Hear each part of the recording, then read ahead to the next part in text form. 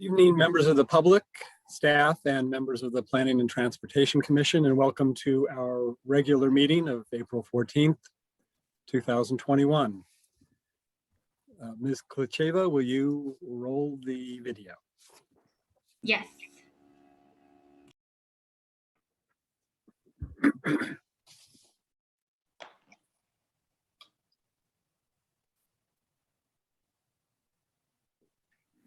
For written communications, please send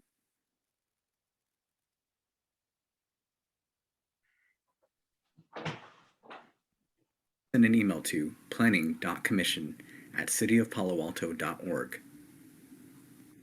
Spoken comments using a computer will be accepted through the Zoom teleconference meeting.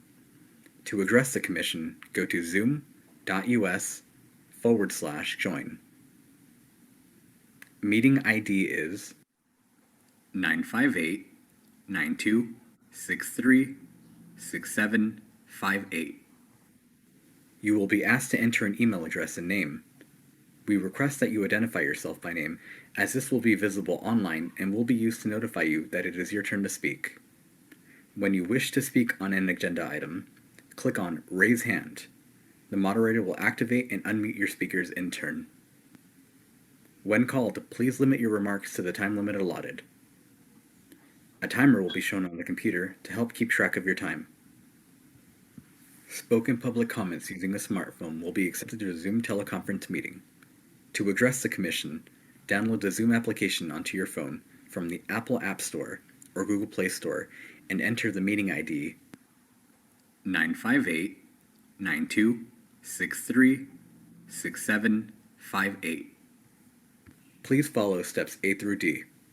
Spoken public comments using a regular phone, call 1-669-900-6833 and enter meeting ID 958-9263-6758.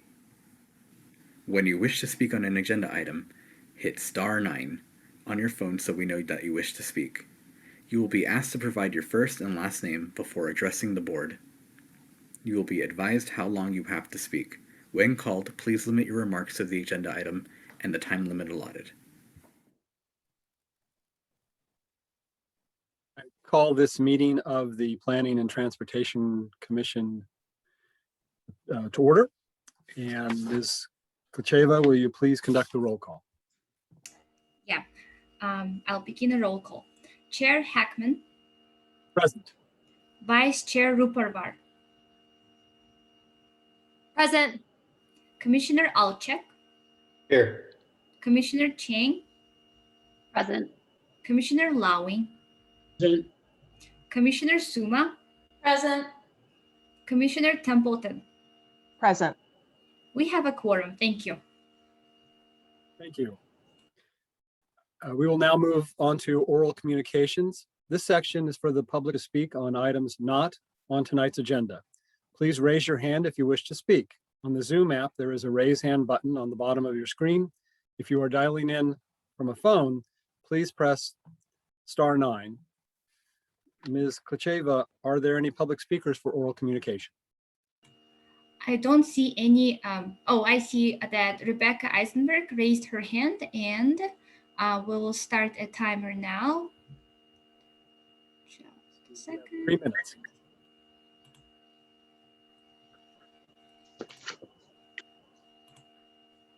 And Rebecca, you can speak now.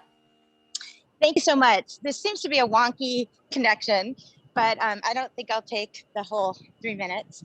I guess I was hoping maybe for you all to check in at some point. It's not on the agenda, but maybe you could do it just personally and consider how much you've met your goals so far with the Planning Commission. As you know, we have some pretty serious problems here in our city. We have the highest ratio between jobs and homes, especially when it comes to the lowest income worker category. In that category, we're still in approximately, we've made 5% of our RENA goal, which ends next year. So we're definitely not going to make that goal. And it seems highly unlikely that we're not going to make the goal for the next most urgent category, which is low income. You've been doing okay, really, with a moderate income. And as moderate income is the one kind of category that you all require as part of the EMR program, 20% program, which unfortunately doesn't require low income or very low income. So there's a handful of moderate income, homes that'll be eventually coming if those come to pass. And I heard that some of those developers pulled those programs. There's, the same very low income program that we've been working on, you all have been working on for quite a while. But for the people who are entering homelessness, there's been no difference and no improvement. And even worse, Palo Alto is the only city with such a homelessness problem combined with such wealth that doesn't have a single, not one shelter bed for our growing homeless population. So I guess I would say, I hope that you all can consider what you can do to improve these situations. When you're given, here's my ask to you. When things come before you that want to give advantages, make special, benefits to commercial developers, billionaire real estate investors like Alice, who owns Town and Country, and private schools that don't open their doors at all to the community, like Castellea, maybe instead of giving them benefits, you could work harder on instead moving money over and planning commission and city council money over and time to working on our urgent problems. I really, really hope you will. On behalf of everyone who's ever been homeless or almost homeless or faced the fear that comes with that. It's a lot. Thank you for considering. That's all. Thank you. Are there additional public speakers for oral communications? No, we don't have any raised hands. That concludes oral communications. We'll move now to agenda changes, additions, and deletions. Commission members, do any of you have any suggestions to modify the agenda? I see no hands, so we will move to city official reports. Ms. Tanner. Thank you, Chair Heckman. Commissioners, it's good to be with you this evening. Just a few updates for you.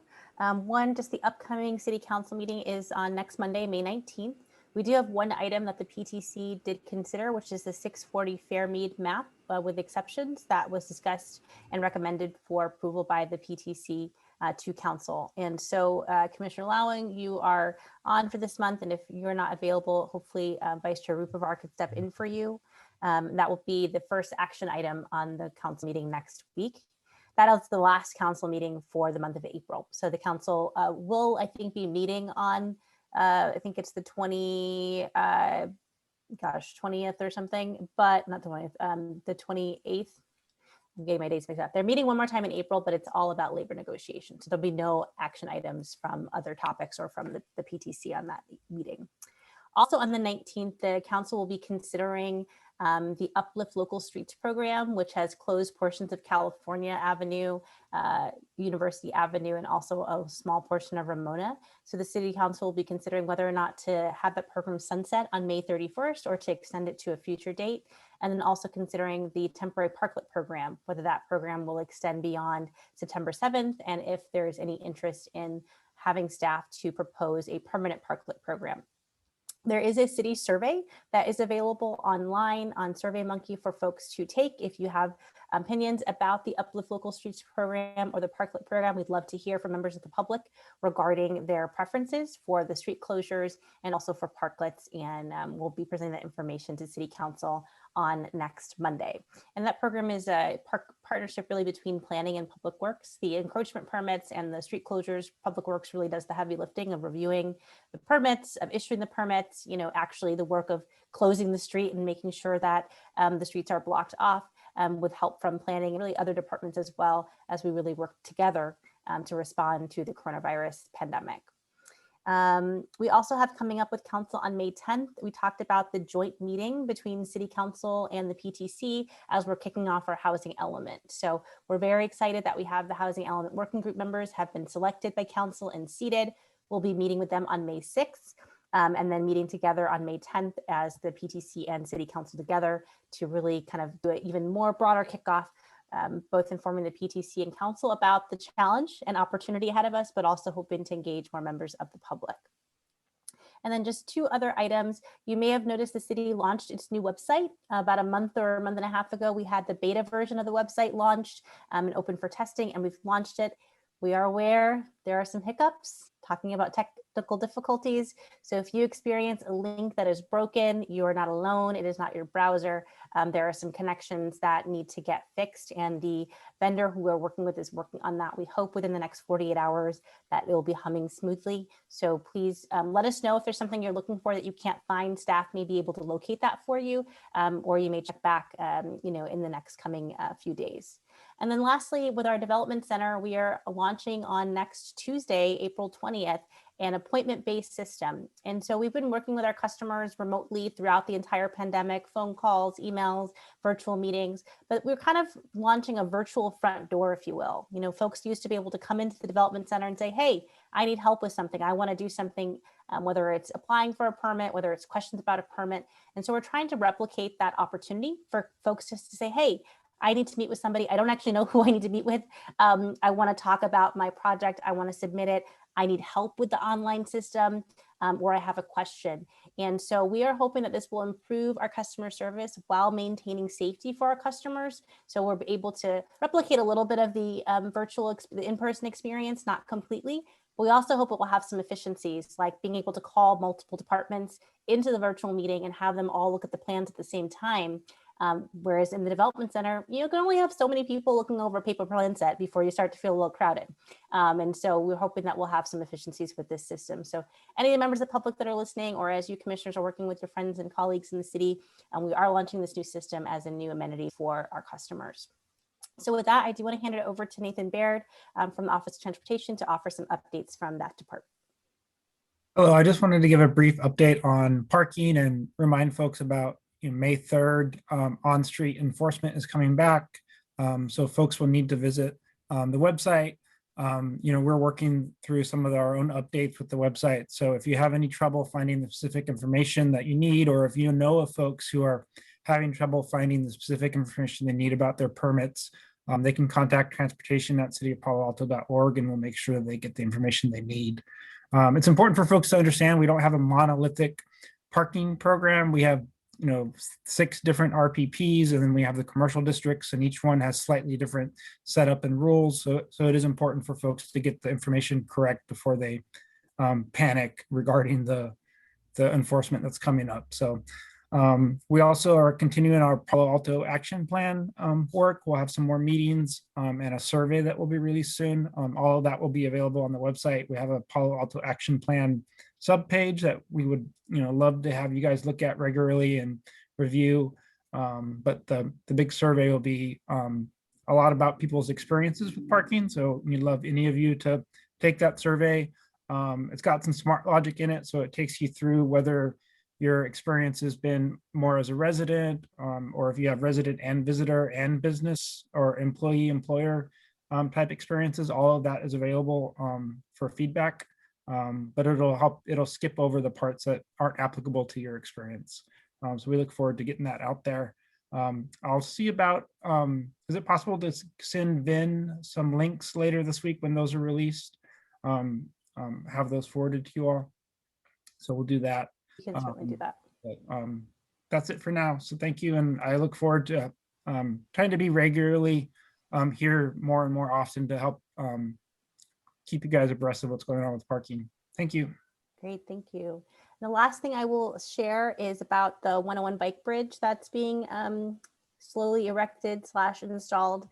So I learned today that it's 4 pieces. There's many other pieces, little pieces, but there's 4 big main pieces that are from our bridge fabricator. One piece was installed. You may have been present when that was happening and kind of installed over the freeway. The other pieces are still outstanding, but the foundation and some of the other items have been installed. So we are awaiting the delivery of some of those pretty big pieces. So hopefully that will happen very soon. And that's the report. I'm open and available for questions or comments. I'm looking forward to crossing that bridge. And I want to know if any of my fellow commissioners have questions of staff.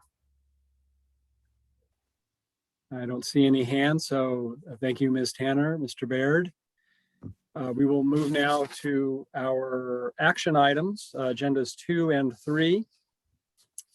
Agenda 2 is our renter protection policy recommendations. Staff report, please. Great, thank you, Chair Heckman. We have Lauren Bigelow, who is our Challenge Grant Fellow. You may remember she was here, I guess, was it last fall? I think it was.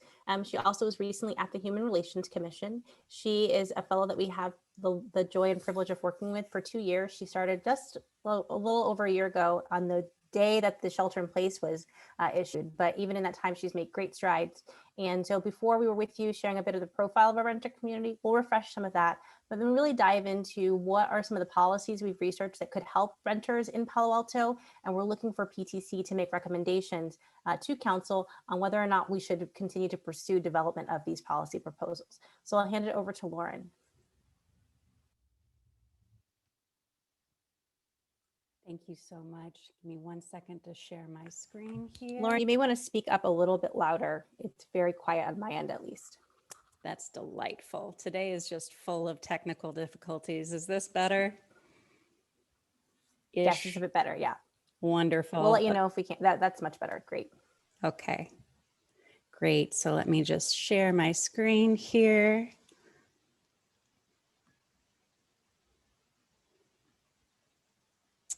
And away we go. I hope. There we are. All right. So good evening and thank you for the opportunity to revisit our discussion about renters in Palo Alto. It's lovely to see you all again, albeit over the interwebs.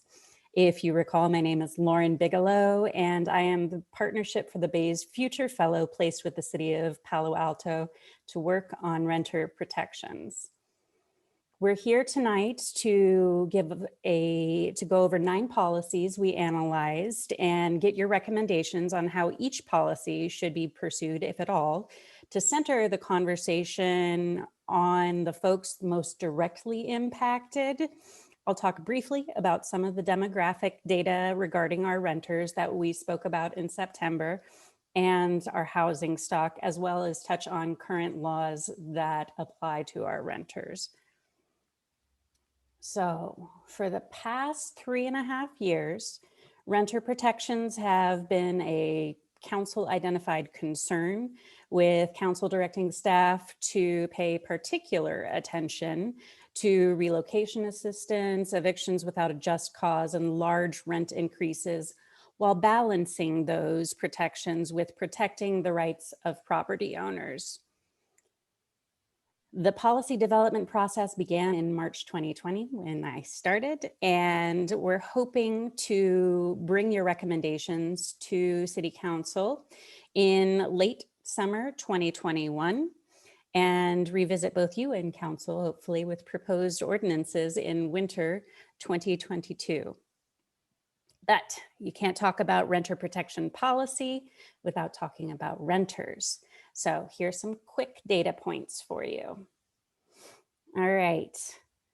What's important about our renters is that 45% of the occupied housing units in Palo Alto, or about 11,764 units, are renter occupied. Now, 27% of those households are renting single family homes, and 35% of those households are at small or medium-sized properties between 5 and 49 units. 22% of those households are at large apartment complexes with 50 or more units on site.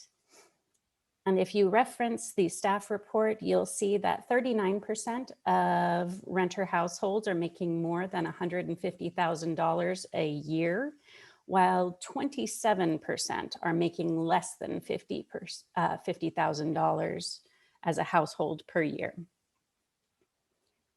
Here we can see the breakdown with a little bit more detail.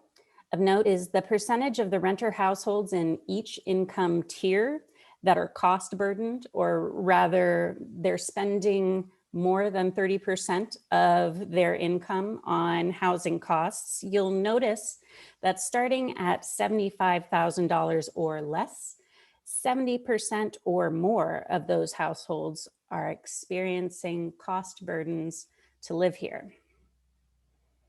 So those are our renters. As I mentioned last time, Palo Alto does have some existing local protections like a mandatory mediation program and a 1-year lease. Tenant relocation assistance also applies to 22% of the rental housing stock or properties with 50 or more units. The existing renter protections that deal with COVID-19 response are a myriad of overlaying policies from local to national that are frequently in flux. So I'm not going to focus on those. The one renter protection bill from the state I'll briefly touch on is AB 1482. So AB 1482 is important because it has a built-in 5% rent cap plus the consumer price index rate of inflation locally, and a just cause framework which outlines what some fair reasons are for a person to be evicted from their home. A couple of things to note here are that, one, this law doesn't cover all of our renters, and two, that while this law does apply across the state, it doesn't give funds or a framework for implementation. So I'll talk a little bit more about that when we get into the proposed protections. So those are our renters and what protections apply to them. This brings us to the ever so exciting potential renter protection policies. So we analyzed 9 policies, 7 of which we think the city should pursue. We've ranked them here in order of feasibility, meaning how difficult and or costly it would be to implement and who it would impact. They are as follows. Number 1, a rental survey program. 2, expanding tenant relocation assistance. 3, a fair eviction framework for rent stabilization. 5, security deposit limits. 6, a fair chance ordinance. 7, a right to counsel. And then policies 8 and 9, which we analyzed and reviewed, we don't recommend. They are the Tenant Opportunity to Purchase Act and a proactive code enforcement program. So we are seeking PTC's recommendation tonight so that we can move towards at Council's direction. The idea here is that we'll be working on the policies not at the same time because they're in various stages of development. So one of the things that we have to choose is, and not necessarily tonight, but we would love your feedback on it, is there are a variety of different strategies regarding enforcement. When we saw the 2018 memo, colleagues memo on renter protections, they did say that they wanted to focus more on enforcement, but we're in a different world now. And so our 3 kind of breakout of strategies are active implementation and enforcement, active education of tenants and landlords, and private enforcement, or to build resources to support active implementation and enforcement. All right, and we wanted to make sure that we were fair and balanced when looking at all of these policies. So we've presented them in the same format. Each of the policies analyzed will have a description of the policy and whether there are ties to any current laws. We'll go over who the policy impacts and preliminary reflection of cost, though at this point, Those are very, very early estimates. Really, truly, it'll require some more research to figure out exactly what each of these programs and policies would cost to implement. And that would be further subject to change based on the style of implementation for each of the policies. Then we talk about how feasible it would be and what the staff recommendation is. So let's start with the rental survey program. A rental survey program is, as it says, a method of collecting data and observing trends regarding rental units in Palo Alto. So this program has been outlined in the municipal code since 2002. But we aren't really actively enforcing it. Having this program in place would allow for better enforcement of AB 1482 and that rent cap, as we could see whether rent increases were within that 5% plus CPI that we talked about, as well as being able to collect various other pieces of data that would help inform the development of other renter protections, like when eviction notices are served and what occurs after that point, or how long units are vacant, things like that. So this program would, we think, impact all Palo Alto renters, and its cost could potentially be covered by a small per unit fee. For your reference, Mountain View's program started charging about $115 a year per unit to fund a staff of 4 running their program, but that encompassed other rent stabilization efforts, as the program and fee are already within the code and it's supported by renters. Our team believes that the feasibility is high. Our recommendation would be to fully implement the municipal code, which would require research into a more fully fleshed out fee and programmatic structure. Second in our lineup is another policy that's part of the municipal code already, tenant relocation assistance, which I mentioned before. Tenant relocation assistance is a flat fee taken on by a landlord to assist a tenant who is being displaced. As I mentioned before, this currently only applies to 22% of the rental units in Palo Alto, and it's been part of the municipal code since 2018, which was a time when our community was really interested in anti-displacement work. So the tenant relocation has the potential. What was that?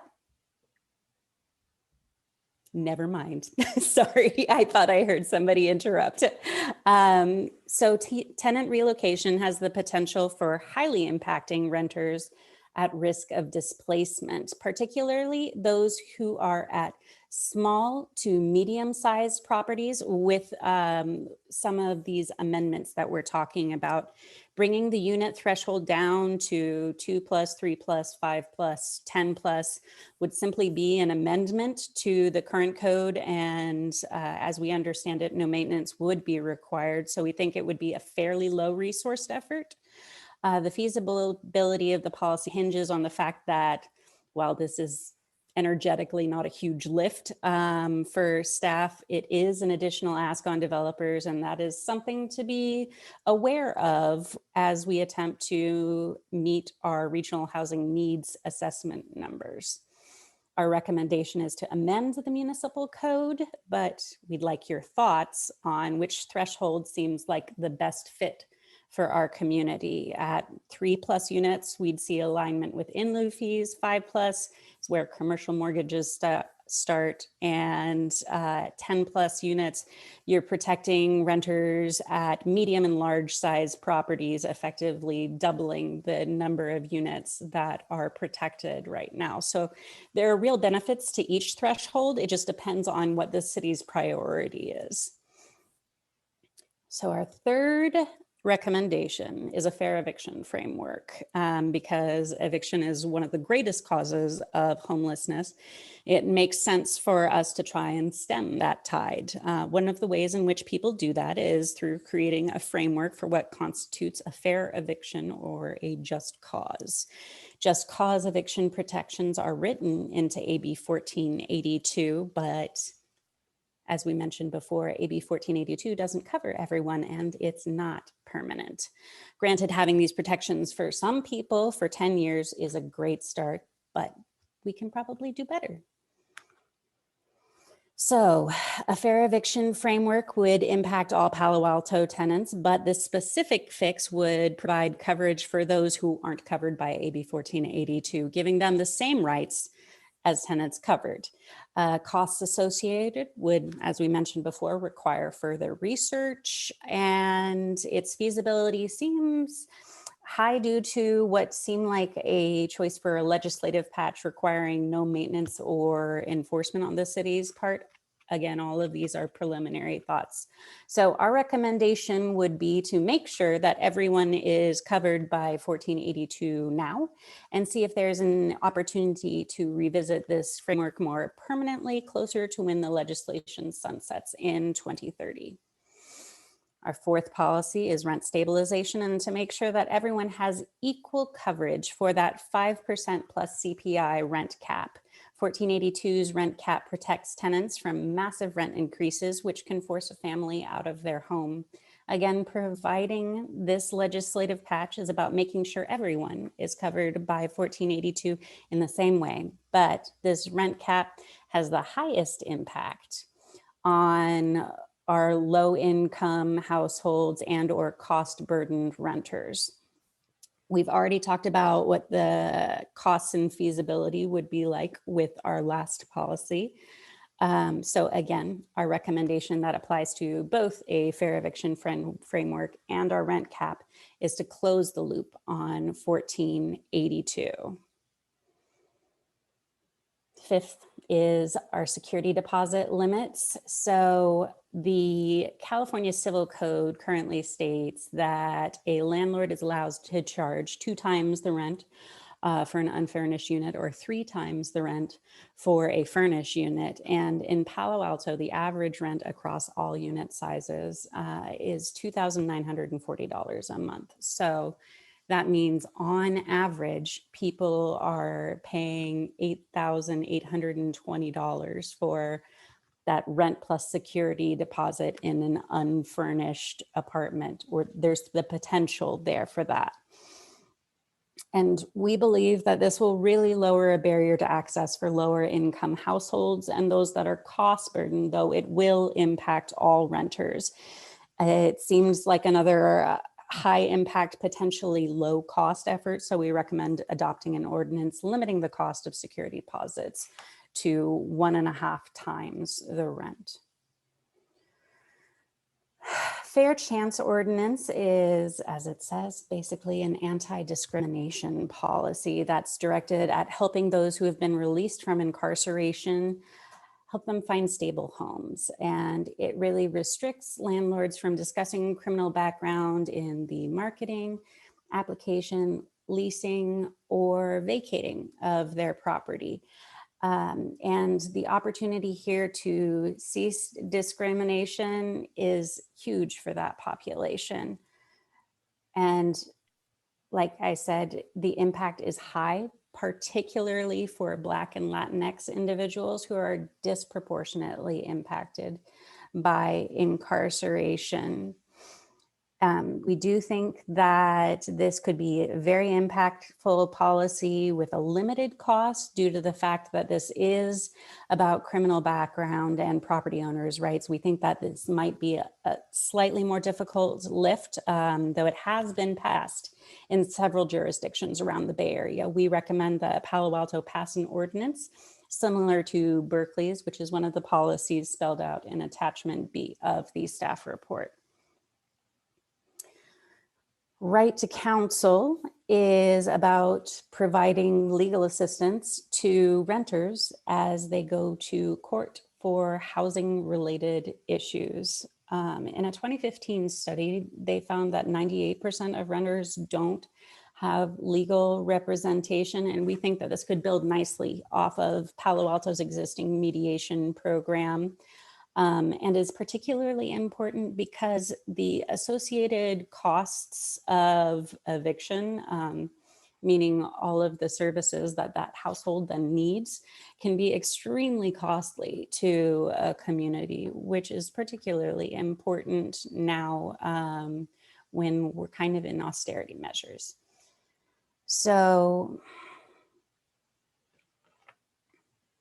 the right to counsel has a high impact on those at risk of displacement, but it is tricky because the impact is so high, but the cost is too. So while we think the program is a great idea, it seems really cost prohibitive at the moment. However, there are a couple of things we can do. Currently, a spot bill called AB 1487 is being heard, and it's supposed to help establish funds for the right to counsel efforts. Also, Santa Clara County is pursuing creation of a housing court where they pair tenants with an advocate to help with their case. And so we recommend endorsing the housing court initiative at the county level and directing our state lobbyist to endorse AB 1487. The Tenant Opportunity to Purchase Act, or Community Opportunity to Purchase Act, is not one that we would recommend at this point. It does provide renters with advance notice of when your landlord is going to be selling the property. And the impact is on any renters at risk of displacement due to sold units, but the cost is very high. So we think the feasibility is very low at this point. And so we think we shouldn't pursue it at this time. The proactive rental inspection is about keeping our housing stock safe and up to code by having code inspectors routinely inspect all of the rental units in Palo Alto. Again, that is about protecting any renter in substandard housing, but the cost would be very, very high. And so again, we think that the feasibility would be low at this time and recommend not pursuing it. So those are the policies. At this point, our plan is to work with our community partners to solicit renter feedback on those policies and strengthen our relationships with the renter community as they are the most directly impacted by these issues. So we want to hear public comment at PTC meetings. We want to hear from the Human Relations Commission, and we've already established a great relationship there. Also, we liaise with the Palo Alto Renters Association and Project Sentinel and Life Moves, as well as Silicon Valley at Home.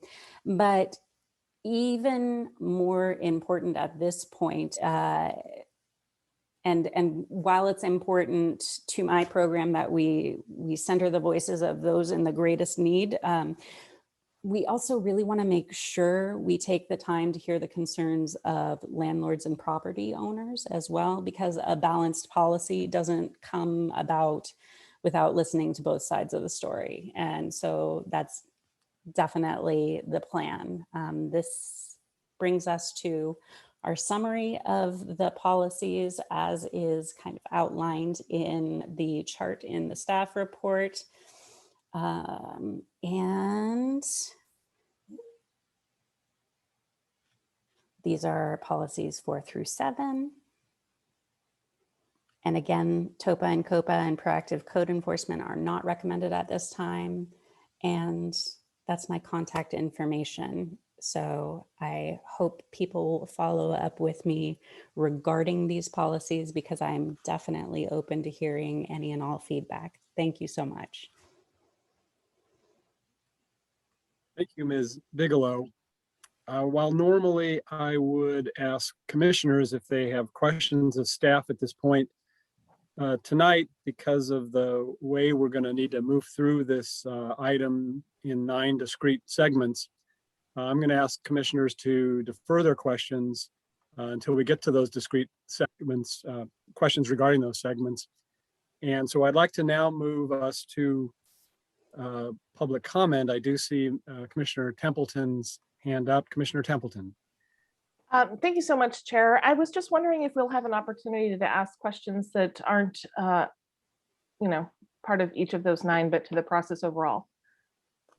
Yes, my intention was to start the commission deliberation with a more generalized discussion, which would account for that, and then the more specific questions will hold for the individual items. Thank you. All right. All right. Then I would like us to move now to open the floor for public comments. Please raise your hand if you wish to speak. On the Zoom app, there is a raise hand button on the bottom of your screen. If you are dialing in from a phone, press *9. Ms. Klecheva, do we have public speakers for this item? Yes, we do. And our first speaker is Angie. And Angie, you can unmute and you have 3 minutes to talk. Thank you very much. So I am calling in as a renter in Palo Alto. I want to first, sorry, I'm walking away from my dog, it's barking very loud. I want to first thank Lauren, city staff, and the Planning Commission for taking up this important issue. While it sometimes feels like renters' rights are less important in an exclusive city like Palo Alto, I want to remind us all that more expensive, segregated cities like Palo Alto require tenant protections too. In places like this, low income and people of color experience harassment and unfair rent increases on a regular basis. While it may go unreported, as you all know, economic evictions, like large rent increases, are not filed. We just lose those residents and we don't know why. However, we can change that. And by implementing a rent registry, which is already on our books, Palo Alto can build a full picture of who is here, who's missing, and when and why people leave. Without that data, it's really impossible for us to understand what renters and landlords need. That's not all I'm asking for, though. When I analyze renter protections, I look at 2 main things. Is this displacement prevention or is this displacement mitigation? We need policies that do both. A tenant relocation assistance that actually covers the housing types that exist in Palo Alto, I'm, yes, talking about single family homes, would be a great step toward displacement mitigation. I prefer tenant relocation assistance that's triggered by a rent cap. Lastly, we need rent stabilization. Mountain View is our most racially and economically diverse neighboring city. That's not an accident. Rent stabilization prevented thousands of renters from being displaced and is an important displacement prevention tool in every city, really the state of California. And that is it. Thank you very much.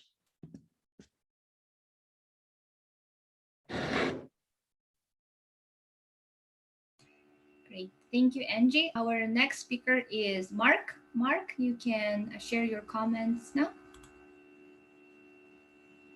Okay, hopefully you can hear me now. Yeah, we can. Hi there, Mark Mono, renter.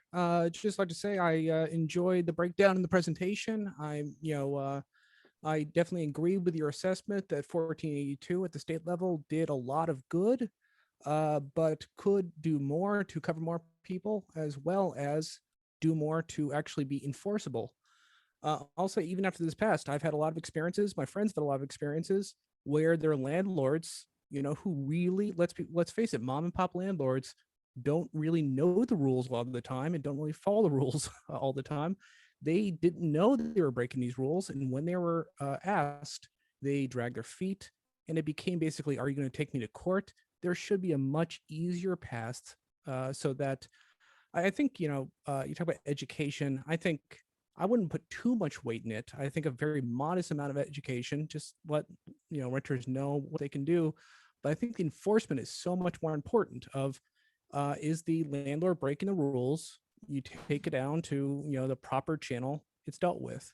I think there's a clear way we need to get there. Right now, we're in a weird no man's land where the rules are there, no one's enforcing it. So I look forward to seeing how this enforcement could take place. Rental registry, fantastic. We need it. I hope, I hear that the estimate of $115 per unit per year. I think I don't want to see this fall upon renters I think this can come easily. You can charge a lot less, come out of the general fund or something. But just in general, it's fantastic to get this data in the end and actually do what the code already says we should be doing. As far as relocation, I think it's worth mentioning, like, what is the point of tenant relocation assistance? Is it saying after evictions, this is going to help get people back on their feet? I think just looking at the direness of the housing crisis, it's simply not true. It's like buying a bus ticket out of town. I think some people said, like, is relocation assistance really a landlord penalty? I think it is, and I think it's good. I think we should frame it as that. It's saying don't evict people. Here's the penalty, because we don't want displacement. Displacement is bad, and that's the goal to avoid it. So it's really a way of deterring evictions. And finally, I would say that even though this was not on the table, it is worth mentioning that the best thing for tenants is low prices. Land use is the way we get lower prices. And I realize it's a bit out of scope, but I think it is worth saying we need to push back to deliver more housing here and in neighboring communities to drive rental prices far, far, far lower.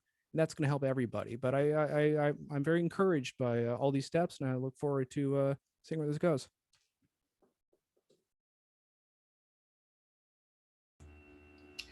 Okay, thank you for your comments. And our next speaker is Rebecca.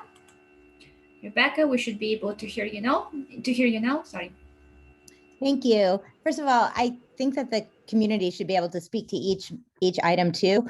But overall, I guess I want to start with saying that I urge you to accept every single item without exception. Those are all baseline, bare minimum, and not nearly actually good enough. I want to address a couple of things that for some reason were called expensive. First, Topa Copa, there's no cost to that.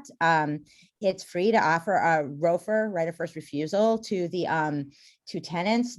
I have no idea why you would say there's a cost to that. There's just simply not. And I urge you to check your information. Secondly, code enforcement.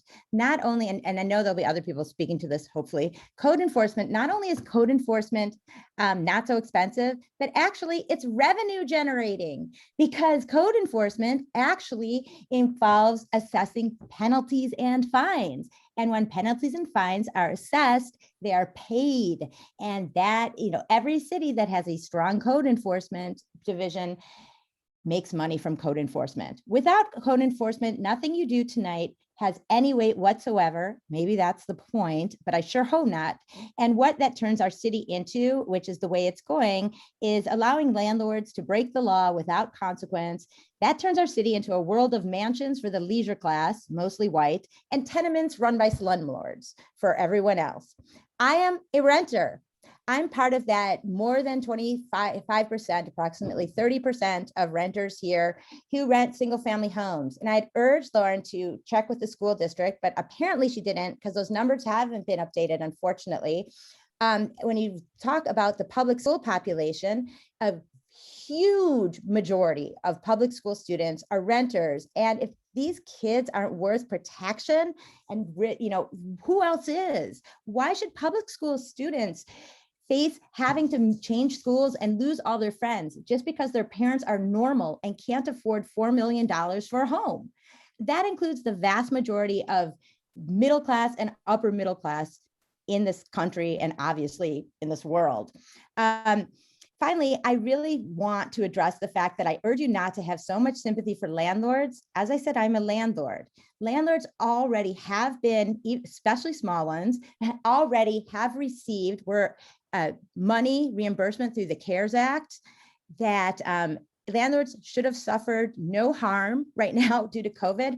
I know that because I'm a landlord and I received money. So right now we need to focus on tenants. Obviously, we need rent stabilization. Obviously, we need a registry. And for the love of God, please have enforcement. Otherwise, tenants, nothing you pass will matter. Thank you so much. Okay, thank you, Rebecca. And our next speaker is user with email address. Please forgive me if I pronounce incorrectly. The email address is wintergary@earthlink.net. and you can unmute yourself and share your comments. Yeah, that's fine with my name, Winter Dellenbach. Left off the list of current renter protections in Palo Alto is a renter protection that I helped enact as a very small group working with Ariel Cologne, Project Sentinel. I was from Mid-Peninsula Citizens for Fair Housing, and a couple other people more than 20 years ago. And it's in the municipal code under discrimination against families with minor aged children. And it is municipal code section 9.74.03087, A7. And what it is it's a requirement that that somebody with rental housing is not allowed to turn away to require that any less than two people per bedroom as a minimum, not a maximum, meaning that two people are allowed in a 1-bedroom, 4 people in a 2-bedroom, 6 people in a 3-bedroom at least. You can allow more, but you cannot require less in Palo Alto. This has been the law in Palo Alto for more than 20 years, and it was written as a renter protection, and it's not on your list. And furthermore, if you rent a place and then you have a baby, that's not a reason you cannot then be evicted and your rent can't be raised for the term of your lease. Furthermore, this protection has to either be conspicuously posted on the premises of the rental property, or it has to be written into your rental agreement, into the policies. And I don't know that it seems like this isn't even known about.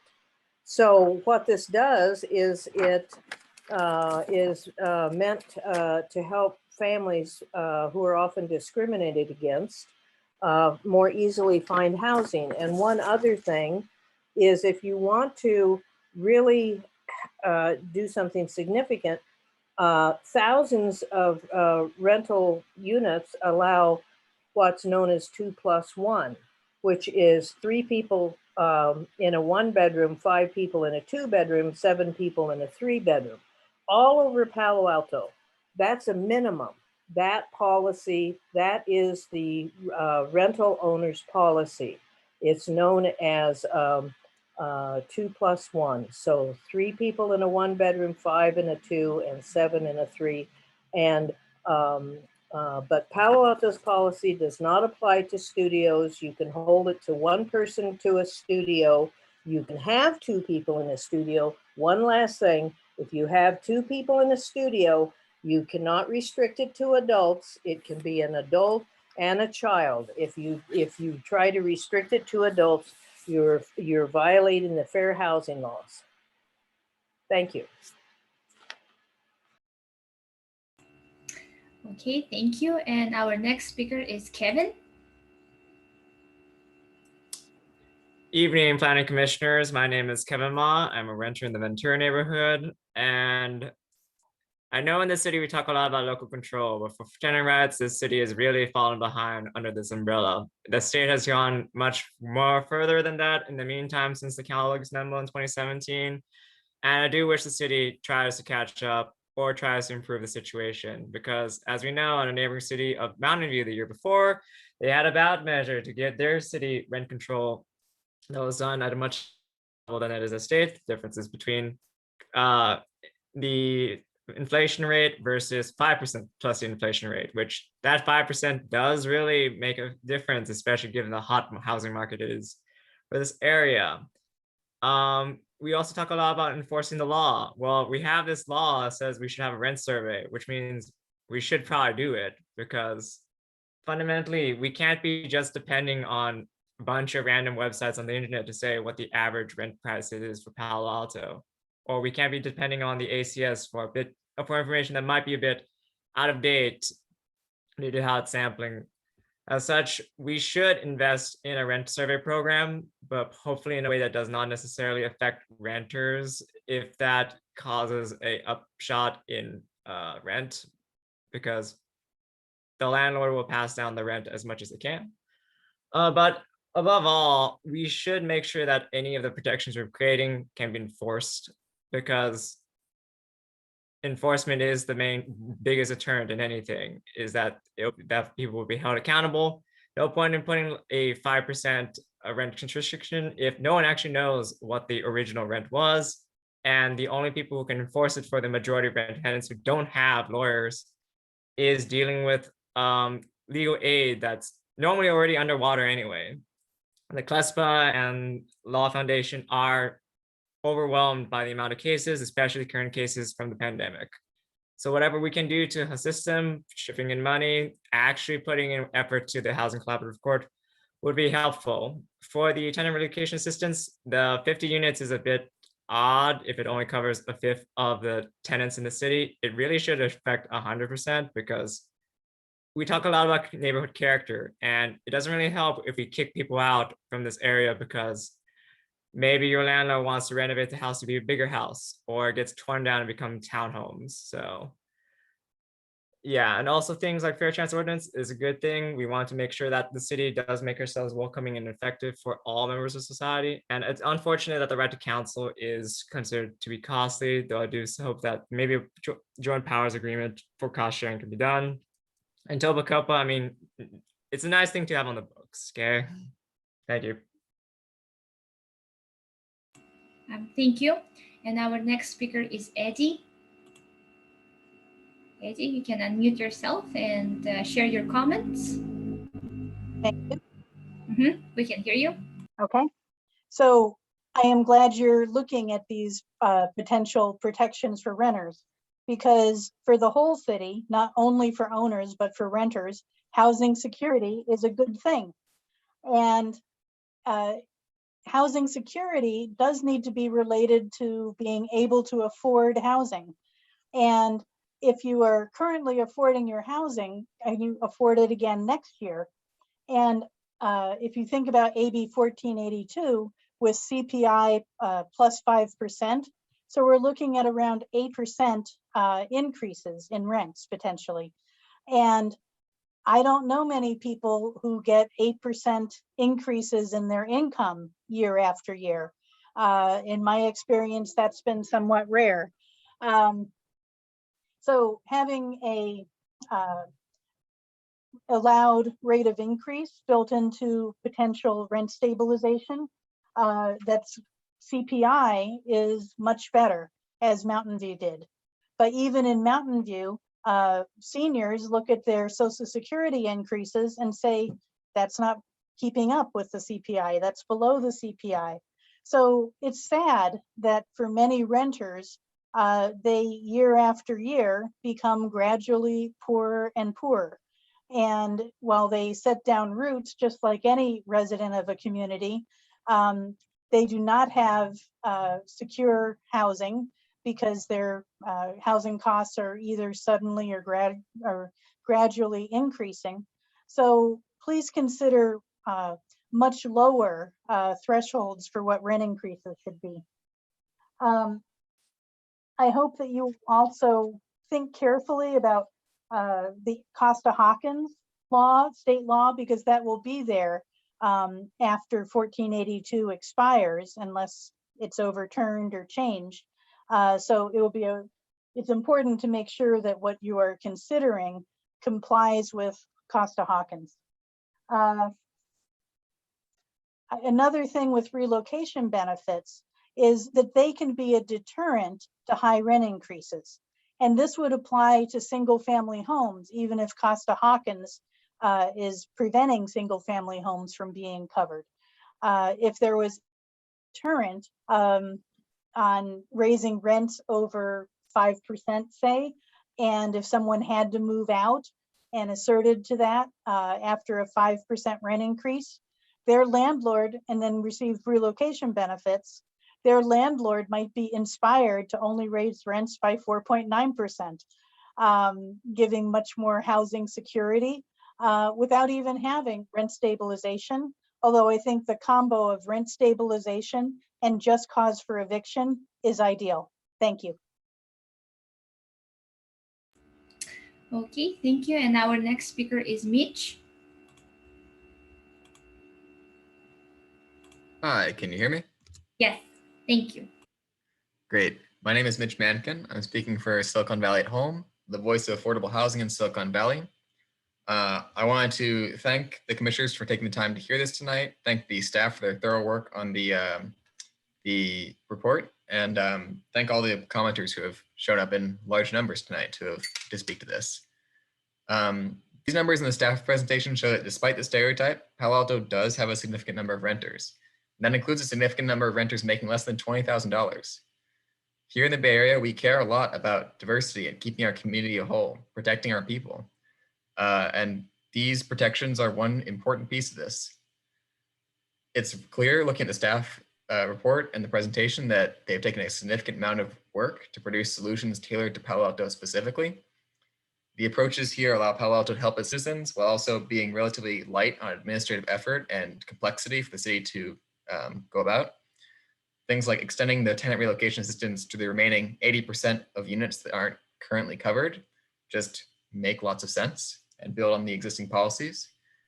Speaking of building on the existing policies, it was great this effort turned up that there's actually a rental survey that's been on the books for a long time, but is the law, but isn't being enforced. So we support all 9 of these recommendations. I do see the point of some commenters tonight that there could be the sort of legal framework set up for a tenant opportunity to purchase program, but often those programs require to be really successful, require some funding. So I see also the, I agree also with the prioritization of prioritizing these other aspects first. So in summary, we strongly support the staff recommendation and are looking forward to the discussion. Appreciate it. Thanks. Thank you. And our next speaker is Curtis.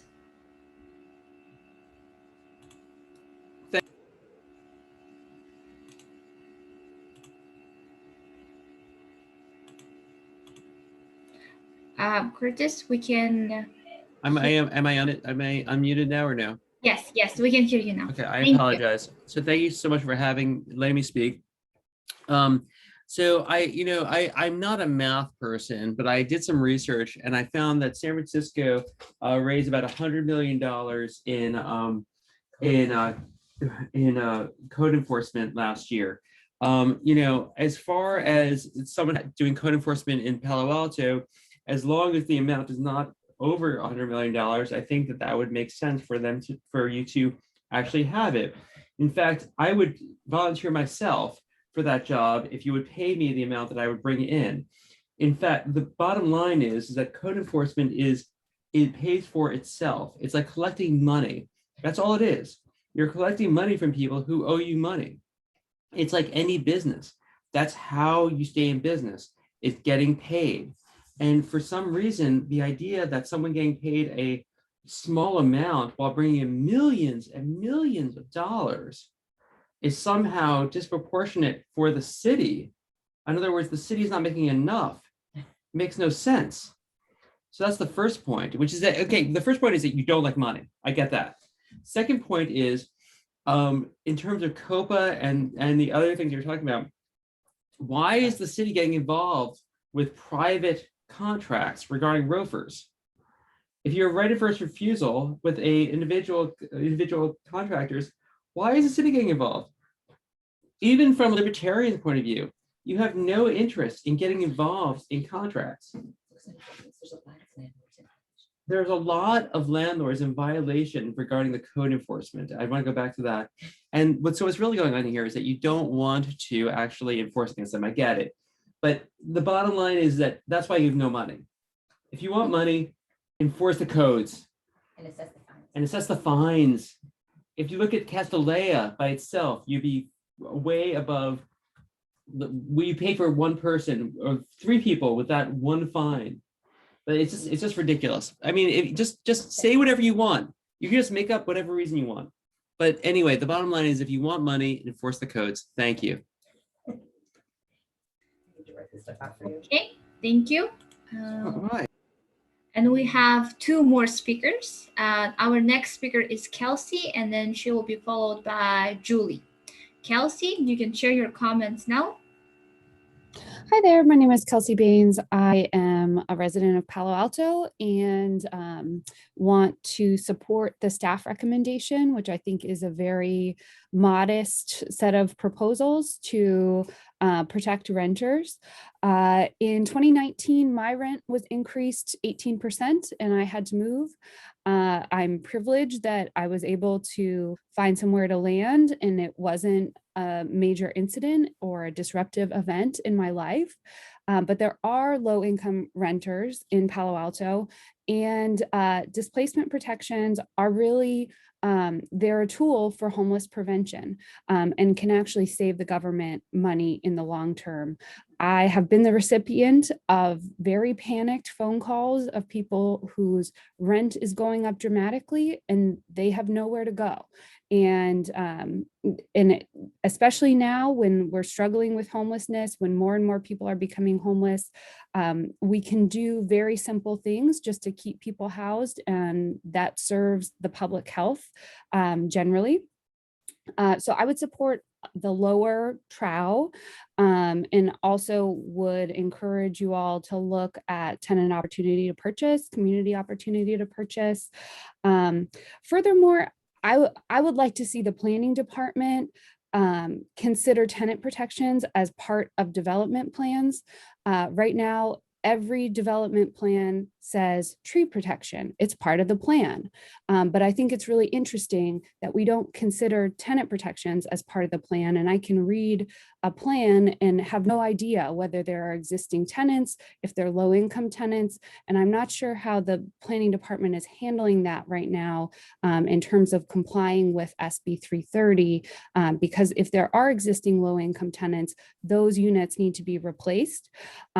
So my final thought is just that it would be great for existing multifamily to have a minimum density so that we're not replacing multifamily with lower density.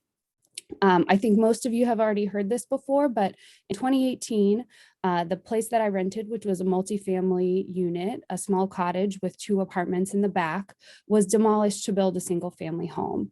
And as far as I know, the city has taken no steps in the years now that I've been coming and speaking to the city to prevent that from happening. And I saw a cottage court up for sale in my neighborhood. And I'm wondering if that cottage court is going to be demolished to build large single family homes.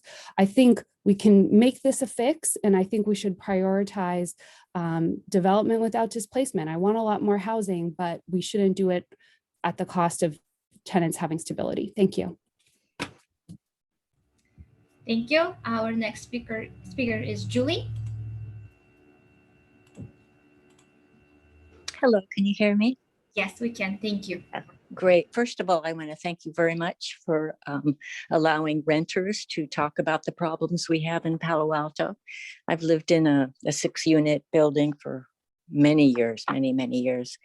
And it always worries, rent stabilization is very important. I never know when the landlady is going to raise rents.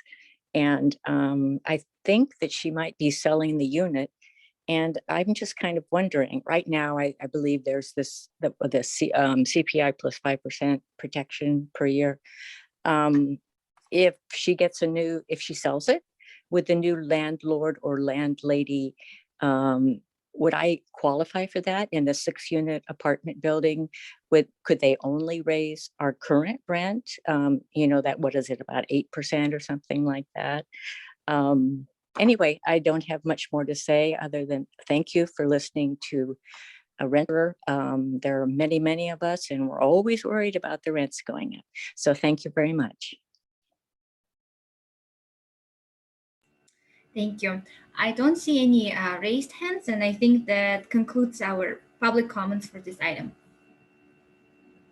All right, I want to thank our, I think, 10 members of the public who had interesting and informative things to tell us about this agenda item. we have now concluded the public comment, and I will bring it to the commission deliberation. And so the way I'd like to handle this, because of the nature of what's before us, as I mentioned earlier, I want to start with any general questions that commissioners may have of staff that are not really addressed to any of the 9 specific topics that we're going to discuss. After we field those questions, then I'm going to ask the commissioners, I'd like a round of sort of general overview comments, limited to say 5 minutes. Then what we will do is we will move into the 9 individual items and go one by one, and we'll start each item with commissioner questions of staff specific to that item. And then we'll have commission discussion, and each of those 9 items is going to need to end in a vote to make some recommendation or other to the council on that particular item. So that's the way I like to run this. And so I want to start with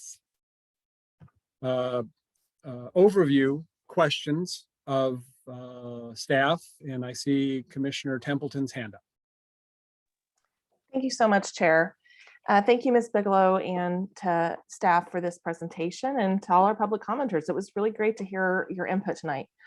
I guess my first question that's kind of overall about this process is, Ms. Bigelow, you mentioned that we don't have a lot of input yet from the owner and landlord community, but you want us, it's listed as an action item, so we're supposed to take action tonight. Can you help me understand the timing of that and what your thought behind that was? Sure, thank you for asking. That's a great question. Essentially, we wanted to really make sure that we were working with the renter community, strengthening the relationship there, and creating a safe space, which takes time to establish, so that people can feel okay being vulnerable enough to talk about things like their suffering, their homes, the amount of money that it costs, and things like that, while we were going through this. And the idea really was to center on those needs and that population, because it has seemed as though it was a surprise a lot of the time when we talked about the renter population being 46% of the household units, just from who turns up and speaks at these things. So we wanted to make sure that we created space for renters to be heard. But as I mentioned before, we really want to make sure that while we make space for renters to be heard, we also make space for landlords and property owners to be heard as well, so that we can have a truly balanced policy. Thank you. Yeah, so it seems a little bit incongruous to ask us to then make recommendations when we've only heard part of the story. So I'm trying to piece that together, because you have done an excellent job of pulling together the renters' needs and making that presentation. It's very compelling. But what I find is missing is anything that might differ from that. And I want to make sure that if we're going to vote as a commission, that we are as holistic as we can. So I'm just wondering, when are you planning to talk with the landlords and property owners? After PTC, but before, I think you have a slide on it, right? Yeah, but before absolutely. council? That's correct. Can I jump in? Please. Help add, thanks. So we are definitely gathering our data for the property owners of multifamily units in the city. And fortunately, because we do have our own utilities, we have a way to access this information. So we're definitely working on that currently to put that together. And we will start outreaching to these property owners to start engaging them in this conversation. And I think the idea is that we want to do some of this, we want to do this work before we go back to council, and as we progress along this path, to get them more involved and make them aware of what we're working on. And also, 9 policies is a lot. And so one of the things that we talked about doing was, do we want to pursue all 9 of these? We don't know what the interest is. And so we don't want to solicit feedback on something that we're not going to necessarily pursue, valid though that feedback may be. Okay, then I guess the last part of this question is just from a procedural standpoint, and maybe city attorney could weigh in on this. Is it okay for us to vote on action items that are affecting parties that aren't represented? I just want to make sure, because I'll tell you what's coming from how this presentation appeared to me. It had a very strong study session vibe, like let's talk about it and let's get a sense for which directions we want to go, but it's not, I feel that it's incomplete. That said, I'm excited about a lot of the things that are being presented. So, you know, I'm happy to give that feedback, and I have a lot to say on each of these 9 items, but I want to make sure that we are, if we take the time to vote and make a recommendation, that it is valid. Sure. So I'll just address that briefly. You know, this is absolutely appropriate for the Planning Commission to you know, vote on it, as it is an action item, and this isn't a quasi-judicial item where there's any, you know, a particular, you know, set of applicants or appellants, and so, you know, anyone in the community, including the, you know, property owner, landlord community, had the opportunity to come and speak today. I guess I'll just say one brief thing about the distinction between a study session and an action item. The difference there is primarily that, you know, the Planning Commission cannot take action as a body. They can't take a vote on a study session. It's just, you know, we get individual commissioner comments and we have to cobble together direction from that. With an action item, we're able to get, you know, direction from a majority or, you know, more of the commissioners, and that can be sometimes more helpful to staff. And I guess the fact that this is an action item doesn't mean, as staff mentioned, that it's final action. This is, you know, intermediate recommendation. Thank you so much, Mr. Yang. That's exactly what I wanted to know. So what we're doing is we're setting up a framework here where we have an opportunity to take votes and make recommendations in a slightly more formal and structured way. And there's always going to be a future opportunity if other parties wanted to be involved. So thank you for clearing that up. My other question, and Ms. Bigelow, you may have just answered it in a few minutes ago. We have the household numbers. Do we have the resident numbers yet, or is that part of the missing data?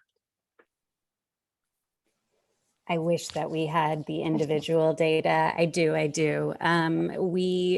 When we looked at the ACS data, we talked about there being an average of 2.55 individuals, but that's some messy math when it comes to statistics, because as we know with averages, there are folks above and below. And so it doesn't really compute. And as I mentioned in the presentation, getting information on household sizes, vacancies, all sorts of things. These are things that could be really useful with having enforcement from the rental survey program. Great. Those are my overview questions. Thank you so much, everybody.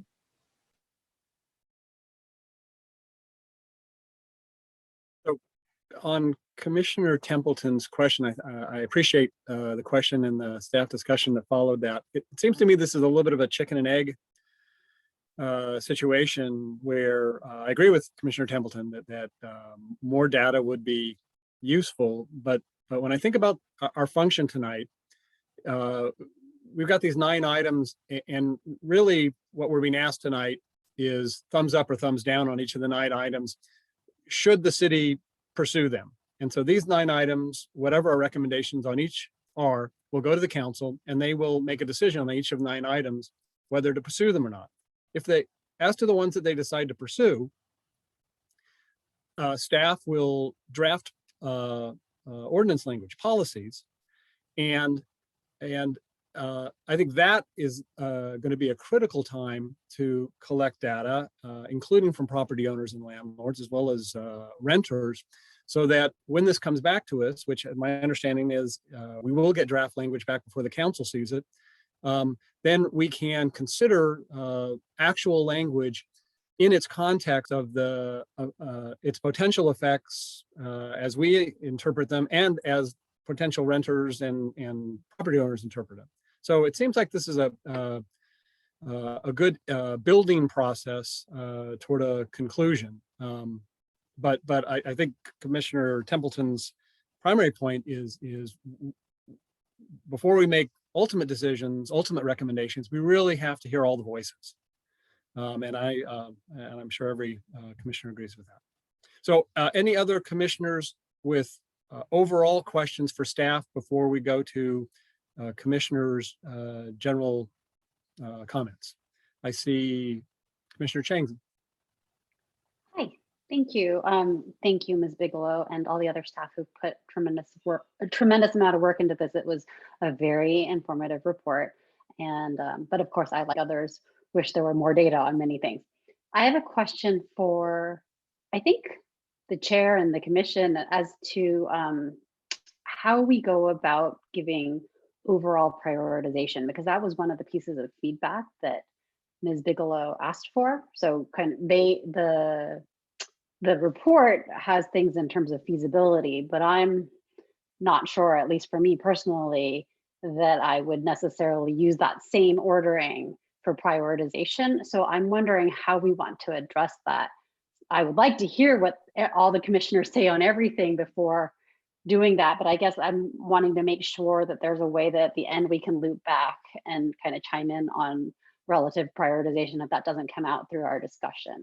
Does that, I mean, does anybody have any other thoughts? I think it's a great idea. And frankly, just the way you suggested it, let's go through the 9 items first to see which ones we're going to recommend to carry forward and in what form. And then we can, I think it could be complicated to get consensus on a prioritization, but maybe not.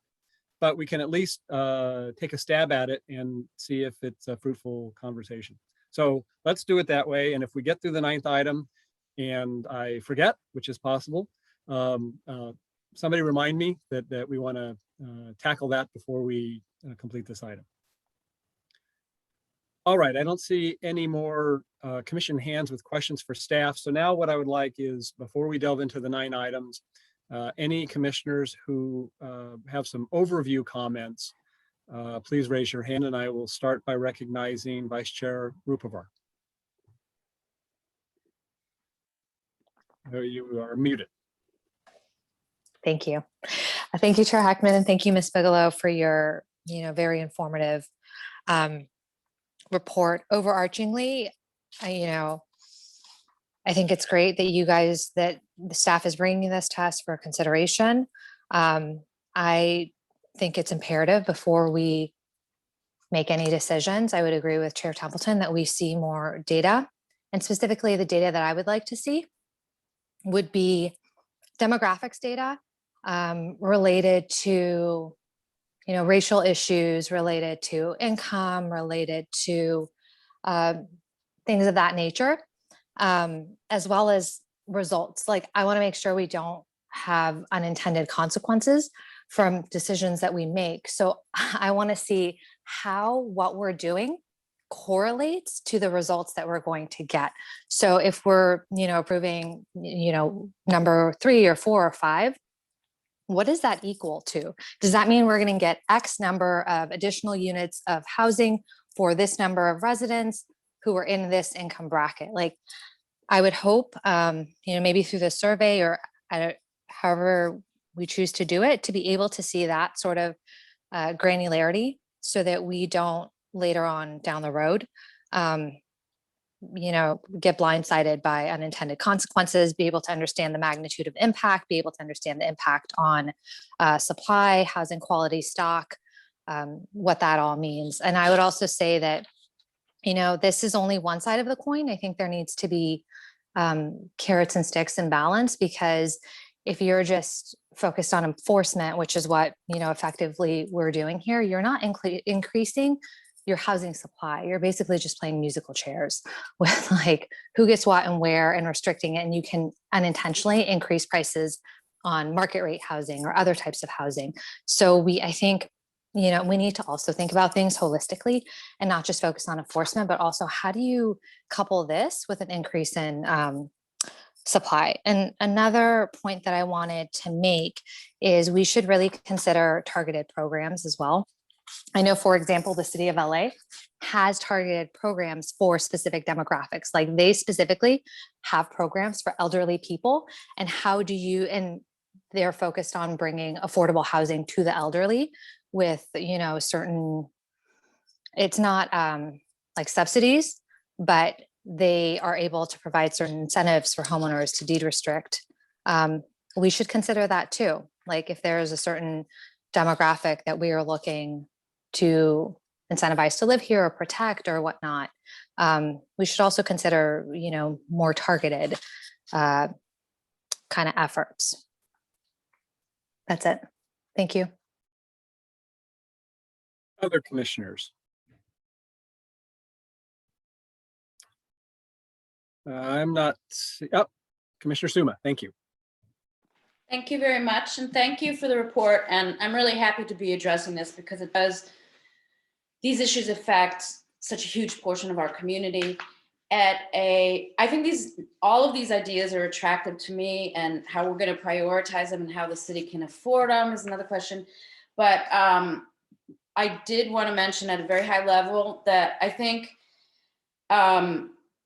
no net loss of units is a very important idea across the city that we should try to implement. And I know in the comp plan, they specifically call out not losing units in cottage clusters, which is very important also. Although I do know that the staff informally does not like to let that happen, but I think it's important to have legislation that makes it legal so everyone understands. And that at a very high level, I would also like to see our inclusionary units addressed by the so-called Palmer fix, so we can also have inclusionary units for renters, especially since it makes up nearly half of our population. And I do think the rental registry, or we're calling it a survey, but it's the registry. I think that's a really great place to start because it gives us that data that some of my colleagues have mentioned needing.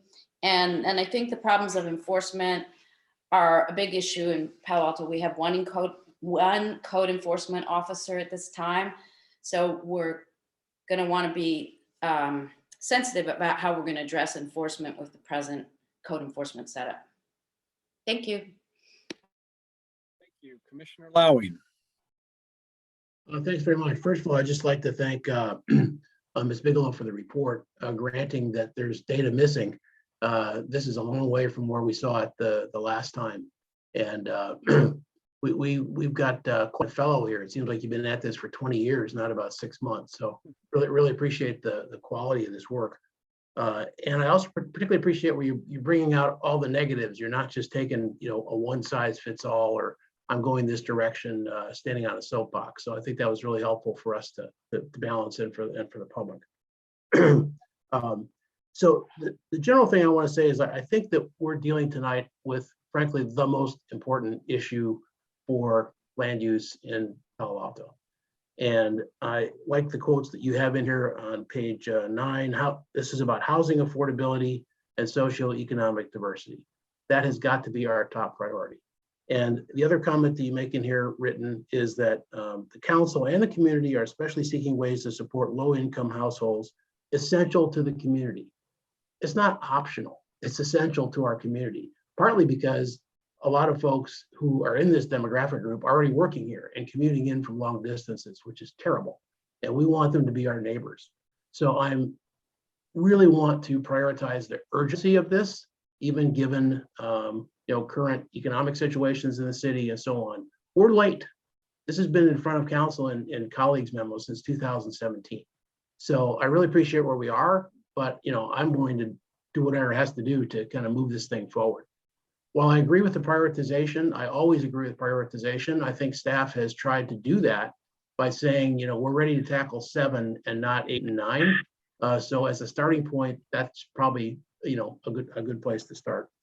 The other broad comment that I want to make is that this whole thing, and a couple public speakers said this, and I think we're all going to suggest this. Without enforcement, we don't have anything. I'm sorry, we just don't, because the 2002 memo was basically ignored by developers. By landlords. So we just have to have a way to enforce what we put into effect. It can't be completely voluntary, and there's ways to do that, and there's money that should be spent there at some point to do that. So I think everything that we talk about here, we have to be thinking in parallel. How is this going to be enforced? Lastly, I just want to process-wise, I do respect the point that we're not trying to flush out the details on this thing tonight. You asked this over on page 16 to give us conceptual feedback, in addition to speaking if we support going forward on some of these things. So we're not trying to create the programs, but just give you that support in that direction. Thanks. Commissioner Olchak. Okay, so this is the part where we can talk generally about the topic. So I'm going to do that real quick. I want to thank staff for the report. I want to highlight an idea in the report, which is on packet page 12. It's the second paragraph. I'll paraphrase. We learned that the Partnership for the Bay's Future suggests that addressing the housing crisis requires a 3-prong approach. Producing more affordable housing, preserving existing affordable housing, and finally providing rental protection. Before I get into my take on this framework, I want to first provide the following context. With respect to the first prong, Palo Alto is failing at producing more affordable housing. And Maybell may seem like old news, but its memory seems to be haunting all of the affordable housing developers in the Bay Area. And the one workforce housing concept, which I'll submit is more affordable than market rate, is not affordable, quote unquote, as defined by our code. This is a big problem. This stool only works. This 3-prong approach only works if all 3 prongs are invested in. With respect to the second prong, I think Palo Alto is also failing at preserving existing affordable housing. The President's Hotel is an example not of our failure to act once the housing project, the housing property was in jeopardy, but in our complete failure in imagining that such housing could ever need our protection. I'll add that at some point we have to address the gap between the enthusiasm and vigor that some members of our city council showed for the President's Hotel, and yet the inflexibility those same council members have with respect to approving a project which would include similar heights, similar parking on site, and FAR. It was the most beloved housing building of 2019 in the city of Palo Alto, and yet it's 6 stories, it's inadequately parked under our current standards, and has a look and feel all of its own. That type of project wouldn't get far in one of our scoping sessions today. And so I hope one day we can kind of address that issue as well. Okay, so that brings us to this third prong, which is what we're dealing with tonight, which is renter protection, which is quickly becoming the only tool to address housing inequity in the Bay Area, and if not California. And while I support the mission, I am deeply concerned about the impacts of programs that can make the outlook of future housing development even more bleak. So I will address those concerns as we go through the programs in the order, in their order as suggested. But my hope is that we appreciate this notion that as a city, we have failed to address a major problem in our community. And as a state, we've failed to address this very same problem. We're not addressing housing or development. We're not addressing the homeless situation. And in that vacuum, we're left with one tool which has lots of consequences. And, you know, I once heard this analogy, you know, where the government addresses food insecurity with food stamps. This is a program that's paid for with, you know, funds from the general public, and that puts individuals who are food insecure in a position to be able to, you know, purchase the goods that they need. We don't ask, as a community, our local grocers to stock an aisle in one part of their grocery store with items that are the same as the items in the other aisles, but at 50% or, you know, at a lower rate, only to be accessed by certain individuals in our community. We don't ask our grocer to bear that burden alone. We all pay for the food stamps. And one of my concerns is to what degree are we shifting our abject failure on one group of people? Developers is like a 4-letter word in Palo Alto. I appreciate that. They get shortchanged a lot. It's a high risk industry. We'll talk about that later. But we're talking now property owners, and we're talking about housing providers. And we ask a lot of them. And one of the things I'd like us to keep in mind tonight is, to what extent are we asking them to bear the entire burden of this crisis? And it may make us feel better, and it does. It does make me feel better to know that so-and-so who teaches my son, you know, has some protections from what you would describe, anyone would describe as maybe a ridiculous rent increase. That does make me feel better, but it is shifting the burden away from me, frankly. I'm certainly not bearing the burden in my neighborhood, in my backyard. I'm not making space for housing in my backyard. I'm just saying that this one industry should essentially take on new limits in pricing. And there are other issues here. I don't have problems with every program, but this is sort of the context that I'd like us to keep in mind here. And I think that we have to sort of approach this as a planning commission. I think we're responsible for telling the city council, hey, yeah, this is very politically popular, but don't kid yourself.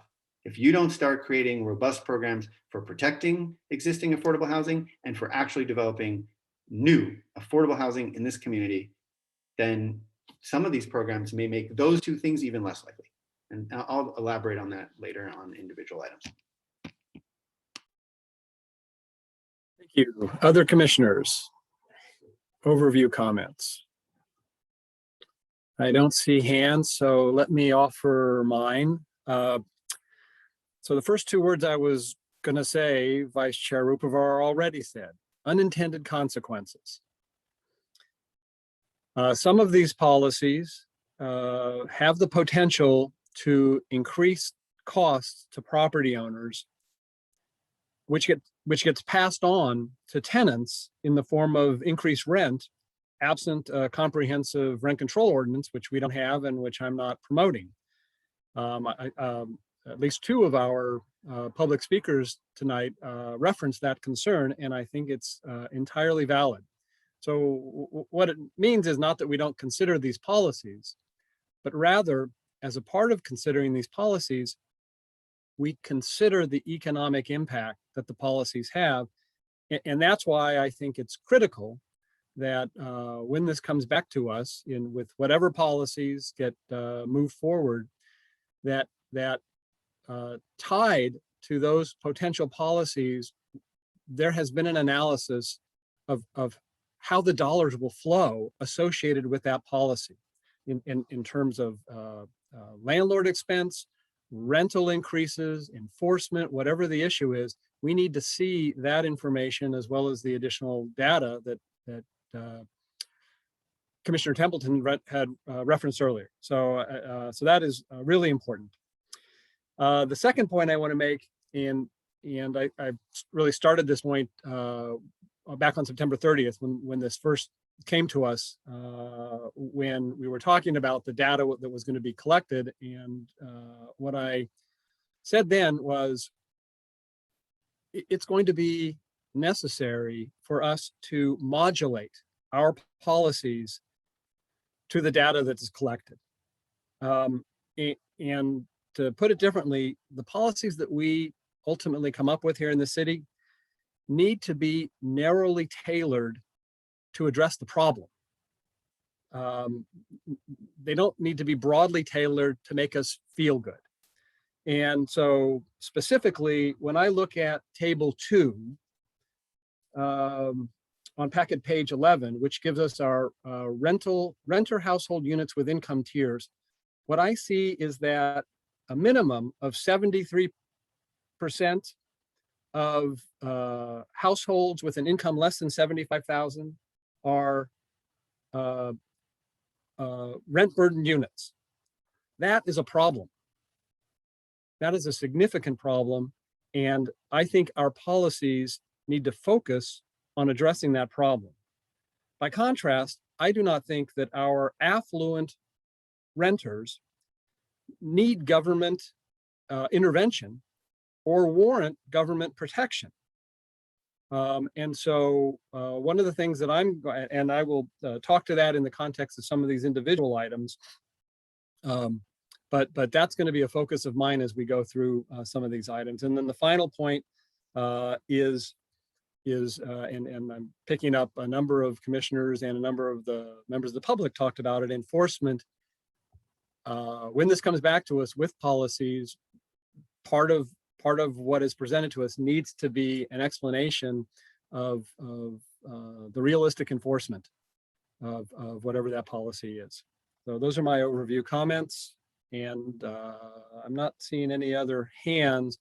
So now what I'd like to do is I want to move through these 9 individual items. And Ms. Bigelow, I don't know if you want to share your screen with one of the 2 tables where you had, the second table you had that had kind of a more full explanation of each of the 9. Maybe we want to use that. And so what I'd like to do, I think, is start with any commissioner questions on the item, questions of staff, and then we can go to discussion. So let's start with this rental survey program. And let me see if there are any questions of staff about it. If not, and I'm not seeing any hands, then let me ask actually one. I see here 2 hands, sorry. Commissioner Templeton. I don't have staff questions. I'm just prepping for comments. Okay, then let me ask one quick question, just a clarifying question of staff. This is called a rental survey program. A number of our public commenters referred to a registry. We also got some email that referred to a registry. Is that the same thing, or is it something different? And if it is different, can you explain the difference? Thank you, Chair Heckman. It is the same program. I'll be perfectly honest and say that we have a business registry, which has a lot of negative baggage associated with it. And we wanted to differentiate this program from that registry, which I will not comment on, but just to say it is the same idea that is provided for within the existing municipal code. Thank you. All right, we will go then first to Commissioner Templeton. Thank you so much, Chair. Yes, I was hoping that the registry was the same concept as this survey. And I am thinking back to Commissioner Chang's prioritization question and Ms. Bigelow's question. To me, you really can't make great decisions without great data to base it on. And I think this is probably the highest priority item on the list, just because otherwise we're sort of flying blind. So I'm very supportive of getting this. I know that we have neighboring community of Mountain View has a software that they're using for this survey. We could check in with them and see how that's working. But the point is that there is some scaffolding already there if we were to try and put it together quickly and maybe start to collect that data so that we can make better recommendations as we proceed through this process. Thank you. Vice Chair Rupivar. I had one like kind of procedural question. Can we put up the slides, Chair Heckman, if you think so? The one that had the pro cons that was more expanded. Would that be more helpful per topic?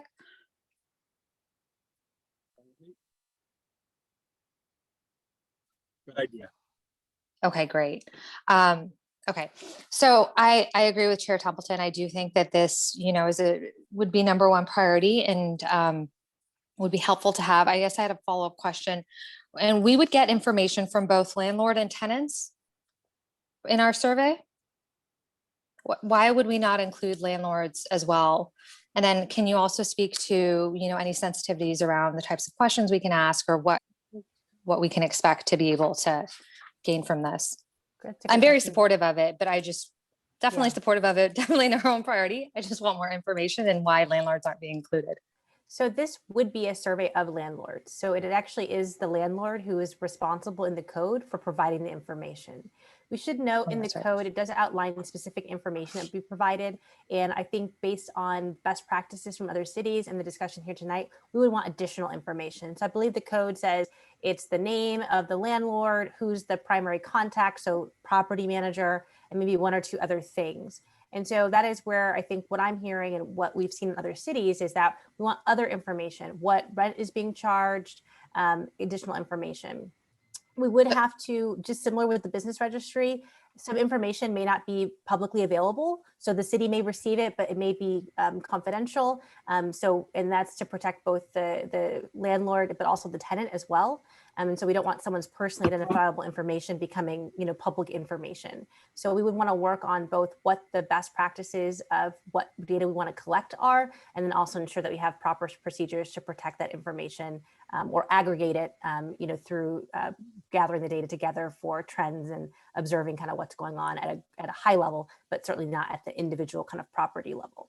So I think I flipped why are we not getting information, or can we get it directly from the renters? Because how is a landlord going to know what, income their renter has without disclosing, Certainly.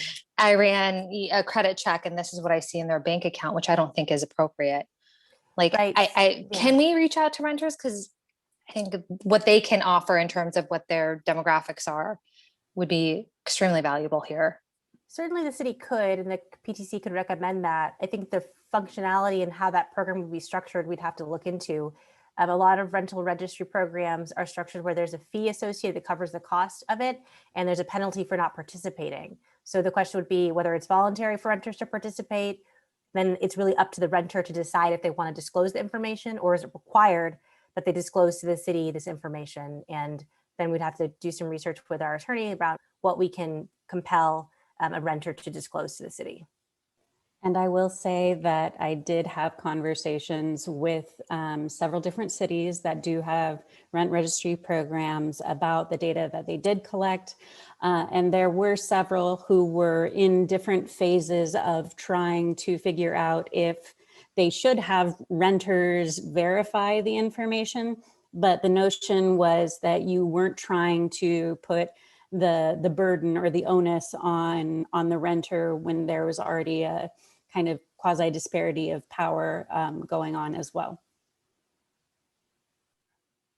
Yeah, but I mean, I hear you on that, but in terms of just gathering basic information like income and race, I don't know how much. I get it. It's a very fine line. I just think it'd be really valuable to also try to collect the data from the actual renters who are assessing. But I also understand the constraints that we would face around that. Thank you. Mr. Chang. So I actually had a host of questions too, but wanted to express my wholehearted agreement with Commissioner Templeton that I think that this is a high priority. So or the highest priority on the list because we are flying blind. My first question is why does this only have minimal participation? And because I think that many of the other commissioners are alluding to this, we want the data to be complete. And I echo Commissioner Rupivar's sentiment that, like, gosh, couldn't we use the renter data in some way to provide, even if it's not a mandatory reporting, right? We need the mandatory reporting from the property owners, but supplemental survey might not, optional survey might be a good option, or the verification idea. So I'm wondering why it's minimal, because minimal participation to date, and how do we make sure that it isn't minimal participation? Because I'm concerned that there's properties that are flying under the radar. We heard some of the commenters point out that mom and pops don't necessarily follow the legislation and don't necessarily know what rules are supposed to be followed. And so if we want good data, particularly since in Palo Alto, so many of the rentals are single family homes, I think we really need to look at those pieces. And then my final question was around the cost. I know there was an estimate thrown out of about $115 per unit, potentially from Mountain View. And I guess I want to zero in on that a little. I hope that when we get this back, that we zero in on that a little bit more to be clear about what the specific cost is of this particular piece versus implementing a host of other programs, because my suspicion is that Mountain View isn't just doing a survey with $115 per unit. So those were my questions / comments. Thank you, Commissioner Chang. And if we don't answer all our questions, please let me know. I was trying to jot them down when you were speaking. I think regarding kind of the way to implement the survey, or kind of how it hasn't been implemented. So it's been on the books since 2002, has not been implemented. For a while, the Human Relations Commission and their staff were collecting some data, but it was very voluntary. And so I think this kind of goes a little bit to the discussion that's been having tonight about implementation and the role that enforcement plays in implementation, both in one terms requiring that this be answered, enacting a way for folks to answer it. So what is the mean and methods by which we tell landlords, okay, here's the form, or here's the website, like, how do they let the city know the answers to these questions, and what are the questions? And then also a penalty, a late fee essentially, if it's not answered by a certain time of year. So there's also predictability. So I think those are the areas where the city was not able to implement a real system that made it easy and expected that folks would respond to this information. In regards to asking the information of tenants, certainly something we can look at, and look at other cities that have had good success. Part of the question we may want to raise is, is it worth the cost, and what is the cost for the city to actually do a survey of renters that actually weights it, versus just saying, well, whatever renters respond, we'll just take that data and say that that's data. As you all know, just whoever responds is not necessarily representative of the population. So that might be something that we can understand. As far as understanding the cost, I think you're making a great point. Certainly Mountain View's program is a more robust program in terms of it's really implementing a range of policies that they have. And so to the degree that's instructive for us, it can tell us a couple things. One, that our fee could be lower. They've actually lowered their fee from $115 to $85 per unit, and that still covers a range of other policies that is not just the registry. So we can assume, well, maybe just the registry or the survey alone would be less than $85 a unit, just ballparking it.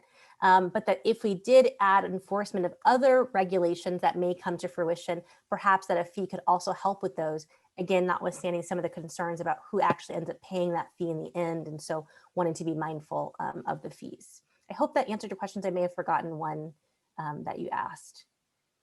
That sounded like the three to me as well. And I just wanted to tack on the end there that 115 down to 85 did come through Mountain View, specifically because they didn't need such robust enforcement. And so they were able to kind of take that number down year after year.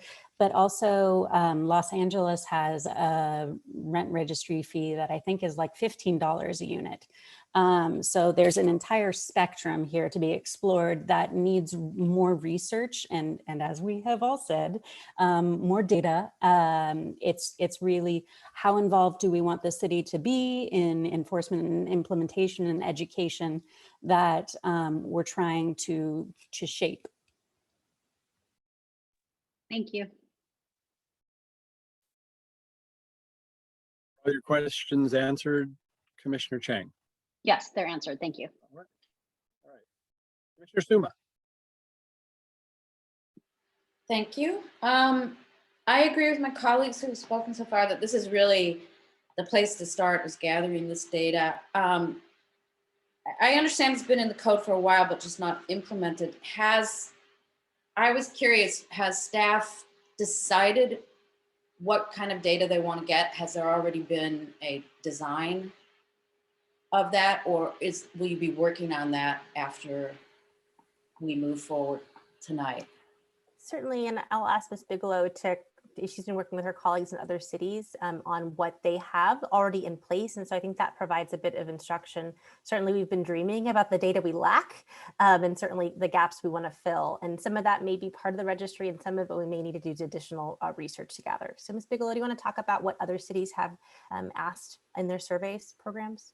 Absolutely. And I think another fellow in my program is in East Palo Alto, and they have a rent registry program that they use to see about when every single notice is given. And do we need to do that particularly? Not necessarily, but it's interesting to see if you can kind of find the data points as how many notices does a person get before it becomes like a quasi informal eviction process? How is there a point where someone is served a 3-day notice to vacate the property and nothing happens? Their rent is paid, things like that. Rent increases, notices, vacancy rates. These are all things that are explored in a lot of different places. Again, we have another fellow in Berkeley who has had a rent registry for many, many years. In fact, they have a staff of 21 that they employ to make sure that their rent registry is working well and is enforceable. And they cover mostly, they cover things like what the rent is, how much it is increased over time, if it's within limits of the rent cap, things like that. So I have said this before and I will say it again, we are in a place where it is what we make of it. We do have the opportunity to borrow from other cities who have been doing this for a little bit and see what their best practices are. But we're also very interested in what you, the PTC, and what council are interested in collecting as well. And may I ask a question about, a member of the public mentioned I think it was the minimum occupancy per bedroom law that's been on the books. Does staff know, there was a suggestion that maybe people aren't being informed of that. Is there a way, does staff know if people are being informed of that in terms of? Yeah, certainly what I would say with that rule is that I think perhaps as a blanket for all of these policies, whatever ones we move forward, education really has to be a fundamental piece of what the city takes on as a responsibility. And so whether that's annual, webinar for landlords and tenants or publications that we can create, we have to inform both parties of what our laws are at a very minimum, because it does vary across the Bay Area. We're talking about regulations that would be unique in Palo Alto and not necessarily part of the state. So if someone is a landlord and looking up, oh, what are the laws of California, they could miss these things. And so when it comes to those occupancy rules, they're on the books, but if a tenant doesn't know it, and if a landlord doesn't know it, it may not be being lived out in our community. And to Lauren's point and to everyone's point with the registry, we would have no way of knowing how many folks are even living in a unit. We wouldn't know at least that information other than what we have as our kind of median and averages for the population.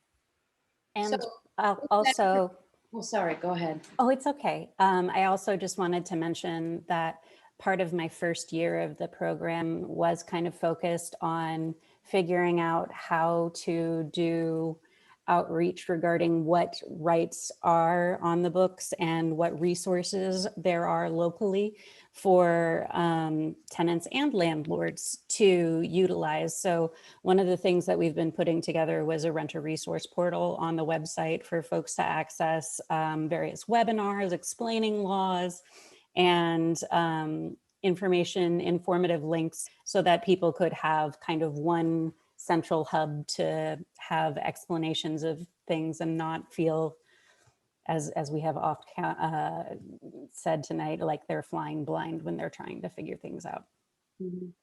And it occurred to me, I believe the member of the public said it was required to be written in the lease, this law, and also posted on the premises. And if that kind of got lost in the shuffle, when you do the rental survey, it might be an opportunity to also send information to the landlords about those things. It's an opportunity. So I'm very excited about getting this survey going, and I will leave it at that for now. Thank you. Commissioner Alchek, followed by Commissioner Lowey. Okay, so let me ask a couple questions about some of the data here already. On packet page 11, it says something about 37% of households are cost burdened. Is that adding up the number of units in the orange and dividing that by 11,764? Great question. So that number is adding up the number of units total, which is the first column, and the number of cost burdened units and dividing one by the other. So it's per income group. So for example, the 50,000 to 75,000. Right, yeah, 84% of those making less than 20,000, 84% of those households are cost burden, which is 1,135 units overall. But the 37. Okay, hold on. Let me just say something real quick.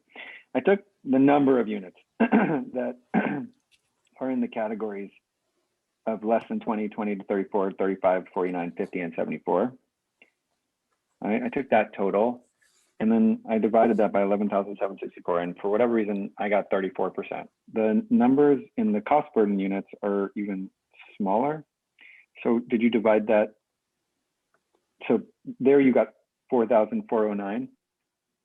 I see that, but those numbers are even smaller. So is the idea that there are individuals making 20 to 34,000, but they might be in an affordable housing unit, so they're not housing burdened? Yes. And then if that's the case, wouldn't the number actually be smaller and not greater? So I'll double check that. I could have made an error, but I'm sorry, I got 34. What number of what would be greater? You're saying So 4,409 divided by 11? Yeah, I just did the math. I'll try to show you. I did the math on this first column. I took these 4 in the first column and I divided it by the 11,000. I got 34%. Maybe I did the math wrong, but I got 34%. And then I thought to myself, how many of those individuals are in the housing units that account for 14%, which are affordable? And I sort of just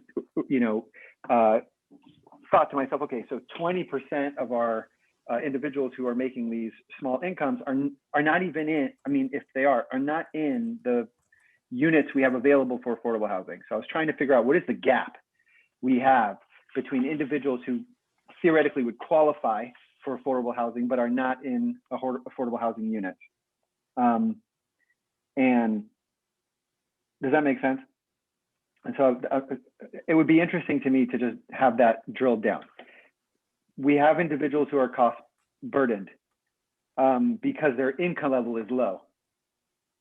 We may have individuals whose income level is low, who are in affordable housing units, which by design do not burden their costs. That needs to be clear.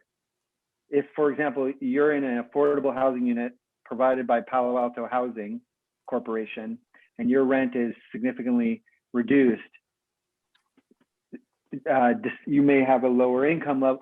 So it would be interesting to me to just have that number out there. We have this many people who would be eligible for an affordable housing unit. We don't have supply. That would be a helpful data point. I'm not suggesting the survey would solve that problem. I'm just saying that when I'm thinking about data, that would be helpful. And look, you've heard me say this before because I'm not a huge fan of reinventing the wheel, but we need to be a little bit more forward thinking and reach out to our neighbors as a part of our packet preparation. For example, this discussion could have really benefited, in my opinion, from the inclusion of the Mountain View and East Palo Alto surveys. I don't think they're impossible to get. And we're sort of talking about data survey in the abstract, right? And I think that's making it hard for us to sort of make good progress on this one. But it would be very interesting if instead of just like talking about it in the abstract, we understood, well, what are the questions that East Palo Alto is asking its landlords in their survey? They've been doing it for years. Mountain View is doing it. We don't have to conceptualize this from scratch. Like, what questions can we ask? These are done. They're already out there. And so I wouldn't wait till the next packet. If it's possible for staff to sort of get these surveys, email them to us so that we can begin to digest this information and understand what is it that local communities are asking landlords. I would suggest to you that one of my issues with this program is the notion that we would charge a per unit price. This is an example of an issue as a community we're dealing with, and we need more data to sort of overcome we need more data just to be able to address this problem. And it seems to me ludicrous that in our effort to contemplate how we're going to potentially restrict this, small group of housing providers, we're going to also ask them to pay for the annual data collection work that enables us to sort of burden them to some extent in addressing like I said earlier, our failures to sort of address this problem. So I am in favor of conceptually of a survey. I would very much like to see the surveys our local neighbors are doing to better understand what data you're collecting. I would not support a survey that I think provided data that wasn't helpful. I think I share Commissioner Rupivar's, maybe she didn't say it, but some element of concern about like,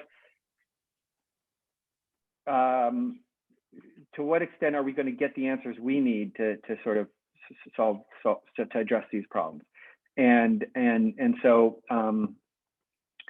there's a part of me that wishes I could better not just understand what was the survey used in Mountain View, but how did that survey inform the discussion that took place at their city council? I would read those minutes. I would read the minutes where the staff at City of Mountain View presented the survey results to better understand how those results, informed that decision-making body in their process. And then I'll just say that, to be really precise here, but I wouldn't support the idea that we would ask landlords, whether they're mom and pops and own one single family home, or whether they're 50+ unit provider, to pay a per unit annual fee. I would like our city, in the absence of real progress in the development of affordable housing, to create a budget line for this sort of thing and make it a shared effort by all members of the community. So that's where I stand on that. Thank you so much for that feedback. I think it's really valuable. Actually, I think all of your feedback is very valuable. I feel like I've just given you a participation trophy, so pardon that. But East Palo Alto publishes the results of their rent registry through their website, so you're able to see what notices are tracked. Also, the Rental Housing Commission in Mountain View has a monthly discussion about what the rental survey is finding, including who's coming through the door, things like that. So you can pay attention to those things as well. Do they get shifted to the level of city council? That is a question that I think you as commissioners probably understand. Not everything that's discussed here goes exactly to city council, but there are greater thematic issues that are discussed with city council that have started at that rental survey or registry area. But looking at those rental registries, Berkeley, Mountain View, East Palo Alto, we did.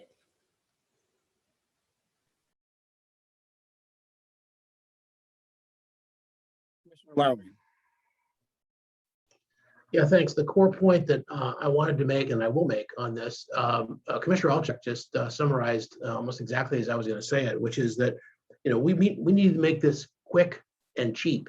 It doesn't need to, we don't want this to be a burden to landlords. So we want it mandatory. I suggest that we do not charge a fee and that we have a deadline. And if there's any charging to be done, it's because they've missed the deadline by some sort of margin.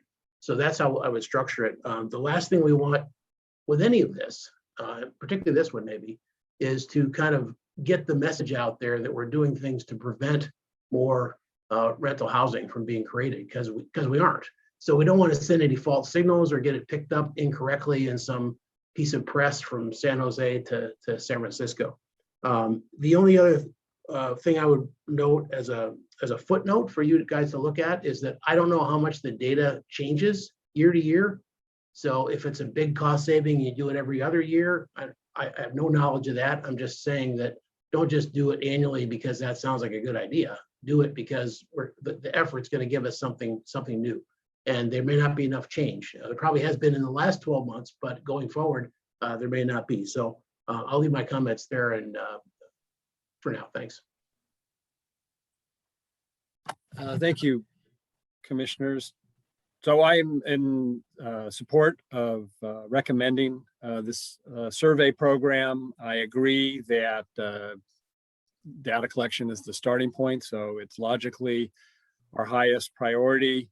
I agree with the concept of finding a way to shoulder this cost within the city's budget, because alternatively, ultimately, it's likely going to be paid by the renters.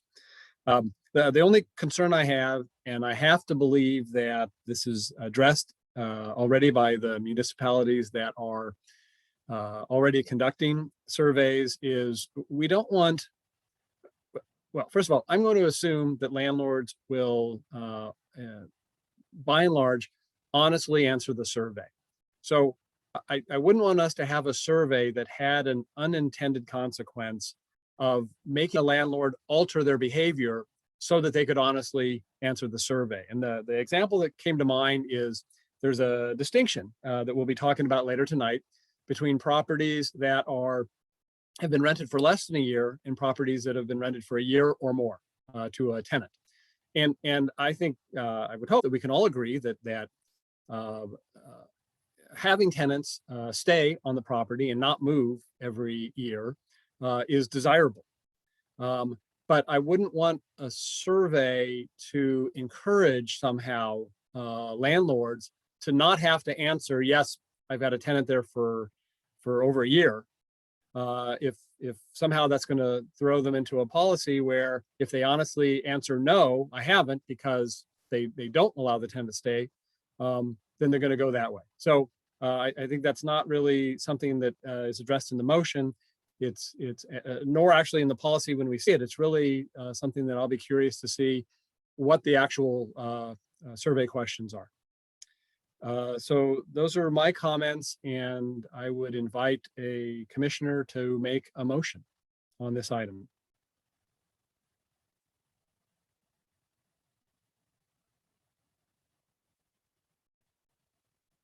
Commissioner Suma. Sure, thank you. I'll make a motion that we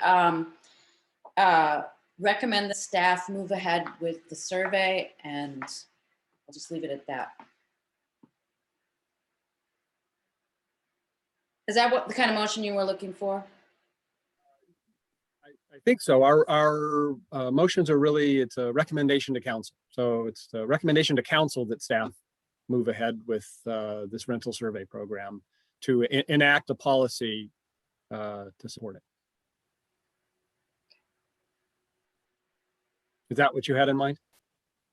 Sure. I didn't know if you were really making it to tech council at this time, or if it was more direction to staff. But whatever is appropriate.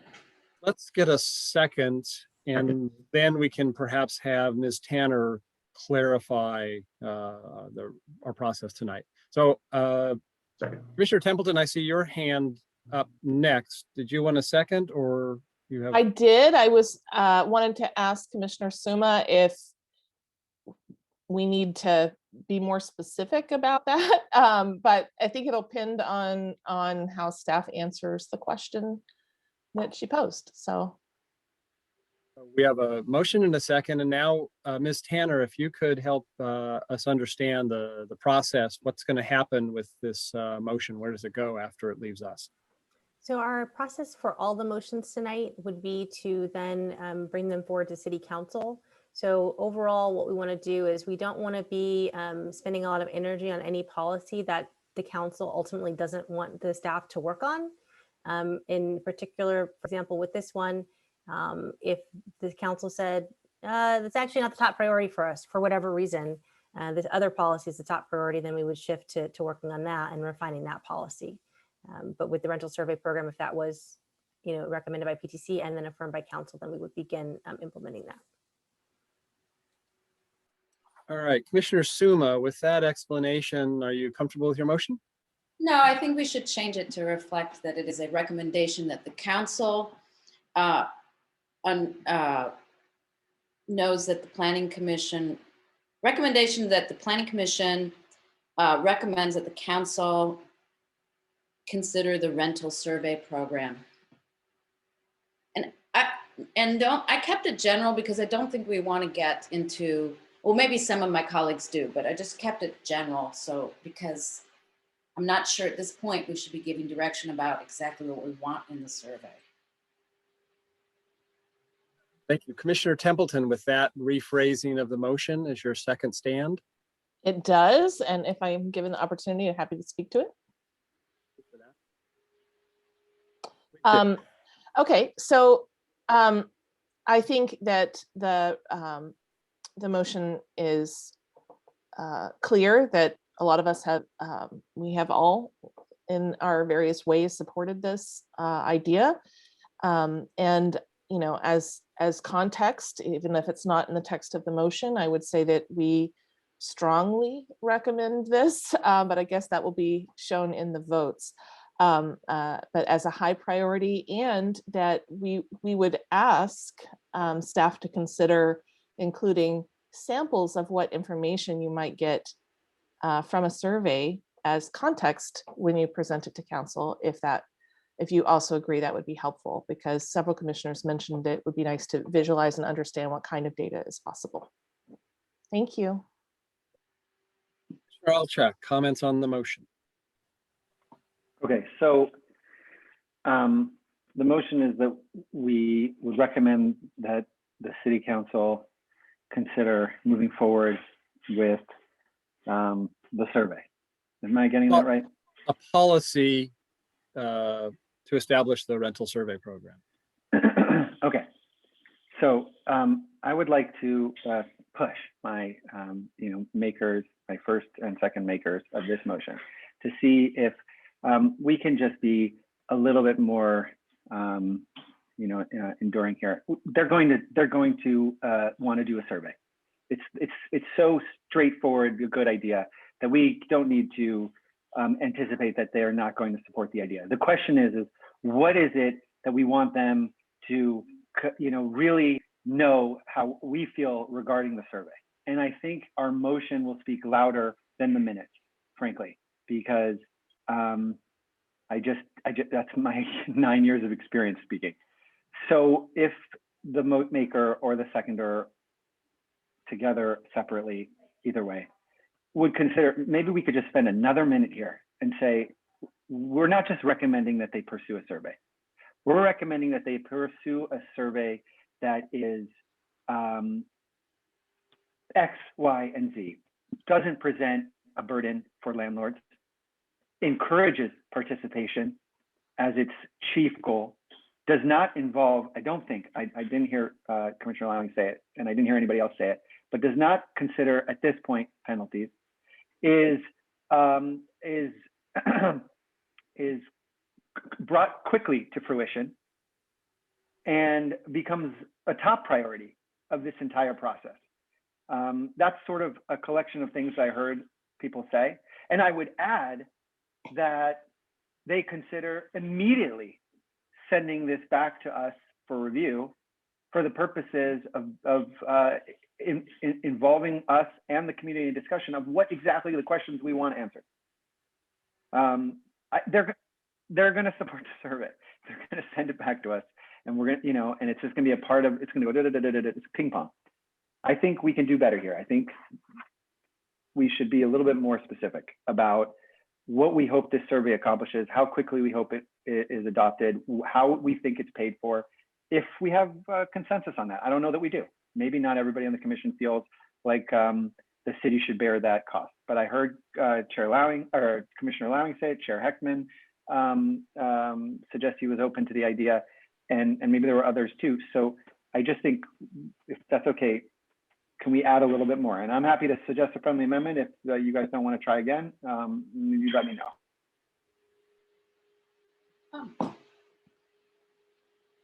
So I think it would be most appropriate and clear at this point if you want to actually suggest a friendly amendment, and then we can find out from the maker of the motion in the second if they'd accept. Okay, I'll parse it out.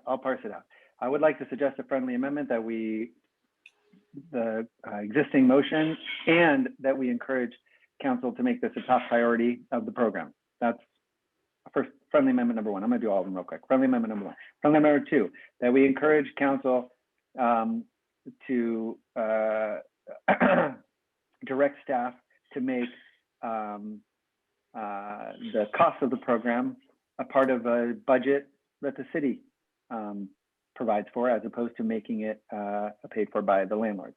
And then number three, I think that they should direct staff to begin working on the development of that survey in conjunction with the Planning Commission, so that we can help steer that process in a direction that leads to a very, very helpful result.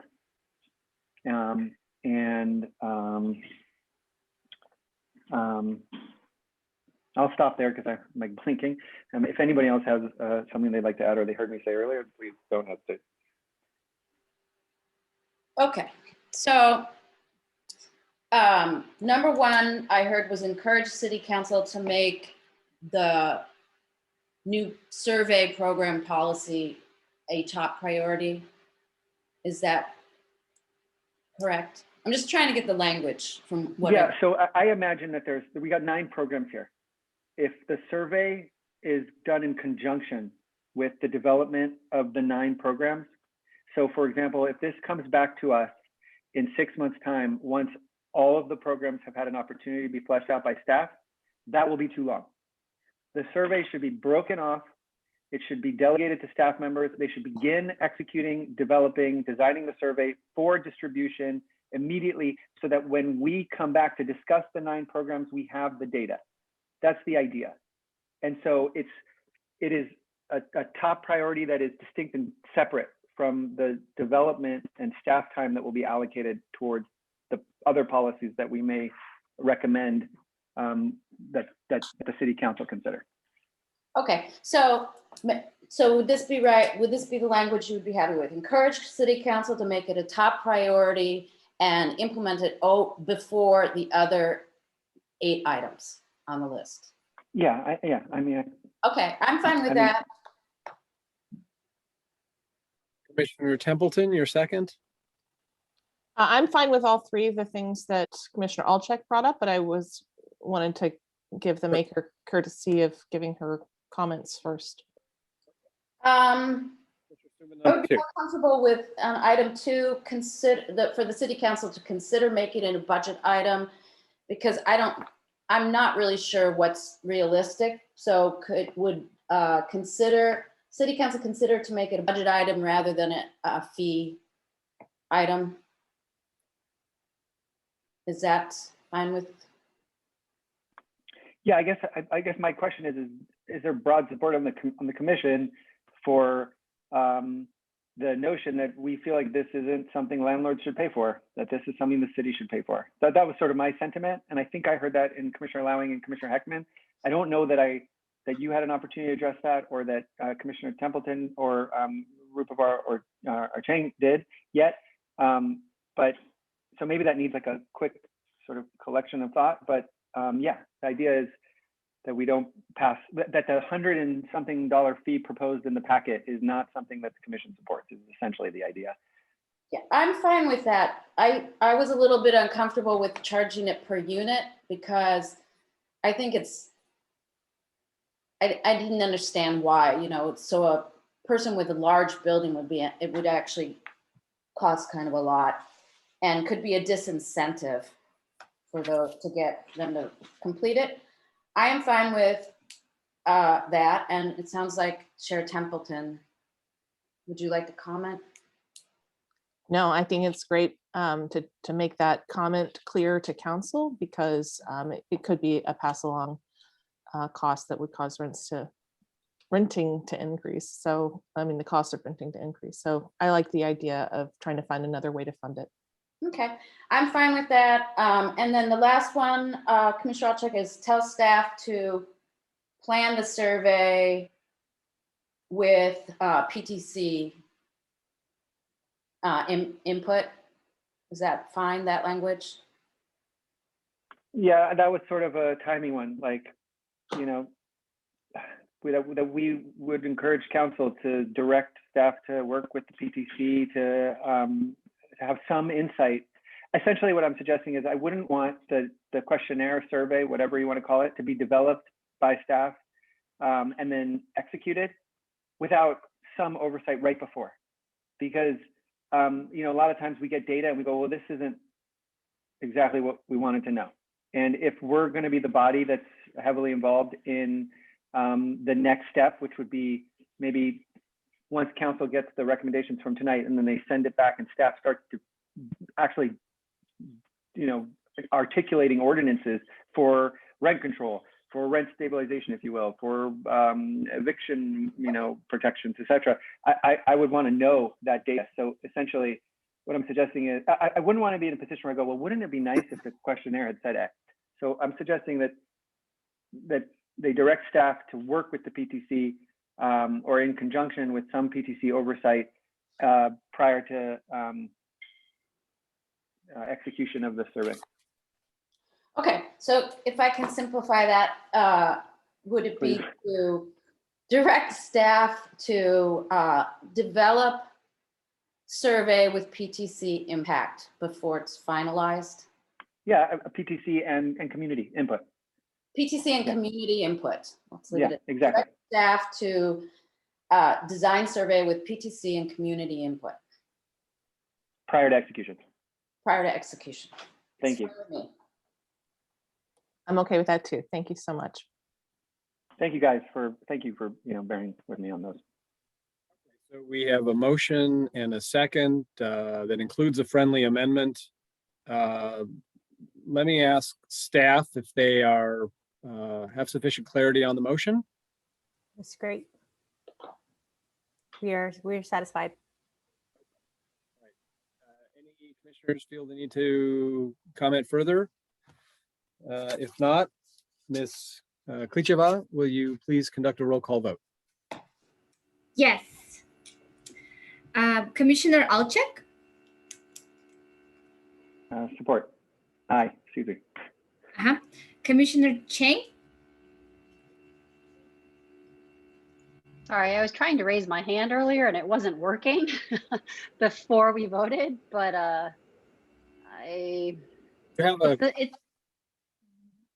the So I mean, I wanted to comment about one thing and ask for clarification. So what was the second amendment? The one about the costs?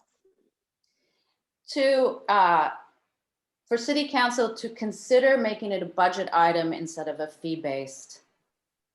Okay, I guess I can go with that. Yes. Thank you. Chair Heckman, Yes. Commissioner Lowing,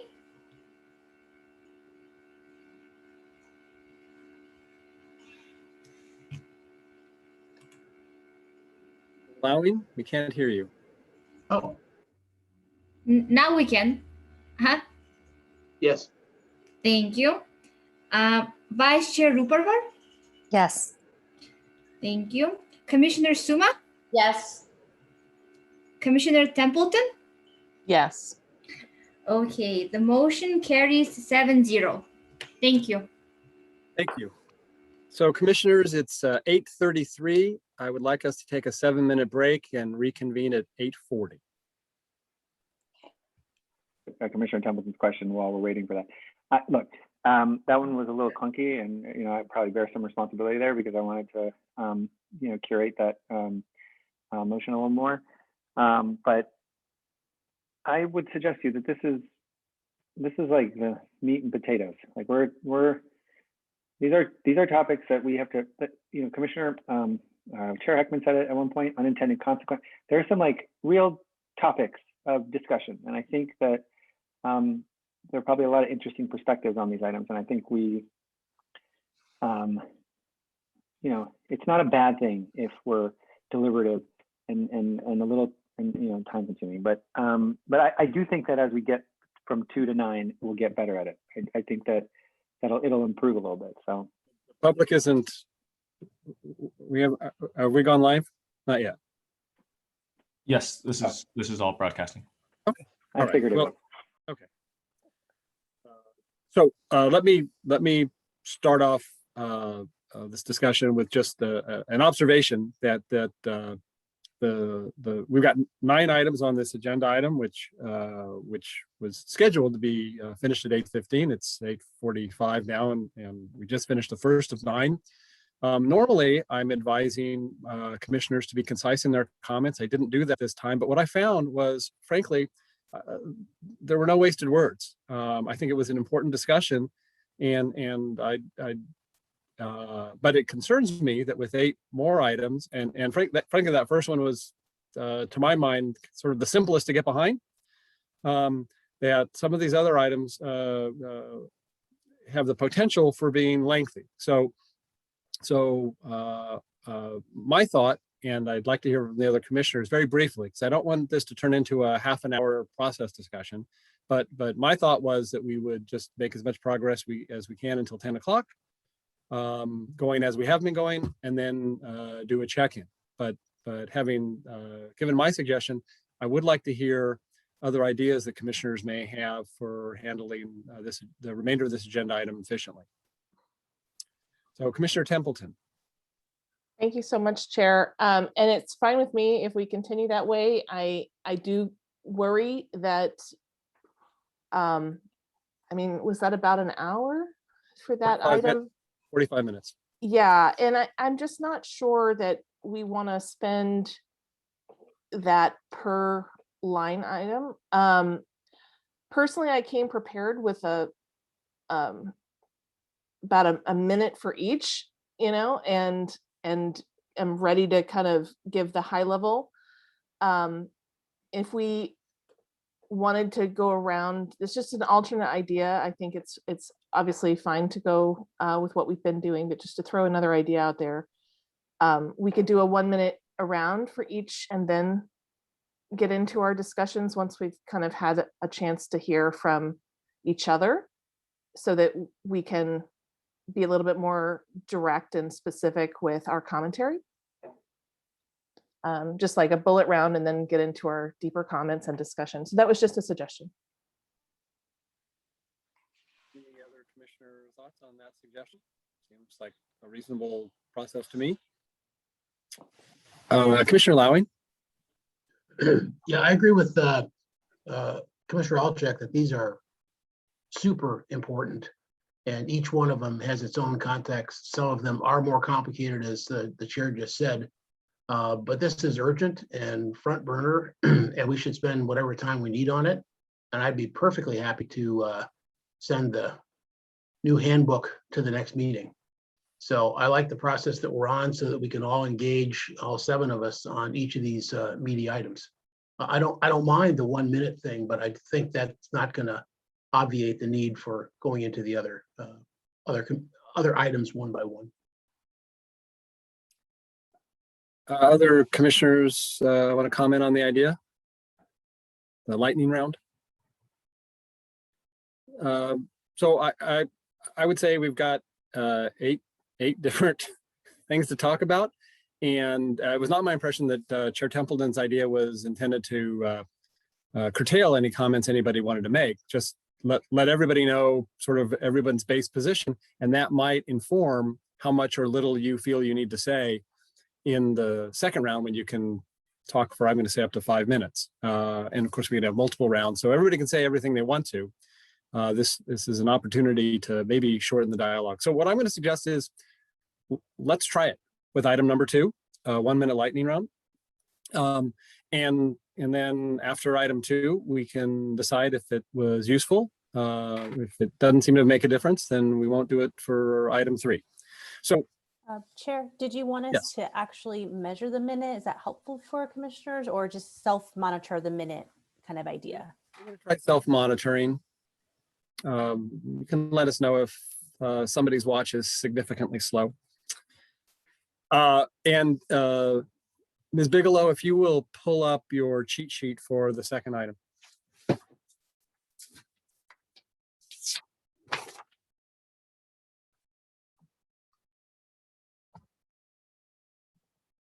Commissioner Templeton, will you do the honor of showing us how it's done? Oh, of course. And thank you for being open to this. So I think that this is a great way to cover some gaps and make sure that protection is expanded to those that are renting in smaller properties, which we have many of around Palo Alto. So I'm inclined to support the staff recommendation on this. Thank you.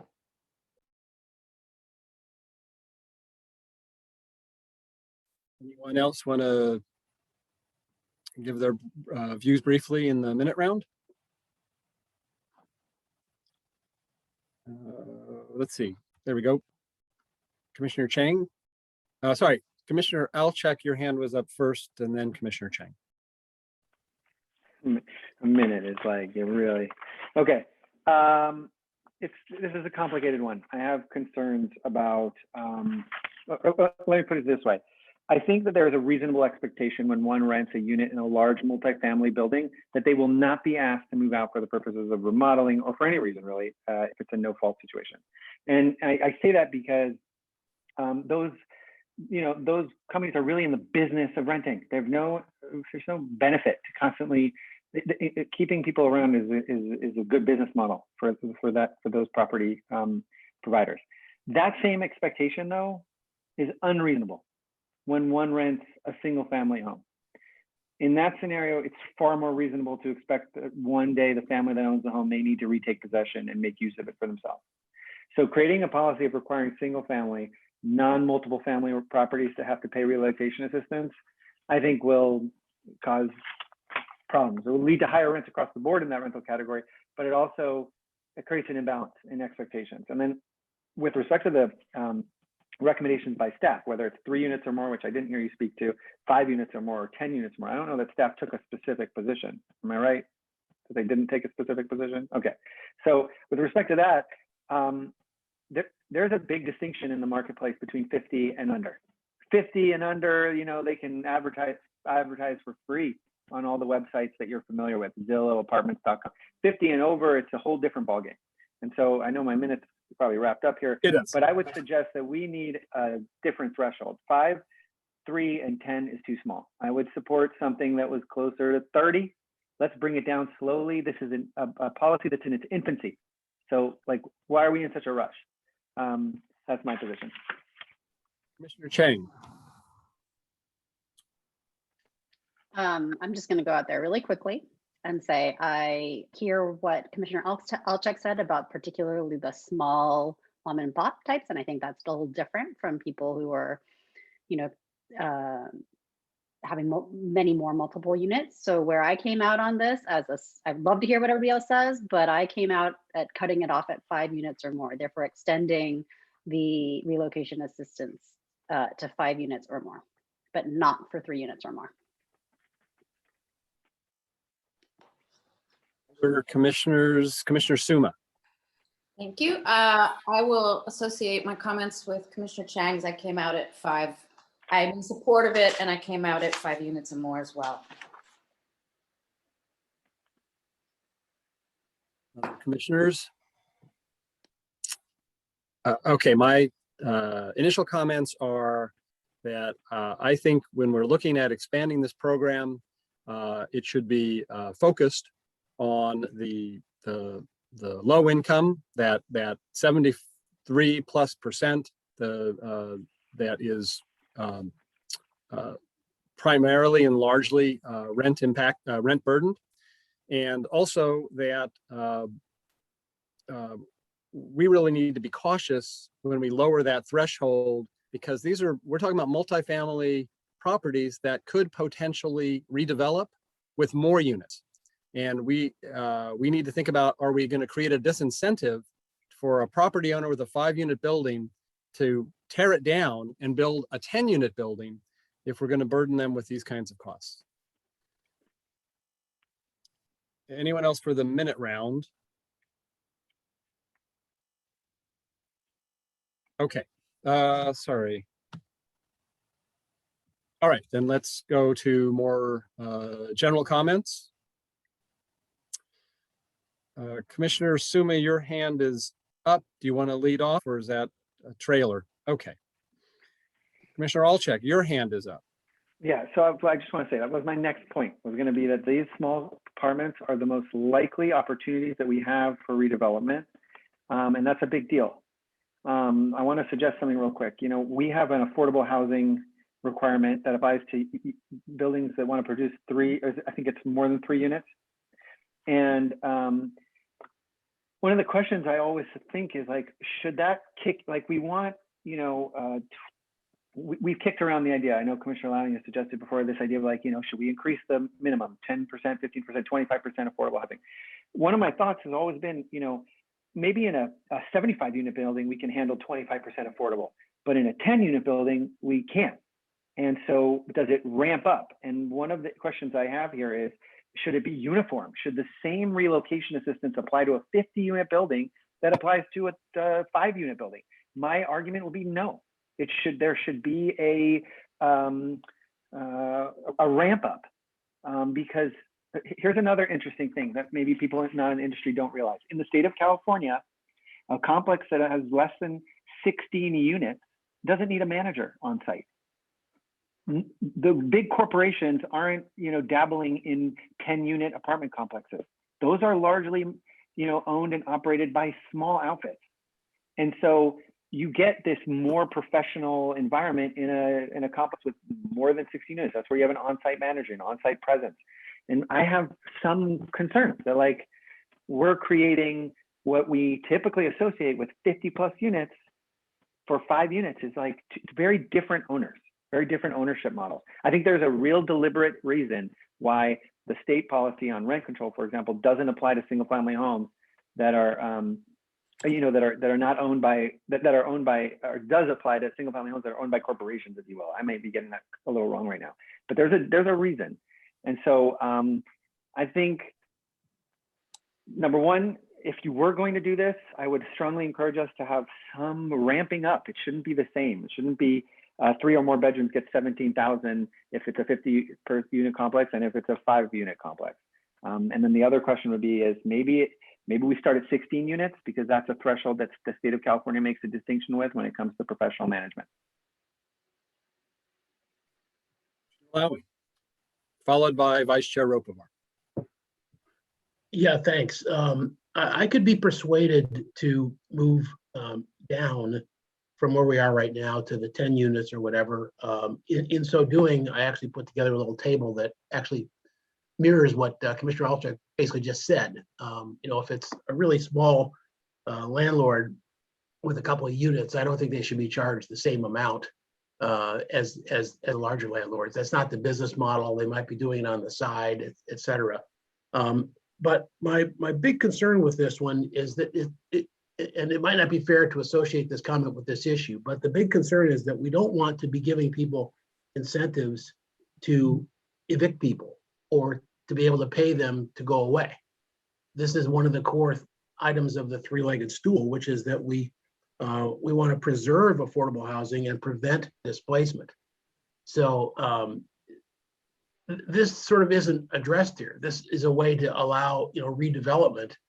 What I'd almost like to see coupled here, and I just am kind of throwing this out as an idea, but if the rents are going to go up because this thing has been redeveloped, then maybe instead we should be looking at some sort of minimum number of time at the old rent or the old rent plus 5% that they get to stay in that building. Because we want to keep people in affordable housing that are already in affordable housing, as opposed to raise the rents and they can't afford it anymore. And we're already talking about that in the Ventura project. So I don't see that issue covered anywhere in these, and this is the place where it kind of came up most significantly to me. So that's something that I feel like we need to address somewhere. Otherwise, we're just putting a price tag on whether it's easy or hard to evict people. And it seems like some of the definitions, without getting into too much detail back in the back, the definition of major remodel has to do with changing the electricity, the plumbing or things like that. So there are some pretty easy ways that people could say it's a major remodel. We're going to get everybody out. So that's of high concern that I just don't see addressed here. I don't know if Ms. Bigelow has any comment on that, either about this or later, but somewhere it has to be addressed. Well, certainly in SB 330, there are some relocation requirements when folks are remodeling or redeveloping a property that are already provided to the tenants. And so one way to think about this particular program is either a disincentive to evict tenants or to have them move out, and therefore providing stability, as well as a parachute perhaps for that household when they do need to move out, that they have ability to land somewhere, hopefully in Palo Alto. If you connect this with the later item around security deposit, for example, depending on the location assistance provided, that could be the security deposit for the next rental unit here in Palo Alto, for example. So it may discourage displacement, which is the goal of all of these renter protections, to keep people stable, or could provide ability for a family or household to relocate within Palo Alto. Yeah, I mean, even in the same page, you comment on that depending on their income, the displaced household may not be able to relocate in Palo Alto. And that's the worst case scenario, this three-legged stool, that we finally have affordable housing for somebody and they have to leave because the thing has been remodeled and glorified, and they have to raise their rents. So I get why we're doing it. I'm not opposed to the state law and all that. I'm just saying that if there was some way we could bail in, and we still have to have some amount of time before they're evicted so that they have a longer time to enjoy that rent and look elsewhere. That's the kind of that could certainly be sorry, I have an echo. If there were a notice period, for example, that could be a suggestion, the PTC, so that it isn't like, hey, there's a time period, to your point, that this is enacted, could be helpful policy. Pretty long, like a couple of years or something. Okay, thanks. Rupavar. I'll be brief. I just had two comments. One, I'm not sure where the threshold should be. I still haven't made a decision on that, but for me, where I would draw the line is, I think the line should be drawn between what you would consider like a commercial developer, like a Boston Properties, or your typical big kind of shop that builds these types of costs into their operations and business, versus your mom and pop kind of landlord that saved their entire life, or this is their family property that they've inherited. And, I want to whatever that threshold is, whether it's 5 or 10 or 16 or 25, I want to better understand what that distinction is.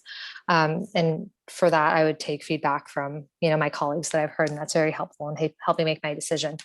I think the second point is what Chair Heckman raised regarding, and that's flagged in the report regarding this redevelopment issue. I actually don't think that redevelopment is a bad thing. I think we would want to encourage redevelopment because, one, we would get better housing stock. And the reason for that is when you redevelop, you have to bring the property up to code, you remove asbestos, everything is brought, you're going to get better housing stock. And I was also thinking for properties that are being redeveloped, there's this potential that you turn a property that's currently 5 units into 10 or add additional. I mean, that's how you're going to increase supply. So in the long run, I'd rather take the redevelopment in 10 units over, trying to continuously keep 5, especially as the property is continuing to deteriorate, is not up to code, has asbestos, et cetera. So those are kind of my 2 points and thoughts. Commissioner Templeton. Thank you. Yes, it's very helpful to hear folks' thoughts about what the threshold should be, and I'm glad we're getting into this discussion. I've been loath to go down to the single family level, as many commissioners here have mentioned that that might be, we might all be able to agree that those kinds of properties are off the table for this particular policy. But, if we're looking at a property with 3 units or 5 units or 10 units, we're not talking small business. We're talking multi-million-dollar properties because they're in Palo Alto. And our properties are all very highly valued on the market if they were to be sold. So trying to understand this discussion in that context, I just wanted to speak out and say that anybody who has a multiple units in Palo Alto is running a multi-million-dollar business. That said, that's not the same thing as multi-million-dollar profits. So I understand that people are trying to get by, and perhaps they are temporarily moved overseas and are trying to rent their house out so that they can return without having to turn over the home in the market and things like that. So I do think it's sensible to have some of these smaller landlords exempted. So I like the ideas we've been throwing around. I'd be happy to talk about 5 units, 10 units, and 16 units. Those are all places we could draw the line. But I also want to mention that I want to second what Vice Chair Rupavar said, that improving the quality of our housing stock is very important. As someone who's lived in a very old and poorly built home here in Palo Alto, I feel particularly heard seen when she says that, because there are opportunities and things that need to be improved. A lot of building material improvements have happened over the last century or century and a half, as it may be. So I guess century and 20 years. The other thing is, it's very important to talk about the impact line here, high impact for renters at risk of displacement. It's a big deal. It's a big deal to lose your home if you did nothing wrong. And it is very hard and takes a lot of time to get another property that you can rent or live in here in Palo Alto. This has happened to several of my friends and neighbors and classmates of my children who have been displaced in the middle of the school year. We also know there's stories of displacement that have resulted in vehicle dwelling as an interim stopgap, because it's very hard to find a home if you're home you're living in is being turned over. So all of these are real concerns, and it's not to say that these aren't tensions that are pulling in various directions, but the point of this discussion is potential renter protection policies. And the goal is to reduce the impact of displacement for renters. So we need to find a way to come to terms with the need for this. And if there is a need, if we all do agree that there is this need, I'd like for us to maybe focus our discussion on where to draw the line, because I do think that the case has been made pretty strongly by Ms. Bigelow and our own various anecdotes that we've heard from our community conversations that this is necessary. Thank you. I'll check. Your hand is up. I'm not sure if that's a ghost. Yeah. Want to speak again? Yeah. Okay. So I sense that we're coming up to a motion soon, and I want a few more thoughts for the commissioners to think about. I'm not in the order that I heard them. There was a concept I think that Commissioner Heckman suggested about tailoring this to individuals who are burdened by housing costs. Am I getting that right? Did you have an idea there? Okay, you froze on me, so I can't tell. But you did, yeah. So here's one issue. If you tailor some of these programs to be there for individuals who have lower incomes, you create an incentive on the part of landlords to avoid renting to individuals who have lower incomes. So this is, I'm not saying it's impossible, but it becomes a task of tremendous specificity. How do we protect someone who would be more affected by the relocation without making them a less desirable person to rent to? It wouldn't be difficult to find another tenant who maybe not qualify as being in that income situation. So that's one issue.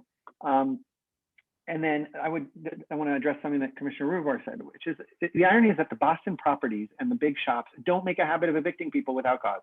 They don't do it. Those properties are so large that they don't present opportunities for redevelopment. The packet says, you know, the 50 limit has never been triggered yet. That's because it won't be. And the exception, obviously, the big exception is the President Hotel. But the problem there wasn't redevelopment. It was that we had no control of a changed use. A rule simply saying that multifamily residential properties cannot be converted to hotel or office without council approval would have been sufficient there. And so let's go deeper. Commissioner Lowing suggested that there might be a way for someone to do a remodel, doesn't really meet our standards of a remodel and would allow complete eviction. What does the owner get from that? In theory, he gets to have market rate. He's evicted somebody, he can now reset his market. That's what we're trying to avoid. Why would someone evict someone other than to occupy it themselves, right? If you're the homeowner or you are an owner of a triplex or a quadplex and you want to occupy one of the units, other than that reason, if you remodel the unit, what is the benefit you get? If the benefit is that you can put it back on the market for the market rate, let's attack that. Let's say that if you cause a no-fault eviction, that the previous rent has to be the rent for the next tenant. That is a simple solution there. You're creating an incentive where, listen, there's no benefit to putting this person out unless you're going to move in yourself. Or, I mean, I'm not inventing this rule. This is something that we've seen in other communities. The question is Commissioner Lang made a valid point there. And so we need to target the heart of this. I completely agree. Having to move is a tremendous burden. This is going to sound insane what I'm about to say, but I believe in my lifetime, this city and even maybe the state of California will offer property owners to pay these relocation assistances on their behalf to encourage them to redevelop their properties. We will get to a point, mark my words, where the state and the city is begging people to rebuild their properties to densify. We're not there yet, but we will. And so the irony here is that let's attack the problem. The problem is how does someone get around rent control? And they can do that sometimes by evicting someone and resetting it. And so if we say, listen, if there's a no fault, we could have a rule that says if there's a no fault eviction, the rent has to remain the same as the previous tenant. And that would alleviate a lot of those concerns. And I would submit that to all of you. Commissioner Suma.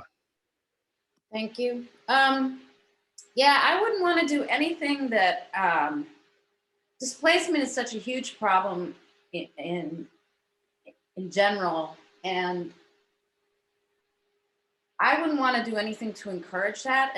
And also, I think we have to acknowledge that the most affordable housing, because affordability is a problem in housing, is the most affordable housing is the housing that already exists because it's not new. So I just want to be careful not to encourage that and not have another President Hotel apartment situation where people are driven out of our city. So that would be my priority. Commissioner Chang. So I like the sentiment that Commissioner Altek and Commissioner Lowing have proposed about trying to somehow, if there is a no fault eviction, preserve the rent for the future, for the tenant to return potentially, or for the future tenant. But my concern with that is that doesn't that also create a disincentive for redevelopment? I mean, of course, if there are more units, you can make more money. So maybe that works. But for many of these small, if I have 5 units and that's my one little income property, it's not my primary income, and it's old because I see a lot of them that are old. We want to make sure that people can update them. There are problems with that housing stock. Yes, it's affordable, but we want to make it so that it won't become completely dilapidated and really bad affordable housing. And so I think I'm just a little stuck there. And those are the thoughts that are crossing my mind. I appreciate the discussion. I'm not sure that I have come to a conclusion per se, and maybe somebody, wiser minds than me can come up with a way to, allow for remodeling and updating. I mean, if plumbing and electricity really do need to be updated, because I've seen some of these places, they do need to be updated, to allow for that. But we don't want to prevent redevelopment either if that eviction has already happened.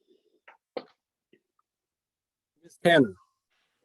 I wanted to offer that perhaps the commission might consider that there's actually, I risk saying, a 10th policy. There's a relocation assistance for tenants who are being asked to leave a property, and there would be a right of return policy for tenants that are being asked to leave for purposes of remodeling or renovation.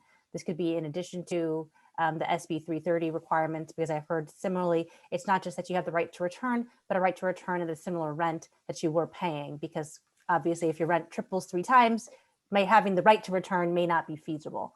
So I just want to offer that as possibly a way to parse out the policy proposals.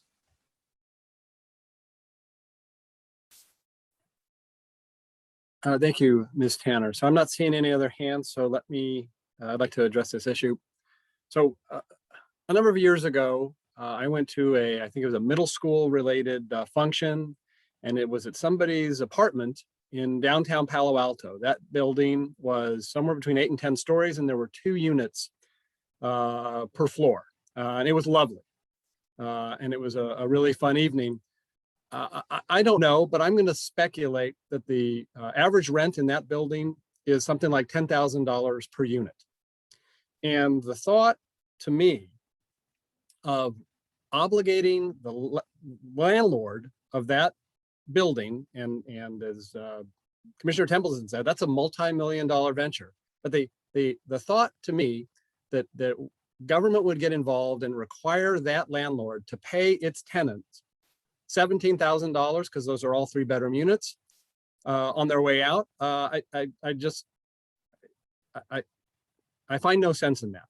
And further, I would fully expect that if we impose that the landlord would immediately raise all of his tenants' rent, unless we couple it with the rent stabilization for the same unit level.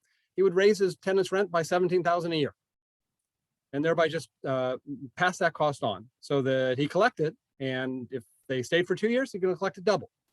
So I've got a different idea. I think that part of the struggle here is that we're focused on the number of units when I don't think that's the right metric. So already state law protects, these buildings with 50 units or more. I think if we're going to look at increasing protection, it needs to be addressed, as I said before, to the portion of our Palo Alto population that most needs the help. And I agree with Commissioner Alchek that you can't do that directly on an income level. That's too problematic. You can't have, it just won't work. And so that's not the metric that I'm suggesting. What I'm suggesting is there is a correlation between the roughly 4,000 Palo Alto units that are rented by people who make $75,000 or less in their household. There is a rent figure that most of those, not everyone, but most of those families are paying that number or lower. Now, I don't know what that number is, but we can find that out. We do have in our staff report that the average rent throughout Palo Alto in all categories is, I think, $2,940 a month. So let's just say that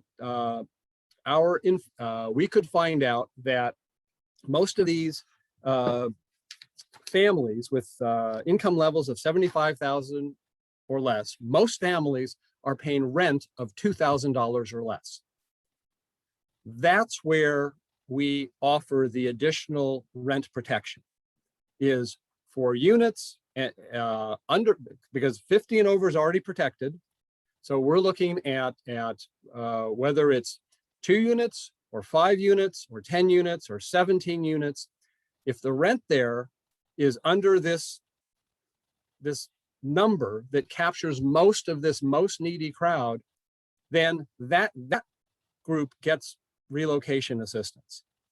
And that way we are serving the people who really need this help. So that was my primary thought that I wanted to float for consideration. I see Commissioner Alchek's hand. I'll respond. I think this is an interesting idea. I would want to get a little bit more accuracy. What that number, the 2,900, wherever the average is, I thought I saw that was like provided by Zillow, or maybe that's by a different apartment provider. Look, one of the things that I'm seeing in the market right now is that there's an advertised rate, and then there's the deals that are happening out there because of COVID, right? And then there's a lot of underreported. Sometimes people aren't listing in Zillow or whatnot. So one of my questions is, well, where is that number actually? That's number one. And then number two would be, I would like to make the point that I don't think there is a perfect solution. There will be a situation where somebody doesn't fit, will not be saved by this. There'll be a dislocation that we can't address. And I just wanted to sort of suggest that as we grapple with this issue, we should be comfortable with good. It doesn't have to be perfect. We have to, so that's number one. I don't think we can solve every possible anecdotal scenario. And then I would want to just add one more thing, which is, Commissioner Chang made a really good point that we do want to encourage, remodeling. And there's a lot of units, we don't want to create a disincentive. And what I had suggested earlier might do just that. And then I realized right as she said that, I was like, this is why rent control units are often problematic, because no one wants to invest any money in fixing the pipes if they can't get any more rent out of it. It's not that they're greedy. They may not have the resources. They may not be able to pencil it out. And this is what brings me back to this idea that there's sort of two kinds of eviction. There's the eviction where there's a result that we want. We want a 3-unit building to be redeveloped to 7. We want a 5 or 10 unit building to be redeveloped to 15 or 20. When that happens, we get affordable units by our code. That's huge. And so we want that result. So if someone's like, you know what, I'm evicting everyone in the building of 6 because I'm going to sell to this person who's also buying the property adjacent, and they're going to build the 120 units, and that's the result we want. So in that situation, I would ask you, does the city want to encourage property owners who have extremely low density properties to assist them by subsidizing any relocation assistance? You know, we've heard Councilmember Philsip say this all the time. He'd like to spend money on the priority that is housing, but the city should put it, you know, get behind it. And I'm just suggesting to you that, like, this is one way. If then, because what we really don't want is the person who's evicting somebody for the sole purpose of getting, you know, double the rent. It's not just paying for the remodel, it's getting 2-3 times X. And so I mean, I think this is very complicated. And I think what we need to ask City Council is for more time, maybe, or maybe we suggest that we would like to consider this in a more articulated way. Could we, for example, review ordinance as Commissioner Heckman has just envisioned? Could we see an ordinance written in that fashion? Could we have a time to appreciate that and see how it would play out? I would not support a motion tonight to take it down to 5. And to be frank, based off this discussion, I don't know that 16 even addresses the problem. I think the question is what are we trying to avoid and how can we avoid it? And then what do we do to encourage the sort of redevelopment that we do want to see? And should that be a part of the ordinance? Should we say, City Council, you should require relocation assistance, if you will, in 10 units, but if the relocation is in conjunction with a redevelopment project that increases affordable housing, you should consider subsidizing the relocation assistance, not giving them exception, because those people that are getting relocated still need the help. And their relocation helps us achieve our goal as a city. So I would support something that was a little more broad like that. Commissioner Templeton, followed by Commissioner Chang. Thank you. Yeah, a lot of great comments tonight. So I think this is a very productive discussion. I'm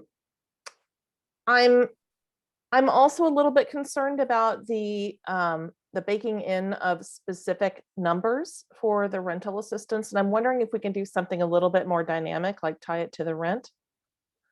It looks like roughly 3 months rent is what the calculus is estimating here. So maybe that's a way to provide the assistance. But I would also caution that one of the challenges that we have in Palo Alto is existing rent doesn't often match or hasn't of late matched what the current rents are. So it is hard to find a new place in comparable price ranges because the rents are just a bit too dynamic around here. But in any case, if you're concerned about the specific dollar amounts here, maybe that's a way to handle it, is to tie it to rents. I'm not so sure that $75,000 cutoff suggested by Chair Heckman is the right one. I think that people who are facing displacement have an urgency that perhaps other renters may not, regardless of their income level. So we should think about that and find ways to help and think about what our appropriate level might be. That's probably a separate discussion and something that staff might need to come back to us or City Council with a recommendation on that number. But I don't have a problem with the concept of having a threshold there. There's certainly some renters who don't need any assistance. As far as the idea that a landlord might raise the rent by $17,000 if this policy was put into place, I'm firmly of the belief that if they could raise it $17,000, they would, whether this policy was in place or not.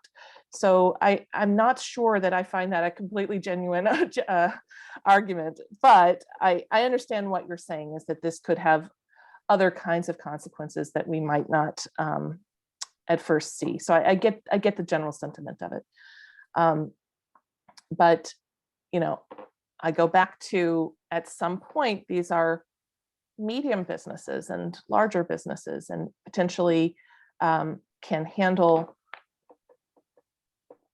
the price of doing business because they exist. So I think that we need to understand that housing is a different kind of business, and that lives are impacted, and we don't want to take some of these decisions lightly. And if this is a way to work towards our goal of having a more stable housing situation for our community members, that this might be the right price to pay to do business in housing in Palo Alto. Thank you. Commissioner Chang, followed by Commissioner Lowing. Thank you. So I keep going round and round on this, and this is kind of where I land and why I initially said, okay, I can go down to 5 units. And in my notes, I have 10 units for sure, 5 units maybe. So here's my thoughts. The goal of this is to help renters and to disincentivize eviction. So it's kind of like a fine for eviction, and really what it is help for those renters who are evicted. That's really what this does. If somebody's going to, so with respect to the redevelopment question, we want redevelopment and we don't want to lose housing. But if somebody evicts everybody in order to redevelop, my logic is that they probably will go denser, right? Therefore, it will pay for itself. And let's say it is all 3, let's say it's a building with 5 units, they're all 3 or more bedrooms. Okay, we're talking $100,000 here, right? Under $100,000. That's going to pay for itself probably if the place was dilapidated and they're going to increase the rent. So the concern here is that we're going to lose some affordable housing potentially if it's dilapidated, but things do need to get updated. They do need to get updated over time. And so I'm okay with this because I think that if somebody's really redeveloping, they can afford likely, if they're building an extra unit here, that's going to pay for itself. So that's kind of where I arrived at. And I still go round and round, and it's fascinating to hear everybody's opinions, and they're very, very thoughtful. But that would be my 2 cents, is that I'm less concerned that this level of fee would negatively affect redevelopment. It might negatively affect remodeling, but not necessarily wholesale redevelopment. Commissioner Lowing. And so here we are in this issue. I think that given our assignment, we are just meant to suggest what we recommend that Ms. Bigelow and council consider and move forward with. I think that we want to suggest that they definitely move forward with this, which is very complicated. And perhaps, Chair Ekman, your thoughts coupled with my earlier thoughts could be put into a directional motion, that the focus is to be on basically giving necessary monies to lower income folks in the development, and that perhaps it's either that or they get to stay at a lower rent for X number of years. And all of this is bracketing the whole thing of during development, where do these people go? So there's a lot of details that have to be worked out.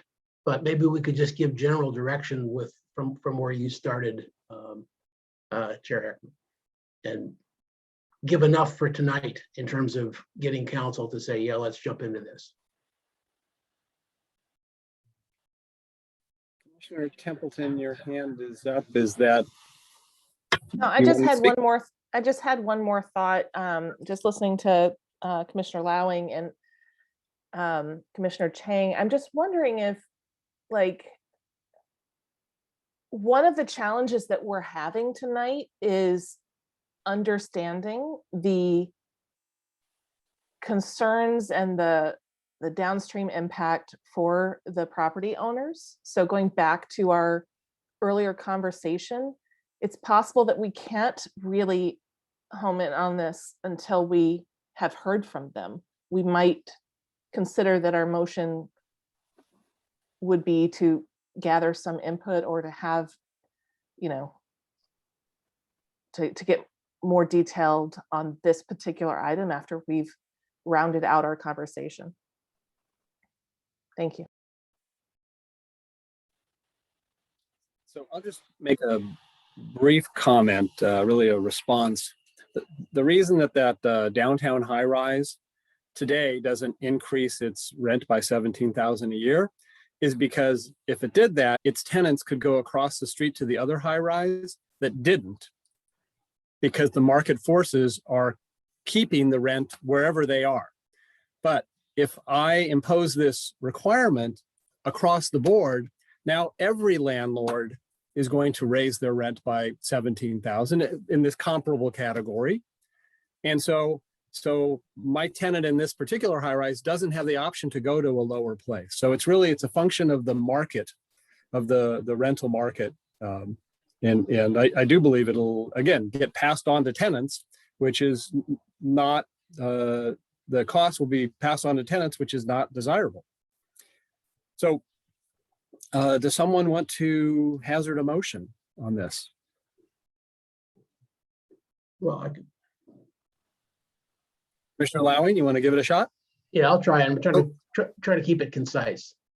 So I would like to move that council does give serious consideration to expanding tenant relocation assistance, coupled with doing everything possible to prevent displacement from those units as a priority.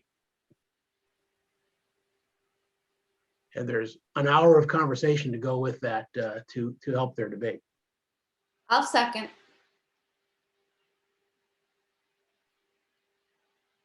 Commissioner Lowing, can you state the motion again? I lost the thread of it in the middle. I'm sorry.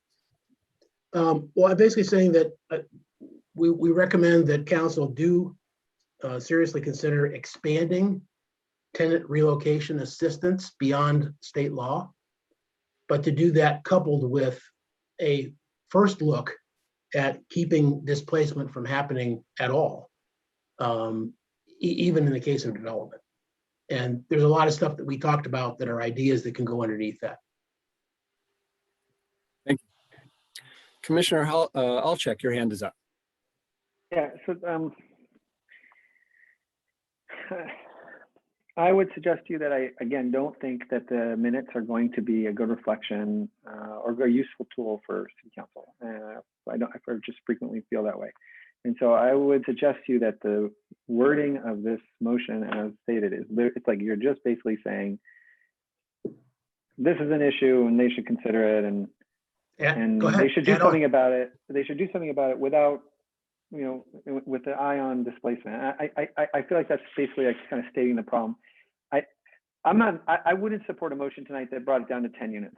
I would, but if, for example, Commissioner Chang made that motion, I would have suggested a friendly amendment that said something like this, because I think Commissioner Chang would probably take comfort in knowing that 99% of the time when a remodel occurs, as she suggested, they don't do them all at once. They do them one by one.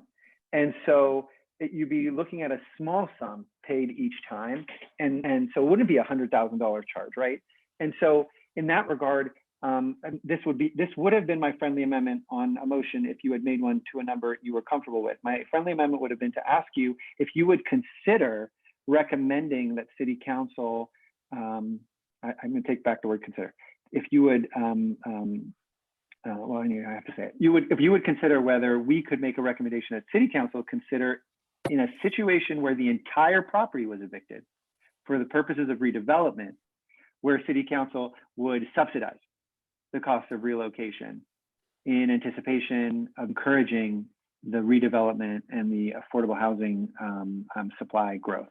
So here's my biggest problem with these issues is the consequence that something may not become redeveloped because we have created another hurdle. And this isn't going to be the straw that breaks the camel back. The straw that breaks the camel back is the Palo Alto process, the affordable housing requirement, it's all of these things. And then there's one more, and then there's one more, and then there's one more. And so the question is,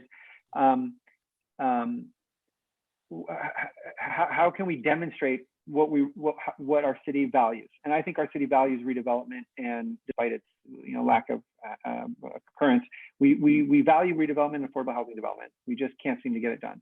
And so if someone does propose a motion tonight that provides city council with a little more specificity, then we think this is a good idea. My friendly amendment would be that we encourage them to consider subsidizing in the event of wholesale property eviction in an effort to encourage redevelopment, which would address my biggest concern of making the relocation assistance apply to smaller properties. I really do think that Commissioner Heckman has something here. I don't know yet. I'm having a really hard time imagining what it would look like, and how we would go about figuring out whether, what would we suddenly lose a supply of $2,000 apartments? Would all studios be $2,000 and $2,005? What would happen at the threshold, and how would that affect supply? I think another really important question, which I can't find in the packet, but it's probably here, is if we go to 10 units, what percentage of the rental market is that? Does that do the work we need it to do? And if it's insignificant, then we kind of have a problem here, because we're spending a lot of time on a small number. And if it's really significant, then I think we have a problem, because we need to understand really how this works. So I would be, while I won't support the motion to 10, I would be happier if we had more specificity for city council, because frankly, they're just going to go, oh yeah, city planning commission recommended that we considered adjusting our relocation assisting threshold. Well, that's what we're discussing. So you're not speaking to my motion at all at this point. There's not a Well, motion. I'm saying I think we need to be more specific if you're going to make a motion. I think that this one doesn't really do enough. I don't think our minutes are sufficient.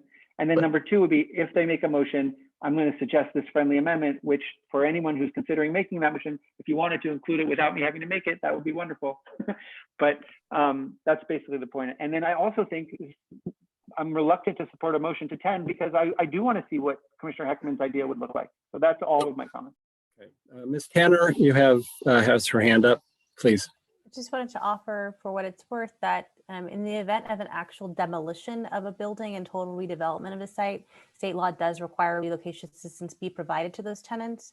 So in the instance of remodel, where a tenant may need to be relocated because the remodel of the unit is such that it's not habitable, that may be a more specific instance the commission may wish to consider.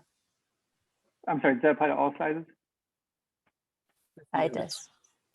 Oh, well, there you go. 50 units is our local law. So at 50 units locally, we require relocation assistance. My And it's understanding really is only, SB it really only 330 matters is because of this- remodeling?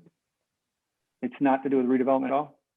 Our local law is if you are displacing a tenant, that you, if in an instance of a building that's 50 units or greater, then relocation assistance is required. Regardless of what. Right. And I'm saying, in addition, state law requires that for when there is a demolition of a housing unit and a tenant is displaced, that relocation assistance is required and right of first refusal is provided. So some of what you're talking about is about the number of units that it requires. No, like how much is the relocation assistance? I don't have that offhand. I'm sorry. We can look that up though.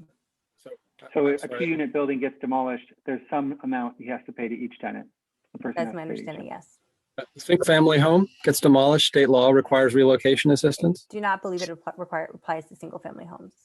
So it just, I want to just make sure that we understand there's kind of some units that are covered by some laws and some units that are covered by others. And so, and just to distinguish between the demolition of a unit and its redevelopment of a site versus, in some cases, I think the commission's referring to remodel of a unit, and that may be, so it could be a large building, but it's not demolished, and the relocation assistance may not be required both under local or state law in those cases. Commissioner Templeton. Thank you. Thank you for going for it, Commissioner Lowing. I can't support this motion because it's a little too vague, and I think it's vague because we don't have the right information in order to provide the guidance that City Council is looking for from us. So I would propose an alternate idea to consider, that we could discuss and then move on if this motion doesn't pass. Potentially, since we know we're not going to finish this item tonight, potentially asking staff to come back with additional information so that we can be more specific on our guidance to council at the next meeting. That's just a suggestion. Thank you. So Chair, we do have a motion and a second, right? We have a motion and a second. Right. Are you ready for a vote? So I just want to make a comment. We do not have all the data that we need. We've come up with a lot of ideas. We're not supposed to make policy tonight. We've shown how complicated this issue is. And so I'm feeling that the best that we can do is to support how important this is with the other considerations that we've raised, and let staff go forward with Ms. Bigelow and others and do their data and package that all along to take to council. I don't think we have enough data, as actually I think was said at the get-go, for a lot of things, including enough data to suggest what, if it's 10 or 15 or we shouldn't do anything there. And so there's just enough going on that I think it has to be sort of like this, or else we're going to talk about it for another 2 hours, and I'm not sure we still are going to have the data in 2 hours. So that's why I've positioned it the way I did.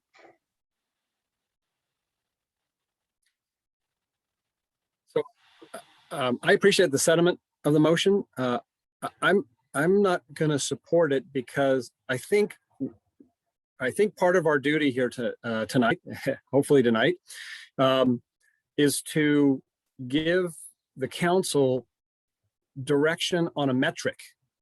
It's not enough that we just let them know that we agree that tenant relocation assistance should be expanded. I think we need to direct them on a metric, but I don't think we have to be exact.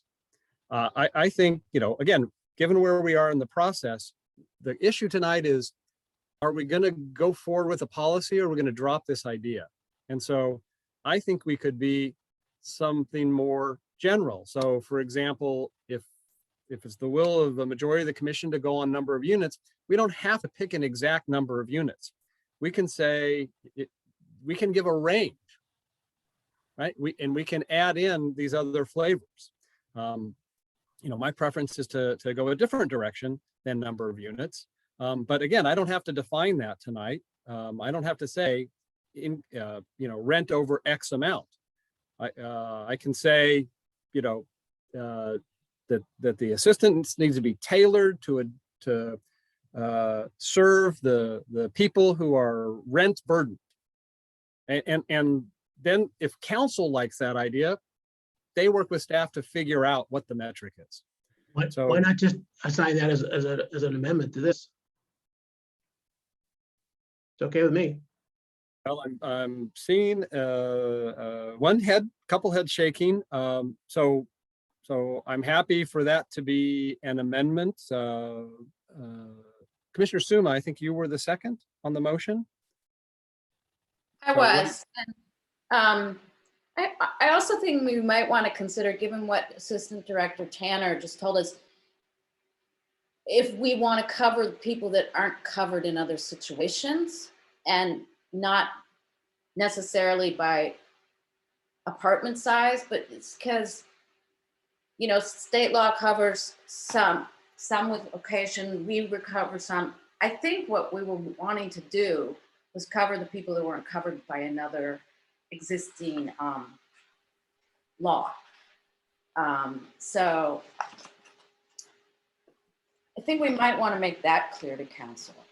In other words, we don't need to cover people that are already covered unless we feel that the dollar amount is inadequate, and we haven't really got that information right now tonight. So we could also carve this one out and ask it to come back to us with more data, I think. Commissioner Suma, I wasn't entirely clear if you're supportive of this concept of the friendly amendment, and then you had another idea to layer on top of that. Well, I don't know if I'm supportive, because what Director Tanner just said sort of changed my thinking. and it was based on information that wasn't in our staff report. So I'm wondering if we don't need more information about currently who is not covered and at what level to really make a specific recommendation, that's all. I'm understanding that the friendly amendment is not supported by the seconder of the motion, so that dies. I see two commissioner hands, Commissioner Chang, followed by Commissioner Alcheck, followed by Commissioner Templeton. Thank you. So I just wanted to say, first, in response to what Commissioner Alcheck was asking, the data is there that current law covers only, I believe it's 22% of units in Palo Alto that have 50 or more. It's there in various, one of them's in the pie chart, right? That 22%. And then in the text on page 18, it states for A, B, and C, how much of the rental housing stock would be covered. So if we went to 10 units, it means that 45% of rental housing stock is covered. And if we go down to 5, then it becomes 57%. So this is my sentiment. Covering only 22% of renting housing stock doesn't do it, because we know that about 35% of our people are rent, what was the term, rent? Anyway, yes, rent burden. It's getting late. So I am in favor of expanding this for that reason. We are definitely not reaching all of them right now. We're likely putting this on some people who you know, are their luxury apartments, right? But so I like the friendly amendment, and maybe we should be setting a goal about covering that doing our best to cover that 35% in some way, or to double the percentage who are currently covered, because covering only 35% is probably, in my mind, not enough either, right? Because that's the goal of this. It's to help people out if they're evicted without cause. So philosophically, that's where I am.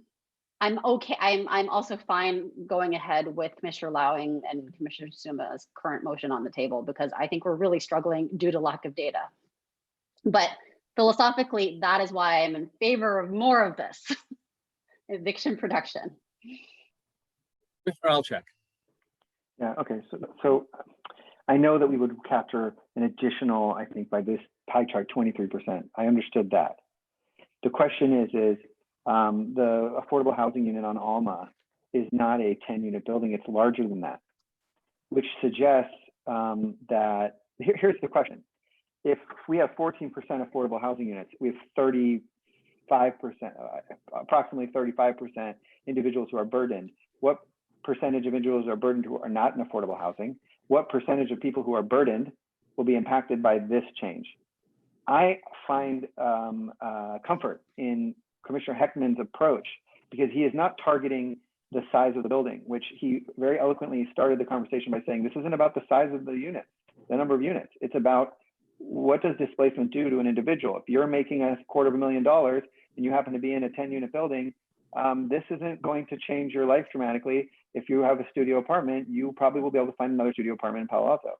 But if you're a family of 3 and you're in the category of burdened and you're not in one of our affordable housing units and you're in a housing unit of 5 units, then this will, and we're not helping them. And so I can't support this motion. I think we should hear from Commissioner Ruvavar, and then if she doesn't support it, then we should withdraw the motion so we don't have to go through the process of voting on it, because it's making this whole process cumbersome. I think the friendly amendment is going to a different solution. He is not specifying unit size, he is specifying impact, which I think is something I could get behind and could suggest that council direct staff to begin the process of studying how we would achieve that goal. Very different than expanding the current law on our books, completely different. And I would also suggest to you, because this is news to me about the demolition, and I need to study that a little bit, that I still would like to communicate to staff that is there a way to also have them at least communicate to us how they feel about wholesale evictions for the purposes of redevelopment. Because let's say they took your direction and they went with 10 units or 20 units. The question for me is, well, what if it's a 5-unit building? Those people still have an issue. And if they're all getting kicked out at the same time, then that is an impact that maybe the owner has to grapple with. That is an expense. And do we want to defray the cost there by subsidizing the relocation assistance from a city level? Maybe we don't even subsidize it. Maybe we lower impact fees, or maybe there's some component. Do we want a direct step to do we want council to potentially have a discussion about directing staff to think about how could we incentivize, how could we offset the burden of relocation assistance if it applies to a 5-unit building under Commissioner Heckman's metric, if that is one day adopted, but also allows them to benefit from this idea of providing more housing, especially since some units might be affordable, by some subsidization. So I think I would like I would love for Commissioner Heckman to make a motion after this motion is dealt with. Hear from Vice Chair Rupavar. After she unmutes. It's getting, how many times tonight? I was supportive of Commissioner Lowing's motion. I was ready to vote yes on it until I heard what you said, Commissioner Hoffman, which I think is pretty interesting. So for that reason, it would be a no, only to kind of see what the vote turns out on if you decide to propose a motion. And then I want to say one more thing. I am curious as to what Rachel, sorry, Ms. Tanner, thank you. And Commissioner Suma raised about kind of where that gap is. I mean, I don't think it's a discussion for tonight. We don't need to open it, but I'm personally curious, and I would, encourage the council to dig into that and see where that gap is between state and local and what's not being covered and how we can kind of craft to that.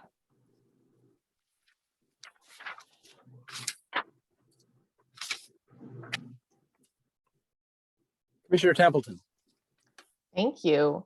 I wanted to agree with everything that Commissioner Chang said.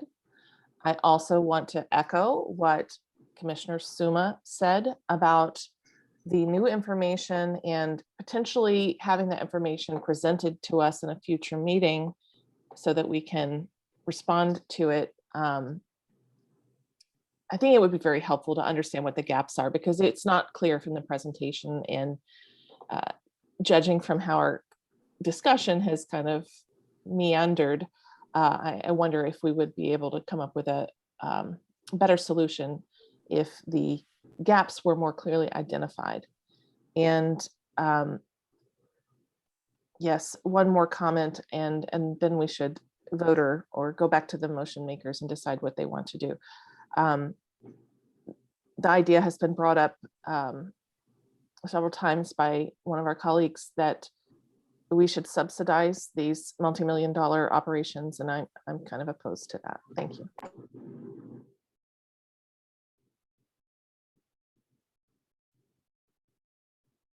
All right, I see no further hands. Commissioner Lowing, as the maker of the motion, are you ready to hear a vote on that motion? Yes, but it's going to have to be without the amendment because the second withdrew unless there's a new second. Correct. I'll second. Oh, sorry. I can't. We have a second on your original motion. Yeah. But they did not include the friendly amendment. Right. So another way to do it is have a second on my motion with your amendment. That's all I was saying. Mr. Yang, if we do that, well, what's the process for doing that? I want to make sure I don't leapfrog Commissioner Suma impermissibly.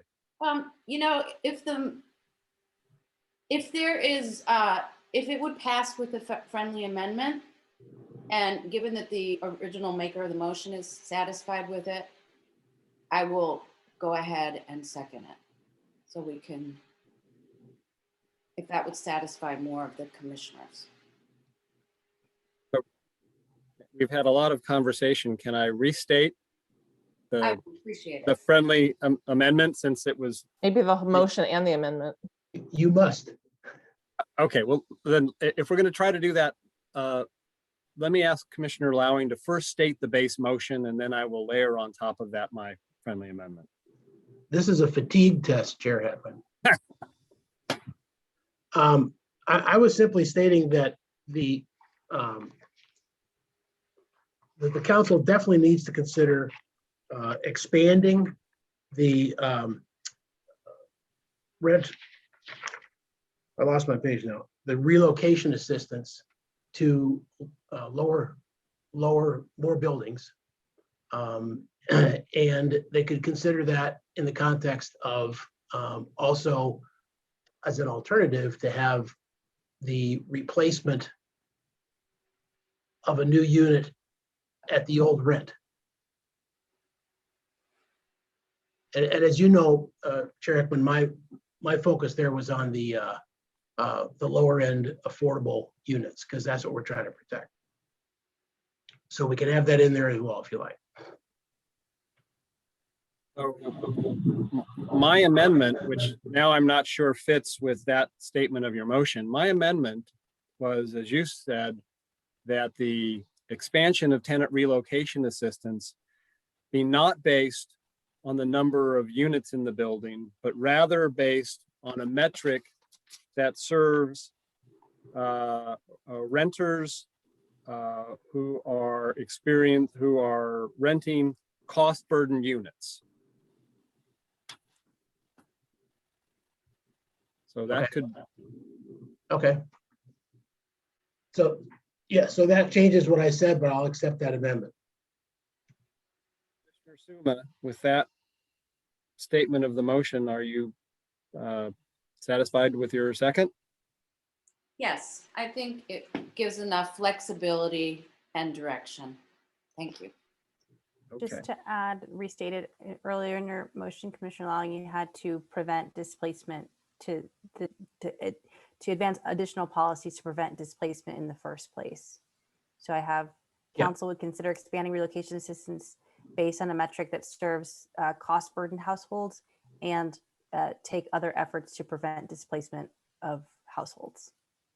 That's great. That's great. A quick question, I'm sorry to interrupt. Would it be appropriate to just be a little more specific and just reiterate that we steered clear of the, so as, for example, adding to the end, as opposed to using the number of units at a property as some threshold? Because I feel like we're grappling with that. We don't know where to land. And we're making a clear, I want it to be so clear that we're making a distinction that it's not really just about the threshold number of units, which I think spoke to me a lot when you said it earlier in the night, but more about the target of the assistance. That was part of my amendment, is that the metric is not based on the number of units, but rather on providing assistance to renters of cost burden units. Is that great? Staff clear on that? And let me ask you this question. In your mind, would that create a situation where council, where the new law would replace the 50 unit law? And so an individual making $500,000, but in a 50 unit building and has to get relocated, maybe the relocation assistance isn't necessary there, or do you? No, wouldn't change. No, that's not, because we're talking about an expansion of relocation assistance without any kind of contraction of any existing policy. Commissioner Templeton. Sorry, just a quick clarification. You just said rent burden units? Renters of cost burden units. Sorry, if I said rent burden unit, renters of cost burden units. Okay. Okay, that's the term used in table 2 on packet page 11. Just to clarify, what I've written is cost burden households, because I think the assistance is going to the household is your intention. Thank you. That was exactly my question, Ms. Tanner. Thank you. Yes.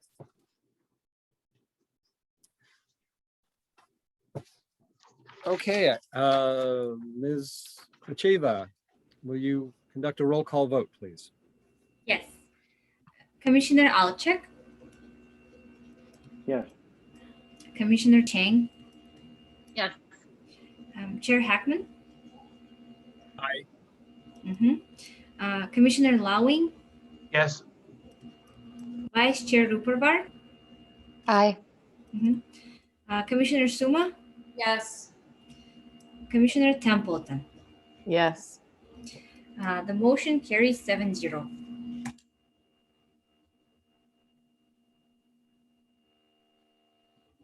I would just comment that the hard work of the commission, I think, is reflected in the consensus we were able to draw. So I think that we did a great job on a challenging issue.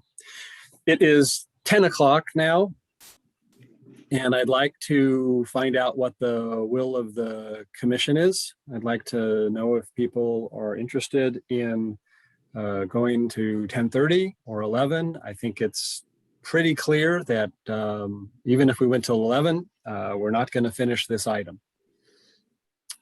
So let me see some commissioners that would like to talk about that. Commissioner Lowing, followed by Vice Chair Rupavar. Yes, thank you very much for the question. As we talked at the end of our meeting last time, I would be happy to conclude now, or I'd be happy to tackle number 3 at a max, and then we need to wrap it up. It's possible that number 3 could be a little bit easier, but we won't know that until we jump on it. So, Vice Chair Rupavar. So my preference, I mean, I don't know if this is a topic I'm very interested in, housing, and I want to make sure we don't give it short shrift. My preference would be to conclude and to come back fresh and tackle these at our next meeting and spend like significant amounts of time on each of these. That would be my preference, but what do other commissioners think? Commissioner Chang. I am willing to say that I think that number 3 might be faster. So I would be willing to stick it out through 3, but there's no way that 4 is gonna be worse than this one, is what I would say.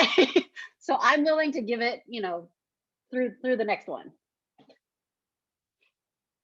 While I wait to see if additional hands, I would also say that I was envisioning 3 as being fairly straightforward and fast.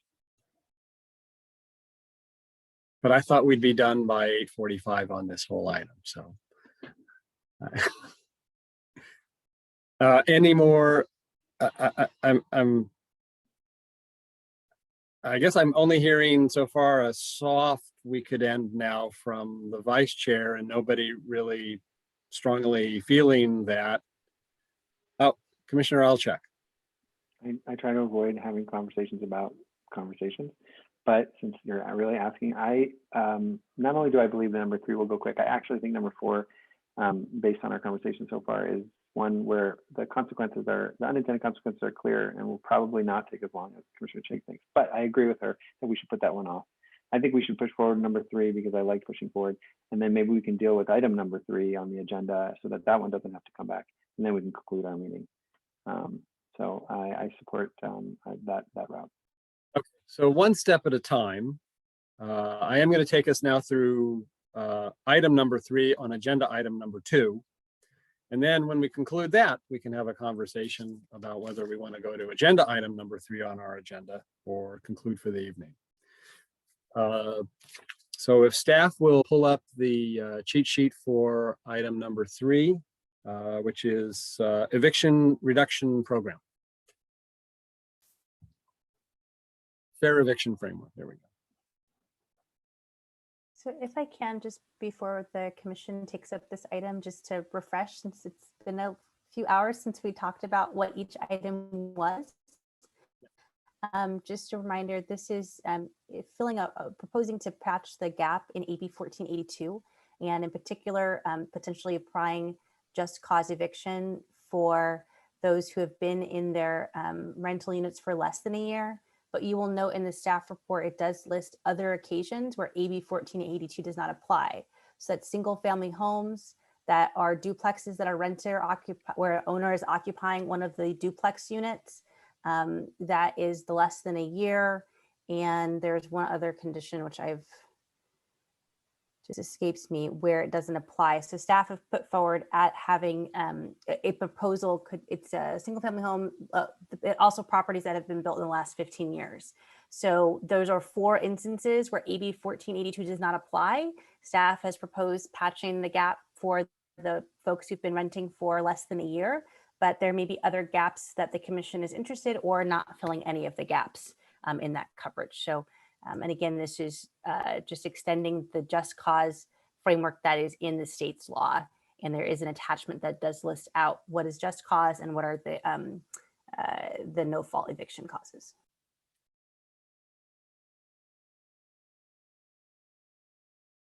So I had a question on this item. Commissioner Lowing, I see your hand up. Do you have a question or you want to talk substantively about the motion? I'm looking for a clarification. I can't hear you. Go ahead. Go ahead. Oh, so my question, I was just curious if we're expanding this, is there some sort of carve out for you know, an Airbnb type situation, or by expanding this, for example, to single family homes that are not owned by a corporation would even a weekend rental fall under this expansion? Well, certainly in Palo Alto, short-term rentals are not allowed. And so that would not be something that folks should be doing anyways. And in terms of, so I think we require that it's 30 days or more. And then we also have the law that requires that folks are offered a 1-year lease opportunity. They don't need to enter into a 1-year lease if they don't want to, but that is required that they're offered that opportunity. And so if someone were in a 30-day or more lease situation, you know, we could be specific either that it does not apply or it does apply. So it could be that if someone's in a 1-year lease, for example, that it applies. But if someone's decided, you know, I don't want a 1-year lease, I want something that's more temporary, perhaps the commission could say that doesn't apply. Thanks for, I wasn't aware that short-term rentals were prohibited here. So thank you. All right, Commissioner Lowing, thank you for allowing that question. Yes, thanks. I'd like to use the format suggested by Commissioner Templeton, and I'm going to do a lightning round on the whole issue. I think that it's a very well-reasoned staff proposal in this regard, and that we should extend it to A and B on packet page 19, which is rental units in the last 15 years, and those rented less than a year ago. I'd be supportive of extending it to that and not to the other two. That's all. Commissioner Chang, we are doing a lightning round. I am equally supportive of A and B and not the other two, and just wanted to add that I really think that we should be extending this past 2030, like the statute expires in 2030. And, you know, I don't want to wait all the way till 2028 to address that, just to give our people some confidence. So that's something that I just wanted to have on public record. Commissioner Templeton. Thank you. I agree with Commissioner Lowing and Commissioner Chang. Specifically, A and B seem promising opportunities for us to provide additional protection, and extending the duration of these protections is a good idea. Thanks. Suma. I think you said Suma. I will agree with Commissioners Lowing, Templeton, and Chang, and associate my comments with theirs in support of A and B and the extension. Mr. Altrick. All right, I'm late to this party. The first comment I'm going to make, I think it will come up again in the rent stabilization discussion. My problem with A is that there's a reason why we don't, you know, well, okay, let me start with B. The problem I have with B is that if you were to put your unit on the market and somebody comes in and you're like, here's the 1-year lease, this is the rate. And they go, you know what, I'm actually only interested in 6 months. And you go, okay. And then 6 months down the road, you have, in the process, you've created a plan to make that space available for somebody else because you weren't counting on them staying. And then they determine that they want to stay. And then you don't have I guess you would call this a no fault eviction tool, right? Is that how I'm understanding this would work? That it would basically expand the no fault eviction to that exact scenario? Then you're in a predicament. And that to me is on the renter. If the renter doesn't put themselves in a position to has created an expectation that they're going to be out and then they're not, I don't see why this effort to give them this protection is reasonable. I can think of a lot of people who didn't intend to rent the space out, didn't market the place as what I guess you would call a short-term rental if it's under a year. But once that's happened, and you're like, okay, well, you know what, sister-in-law, I should have the unit back by May, and you can spend the summer there. This seems to me like such a small problem that we have absolutely no data on, and strikes me as like, why would we even make the effort until someone's like, hey, this is happening all over the place, which I'm assuming it's really not. So that's my issue with number 2. My issue with number 1 would be, well, rental units and properties built within the last 15 years makes me not think of single family homes. The bulk of those that are rented are ancient, 50 years. I shouldn't say ancient. 50 years is not old, midlife. And so these would be like the new apartment buildings that have all been built on El Camino. And so, again, we're talking about this category of units that would otherwise qualify in the statewide program, but they've got to carve out because of the timeline. So I guess I would want to know how many properties we're talking about for number A before really throwing my weight behind it. But with respect to B, this seems crazy. And then I agree that C and D are too expansive for this moment. Slow for lightning, but thank you, Commissioner. We'll go to Vice Chair Rupavar. Yeah, I am not actually supportive of, C and D, no. B, I'm not supportive either. I don't think it makes sense for the reasons that Commissioner Alchek raised. People that rent their homes for a year, long-term rentals are very different from those that rent them from what's called medium term, between a month and a year. So the calculations that go in, those are people that want to rent them for 2 to 3 months. And now all of a sudden, it turns into like somewhat of a permanent lease. I'd want to understand more of like how big of a problem really is this, especially like since we already have protections already in our statutes that say you need to offer a lease for a year. And A, I'm undecided on. I need to think further on, but B, C, and D would be a no for me. And I'd just like to clarify that it's not that they have a lease that's less than a year, it's that they've been residing in the unit for less than a year. So this is not regarding how long they agreed to rent the place for, it's that they have been renting for less than a year. And so in that intervening year, first year rental period, they could be evicted for any cause. So, I would be supportive if we made that clarification, but if just saying occupied with that language, occupied can apply to a lease that's a year, 2 years, 2 months, a month, like there's like a lack of clarity there, unless we're saying this is only applying to people who have been in the property for less than a year with leases that are for a term 1 year plus.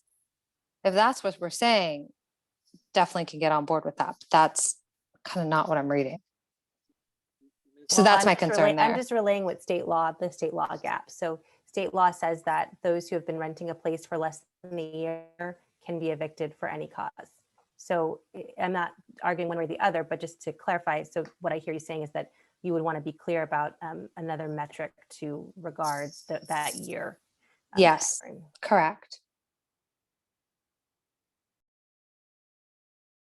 So if what we're talking here about is filling a gap, right? And so state law doesn't cover this. And so we could fill the gap to whatever extent the city of Palo Alto decides. So it could be for people that moved in less than a year, regardless of the length of lease, or it could be people that moved in less than a year who have a lease of 1 year or more. We get to choose.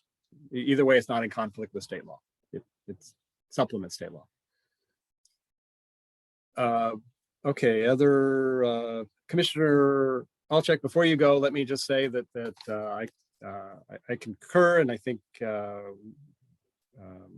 we have close to unanimity on C and D.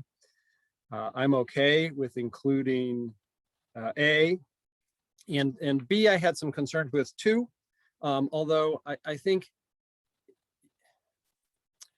about half of the times that B might apply, assuming we don't have the 1 year lease requirement, about half the time that it might theoretically apply is when you go on sabbatical for 6 months and come back.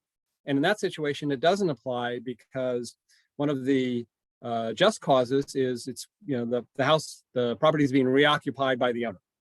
And so I don't think that this is going to happen a lot, but I do like the flexibility of limiting B to leases of 1 year or more. That the flexibility that gives to the property owner. All right, Commissioner Alchek, you're up.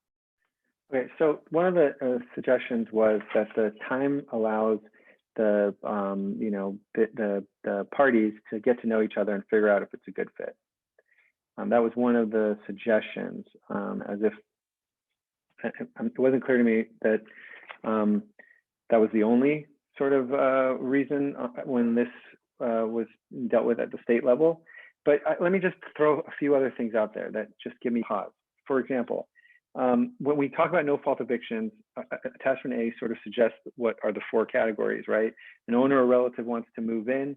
So this is a scenario where let's say you have a 4-unit building and someone's just moved in. So they're relatively new and the other 3 units might be occupied for longer, and you need a unit for your family. And displacing the last in, first out, right, kind of concept. There's a scenario where this would apply.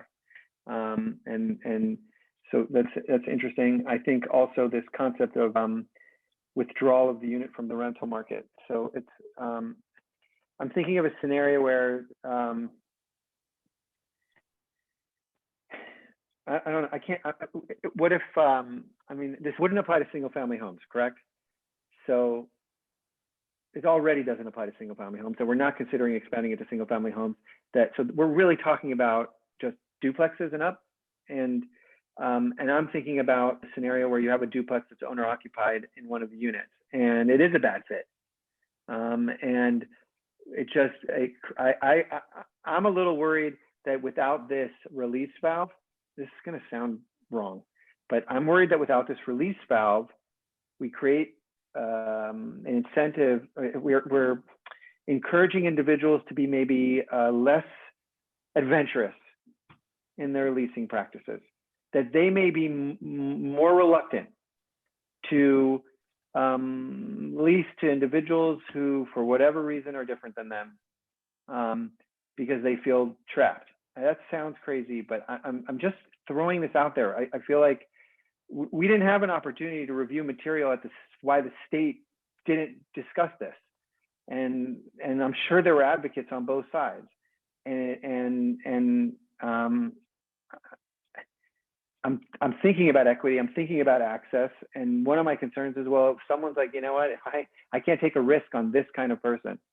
At one point, we're going to talk about asking about criminal history and taking that off, the table. And I don't know where we're going to land on that. But what if you would consider renting to someone who had a criminal history, but if you don't have a way to get them out in 3 months, if it turns out sour, you're never touching that.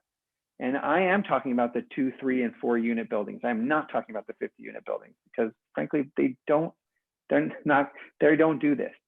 They don't get in the habit of evicting people after 3 months. So I have concerns about this, and I wish we had more information about why the state law was crafted the way it was. So I'm not sure I can support this, but I appreciate that there's some consensus. Ms. Tanner, is a duplex considered a multifamily property? So I'm only laughing because in Palo Alto, our definition of multifamily is 3 units or greater. And I also believe specifically state law does not have this apply to the duplex where a unit is owner occupied. 1 unit is owner occupied. The reason I'm asking that question is if, and I think I'm hearing clearly that it's not the will of the commission to move forward with C or D, but if you take C and D off the table and you just look at A, the way it's written, rental units and properties built within the last 15 years, there's nothing in there that tells you that that couldn't be a single family home. And so I was thinking that we would want to clarify that it's really rental units in multifamily properties built within the last 15 years, if that's the will of the commission. Yeah, and then, we could certainly specify that. That would be helpful. Templeton. Thank you. Just to expand on your comments, Chair Heckman, Ms. Tanner, we can't override AB 1482 in the way that we're talking about, can we? Like, I feel like if single family homes are exempted, are they exempted, or is that even on the table for us to discuss? Right, so single family homes that are owned by a corporation, or that are not owned, sorry, let me just Not owned, look yeah. at the staff report because I want to make sure I'm saying it right. So single family homes that are not owned by a corporation, these do not apply. So you could have a situation where you have a new single family home that's purchased by a corporation that was remodeled in the last 15 years or rebuilt. So I think at this stage, being clear about the PTC's intention, we can certainly make sure that we double check that with the state law as it goes, through the process. So I think if we can capture the conceptual intent from the PTC, we would certainly want to make sure that, to your point, we can't override the state law. We can be stricter in some cases, but we can't, say, oh yeah, well, it does apply to single family homes owned by a corporation here, Right. Okay. Yeah, I just wanted to point that out because several commissioners have asked about it, and I personally didn't feel that we needed to specify the things that are already exempted in the bill as being exempted here. Like I think our work is more on the affirmative. What do we want to include that was exempted? What do we want to cover better? So I don't know. I mean, it sounds like some commissioners are interested in specifying that, but just know that that's what the bill says. So I think unless we actively are countering something in the bill, then we can assume that the bill stands as it is. Thank you.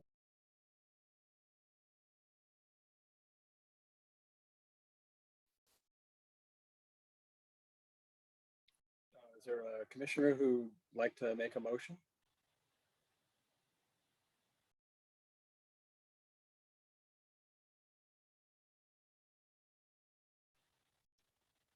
Commissioner Chang.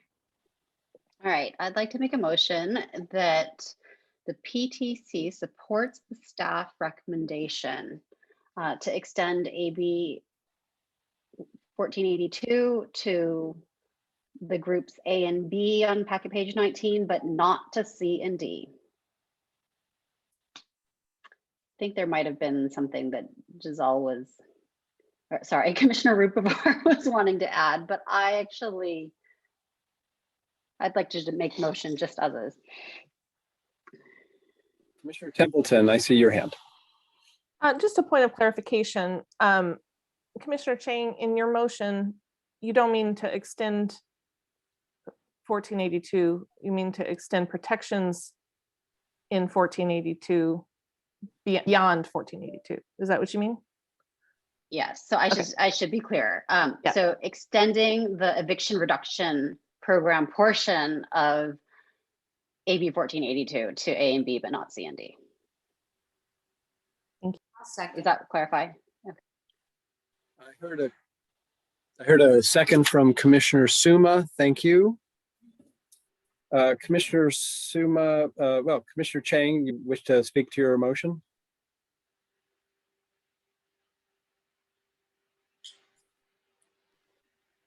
There we go, unmuted. I just think that this is about no faults and at-fault evictions. At-fault evictions are still allowed. It seems to me that if it just makes sense to extend it to almost everybody, unless the owner is living on the property, and there might really be a personality misfit or something like that.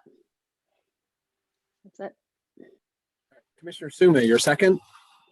Yes, Initial I comments?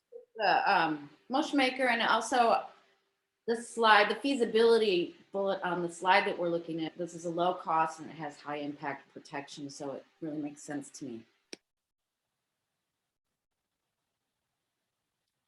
Commissioner Templeton. Thank you. I have a question that I don't think we've really come to resolution, and it will affect, I'm inclined to support this motion. I just want to make sure I understand. The idea of a probationary period for new tenants was discussed. Is the motion as presented going to eliminate any probationary period where those tenant landlord mismatches that Commissioner Alcheck mentioned could be resolved? Or what happens in those cases? I guess this question's directed at staff. So let's imagine that there is an apartment complex that has been built in the last 15 years. And so the reasons that a landlord could evict someone are limited to the evictions that are listed on the just cause kind of one pager that you have. So in that case, one might argue that number 5, destruction of property or creating a nuisance, depending on how nuisance is defined in the lease, that could be a nuisance. And so I think one might argue that there are sufficient room within those 11 just causes or at fault clauses that if there really is a mismatch, if it's just, personality and preference differences that really isn't rising to that level, one might say that that person should be allowed to continue. Again, it depends on one's framework. I think that in the case where the landlord is living in the property, obviously if the landlord is living in a large apartment complex, they could have a clash, but that's partly why the single family home and the duplex where a renter is living with the homeowner, and we can imagine an ADU where a renter is living there and the homeowner is living there, that is allowed to say, this is just not working and you need to leave. So that is allowed. And so ADUs would be covered under the single family exemption because it's a R1 with an ADU. Okay, thank you for answering that question, and I'm supportive of this motion. Thank you. Other commissioners? Commissioner Alcheck. Yeah, just a quick question for staff. I mean, or maybe this is for, well, let's see her there now. Would you consider this to be this 1 year? Do you see this in other cities like Mountain View? Do we know? Do you have a sense? Have you done any of the? Great. Ms. Bigelow, can you respond if other cities have covered this type of 1 year or the 15 units and greater with other just cause protections? Hi there. Thanks for asking. Great question. I have not seen other cities go after this patch as hard as we are right now. But I do think that it warrants further research as we discussed earlier in the evening. Other thing that we could look into is just what other cities have as their just cause baseline. We don't currently have just cause protections in Palo Alto at all, other than what is provided in state law. So we would need to look more closely at their overall just cause protections that other cities have to see how those are applied. Okay. So the properties built within the last 15 years of any size are eligible to terminate tenants who have lived there for less than a year for no cause? And just so we're clear, because that's not my understanding of the practice in some of our neighboring cities. So I'm a little confused. I don't even understand how, if you have a, because here's my issue. It typically, if you have a 1-year lease agreement with the party, you can't. I mean, there is a short list, which we have on page 11, which is you're the owner and you need to occupy, in which case we're opposed to that. And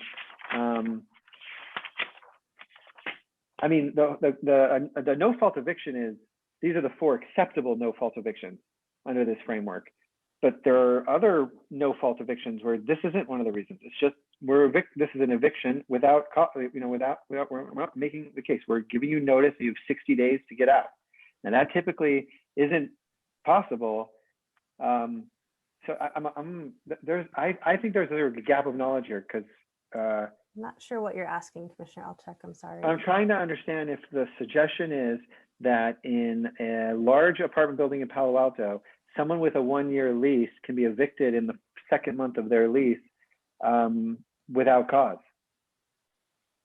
And then if your answer is no, because that's what I think it is, but if the no fault eviction was 1, 2, 3, or 4, they could be, then the question I would have for you is, we have a problem if an owner or relative needs to move into an apartment building. We're going to attack. That's the, or better, the units being removed from the market. Maybe it's got some kind of insane mold problem that they can't address properly with the tenant in the unit, or where the city or county agency requires the unit to be. So if these are the 4 reasons why you can remove somebody in under, I think I need. I can't support this motion because I don't think you can just evict somebody without cause with a 1-year lease. And I hesitate to say in any situation, but I'm confident in large apartment complex scenarios. So I'm confused here because I feel like we're operating on this premise that there's other reasons other than these 4. And if these 4 reasons are problematic to us, like we can't accept any of these, I don't know how you would argue with number 3. If a county or required the unit to be vacated due to uninhabitable conditions, you can't evict them. So I'm a little, there's some concerns here. I'm not sure what this accomplishes in a 15-year or younger building. I'm not sure what it accomplishes in a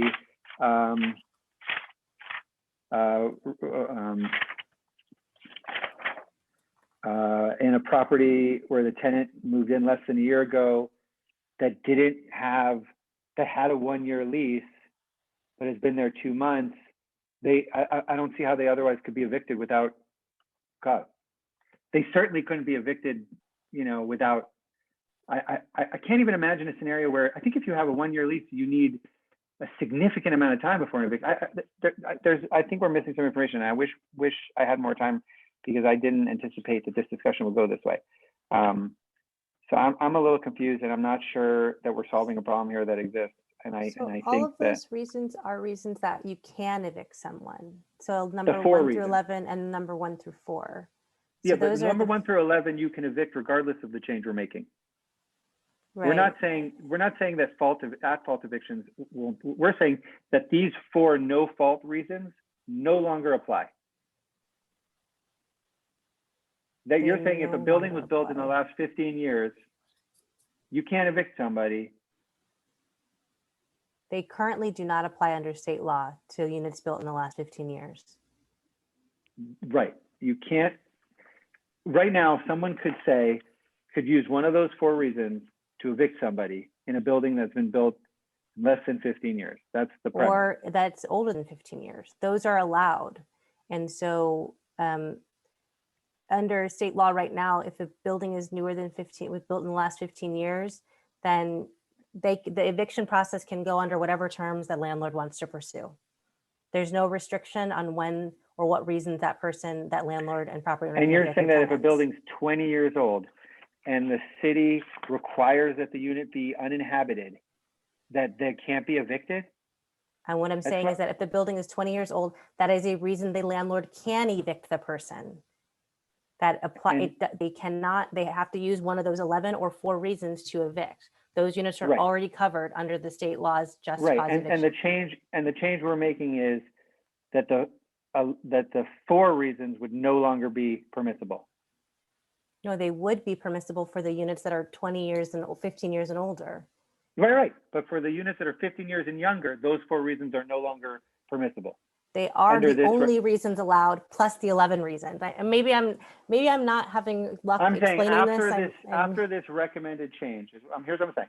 The change that we're recommending would, what no fault evictions would be permissible in a 10-year-old building in Palo Alto if a recommendation was passed? Those 4 would be permissible. Those 4 would continue to be permissible. They're not allowed, that they're not restricted right now. A building that is 15 years and younger is not restricted in what they can evict someone for. They're not restricted by AB 1482. Does not apply to that building. Okay, this is what I was suggesting at the beginning, that these aren't the only 4 reasons. Right now we have more flexibility, but you can't evict someone in a 1-year lease for no cause. My impression was that you couldn't evict someone. Well, I'll stop because I have to double check. But all right, I'll sit this one out. Okay, so there's been enough confusion here that what I thought was simple is now I'm not sure. So let me take a run at just making sure I understand before I cast a vote on the motion that's on the floor. So right now there is AB 1482, and that provides some tenant protections, at least until 2030. And so if I'm understanding correctly, one of the protections it provides is that there has to be just cause, which could be at fault or no fault, for a property built more than 15 years ago. So do I have that part right? Can you just repeat it one more time? I'm sorry. Sure. Under AB 1482, its protections apply to a rental property built more than 15 years ago, right? Yes, that's correct. Okay. And right now, AB 1482 does not apply and provide those protections to a building built within the last 15 years. Correct. So what we're contemplating here and what staff is recommending is that we extend the same protections that 1482 provides for buildings more than 15 years old. Palo Alto provides to buildings 15 years old and less. Do I have that right? Yes. Okay. Will you clarify B though? Will you clarify the second one? Sure. And let's see. Particularly whether you could be kicked out if you've only been there for 1 year in a building that's 15 years old versus one that's less. So yeah, so I think what Commissioner Elchek is getting at is that there's a sort of a cumulative effect of possibly overlapping or not aspects of this. So I mean, so if we adopt A, now it applies to every rental property, regardless of when it was built. Could have been 15 years or more or less. But if we've done that, then why would we need B? If it already covers every building whenever it was built, other than perhaps single family units, what does 1482 say about rental units occupied by renters that moved in less than a year ago? Let me ask it that way. Does it protect them? So I'll ask Ms. Bigelow to answer that question. Do you, and if we need to get back, we can get back, but I think the understanding is that they are not protected by that. So if you think about the law, it kind of carved out who does it not apply to.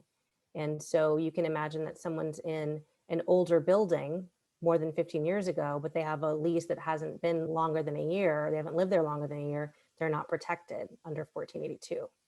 So certainly if the city were to close the gap in A, then maybe B doesn't matter, right? But we're just kind of laying out the way the state's carved up the what we understand to be the carve outs. So Ms. Bigelow, do you have anything to add about that? I would say that the basic premise behind B was that if there were a situation where somebody had just moved in and the landlord decides whatever is happening happens, and they need to make changes or what have you, that those folks are also covered by what fair reasons to evict people are. So it's really for what we don't want to have happen is for folks who are in transition of some form to get caught by being in a loophole. Let me complete my thought and then I'll go to Commissioners Templeton and then Suma. So I think what AB 1482 does is it, first of all, it protects, it provides this just cause requirement for properties built within the last 15 years. And then I think it also provides protection for units occupied by renters who have lived there at least a year. Now, I would think that those are not overlapping.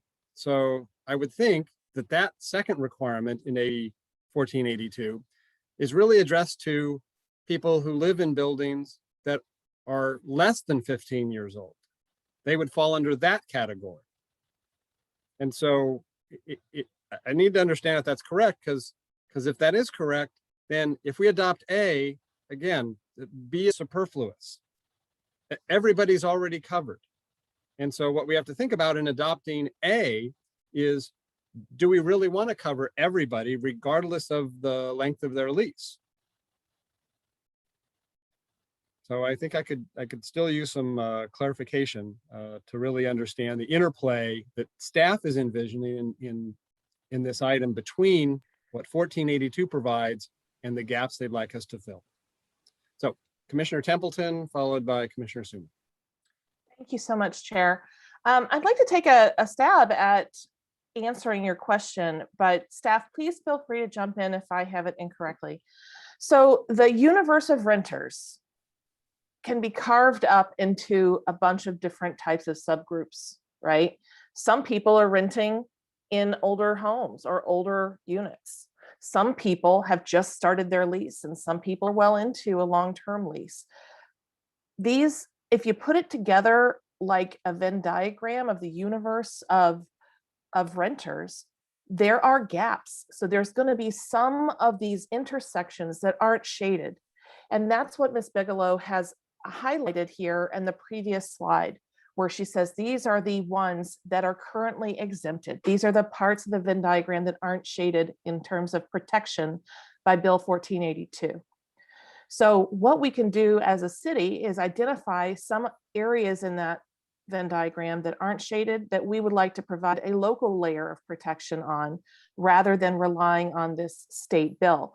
I know that that's a popular thing, you know, here in Palo Alto. We want to be able to direct our future of housing and have some local input. And this is an opportunity for us to, as local leaders, to cover gaps that were left at the state level, because that's what's going to be right for our community. So, for example, does the case exist where somebody is renting a new property and is only 6 months into their lease and could be evicted? Yeah, right now they could, because 1482 doesn't cover either of those scenarios.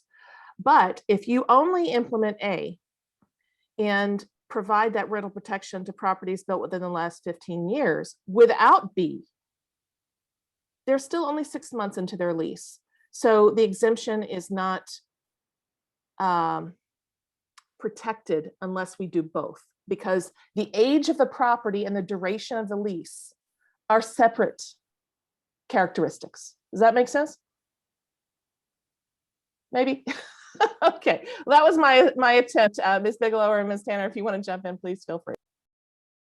I think that was very helpful. I'm like imagining us creating a Venn diagram for future discussions. So thank you for that. Mr. Suma. Thank you to my colleague, Commissioner Templeton. I thought that was very clear.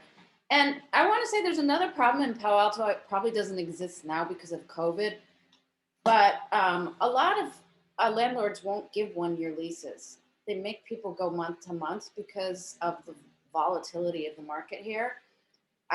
My goddaughter was in this position, and I said, I remember this very clearly saying, but you have a legal right to a one-year lease, because she worried every month that the landlord was not going to give her a new lease. So I think that's an important problem to solve for people, especially young people that are trying to live in the city. So I think B is helpful in that situation as well.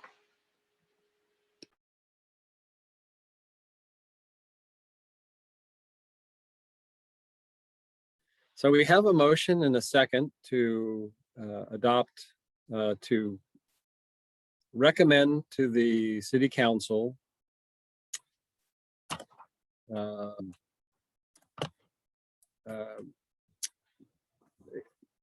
moving forward with fair eviction items A and B, but not C and D on packet page 19. So is there any further commission discussion? Seeing none, Ms. Klicheva, will you conduct a roll call vote? Commissioner Alchek, No. Commissioner Chang, Yes. Chair Hackman,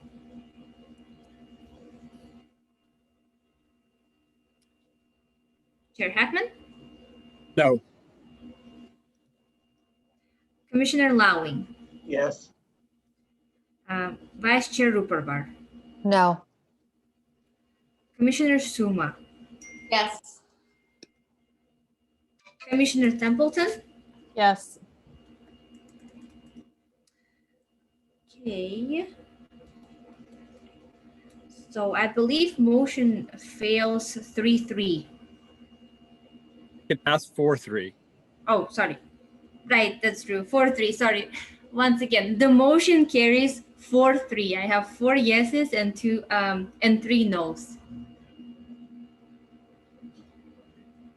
Okay, commissioners, Commissioner Lowing, you wanting to speak to your vote? No. No, I want to move the continuance of this item to a date uncertain. Yeah, well, if you'll wait, just hold that thought for just a moment. I want to see if any of the commissioners who voted no want to speak to their no votes. Commissioner Alchek. Yeah, so here's my issue with this situation. I don't have a strong reaction to this 15-year time frame, because this has more to do with management than it does, in my mind, with rental income and rental rate stabilization. But I do have an issue with this 1-year distinction.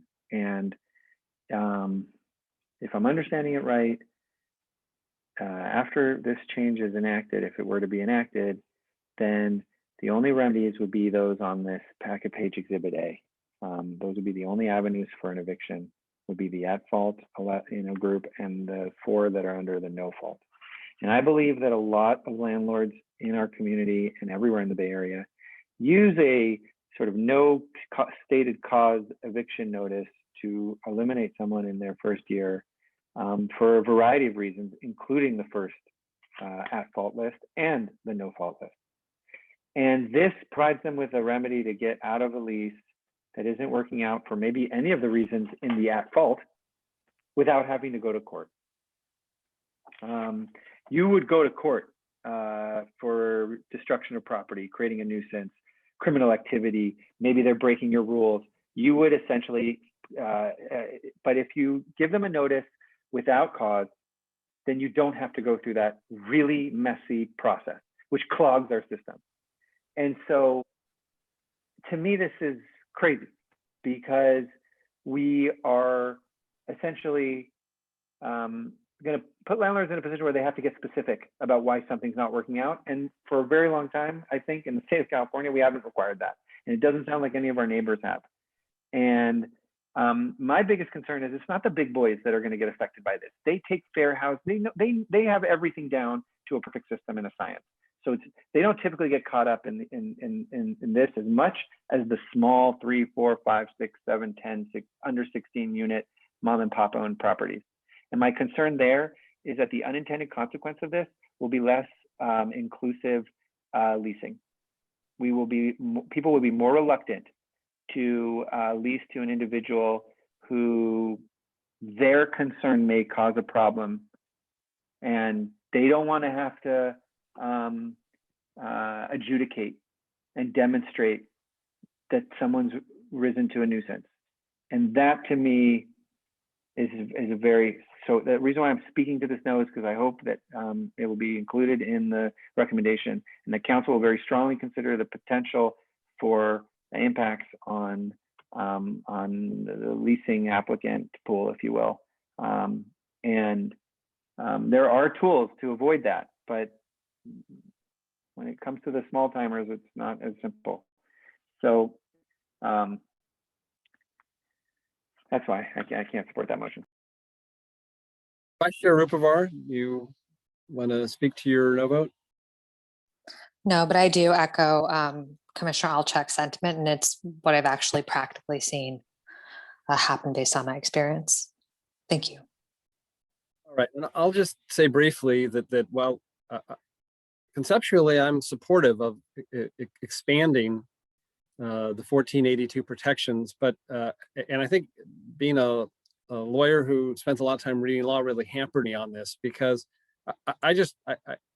to me, if we adopt A, B seems superfluous, and I hate moving forward with laws that don't mean anything because it confuses people into thinking they must. Now, having voted no, but the majority, I'm happy with this majority that moved it forward, because what I know is if the council agrees to go forward with this, Mr. Yang is going to write the policy in a way that eliminates the ambiguity that I couldn't get over. So I couldn't support it, but I'm happy with the result. All right. So with that, Commissioner Lowing, you have something to suggest? Yes, I'd like to suggest continuance of this item to a date uncertain because we need guidance from staff and potentially new data to come in. So second. No second, everyone wants to keep going? Did someone second it? Commissioner Lowing, I haven't seconded because I don't think that we've specified any data that needs to come in except on the items we already voted on. I thought that was covered in my first comment, that it's up to staff in terms of when they think this is ready to come back. That's all I meant. Okay. So there's not a second yet. So let's see if we can get. I'll second. I'm sorry, Commissioner Chang. I think Yes. Yes. Seconded. Okay. Commissioner Chang seconds. So let me just. I didn't mean to editorialize on the motion. I just think it's, enough is enough, and staff can figure out the next date appropriate.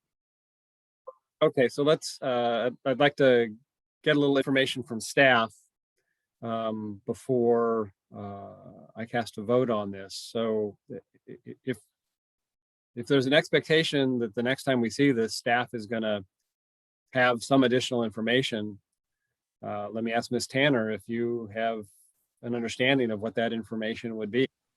I want to be clear that we have many undiscussed items. So staff would not be bringing forward additional information about the items that we have yet to discuss. I did hear for items 1 and 2, requests for additional information. Since motions have already been made, though, it's not clear how we would bring those back without the motion having gone forward to the council in the next step. So, I mean, we just haven't finished this item, so we just need to continue it to even take up the remainder without any additional information, is my understanding.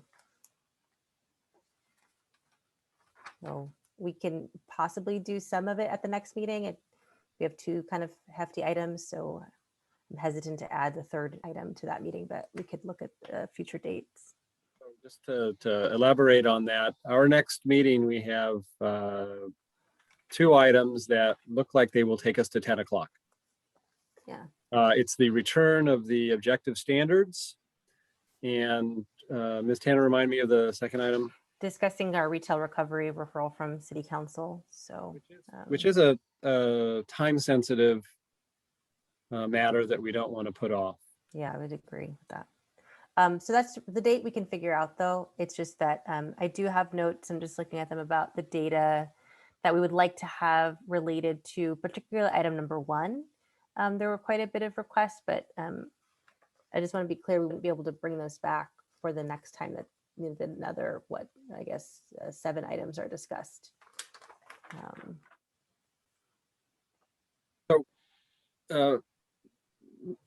Commissioner Lowing, hearing Commissioner Ms. Tanner's comments, you've sort of framed your motion with a prerequisite that staff's going to bring information back, and that's how we'll set the time, if I understood it right. No, sorry, that obviously came across incorrectly because Commissioner Templeton mentioned it as well. All I was saying is that whatever staff wants to bring back, they can do that at a date uncertain. That's all I meant by that. I just threw in the data because people were talking about, wow, it'd be good to have data. So if this goes another 6 weeks and Ms. Bigelow happens to have more data, that's fine, but that's not a requirement of the motion. Okay, and Commissioner Templeton, I see your thumbs up, so that your second intended to second that motion.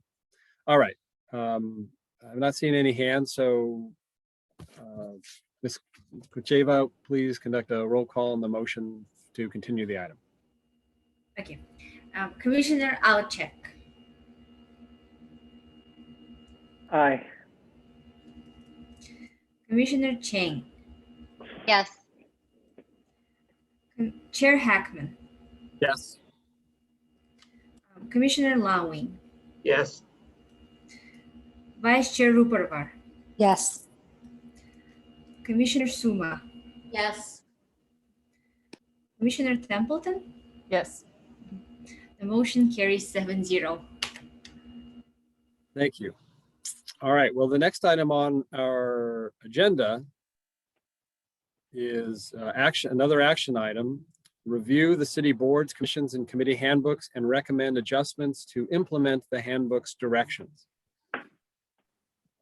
What is the will of the commission? Can you repeat that I'm last part? Yeah, what is the commission? What is the will of the commission on this? We've just continued a item that promised to be lengthy. This item perhaps will not be lengthy, but it is 11 o'clock. So I see Commissioner Templeton and Commissioner Alchek. Will there be a staff presentation on this one? That may help us decide. There's no staff presentation. It's just really to make sure you all know what's going on. Okay, I only have one question. So if we do decide not to continue it, it could be quick from my perspective. Commissioner Alchek. I will go with the will of the group because clearly I have no sense of what's quick and what's long since I thought the last one was not going to be long. And I think Commissioner Chang is in that camp with me. So, Lowing. Yes, I would strongly urge us to move that to a future meeting.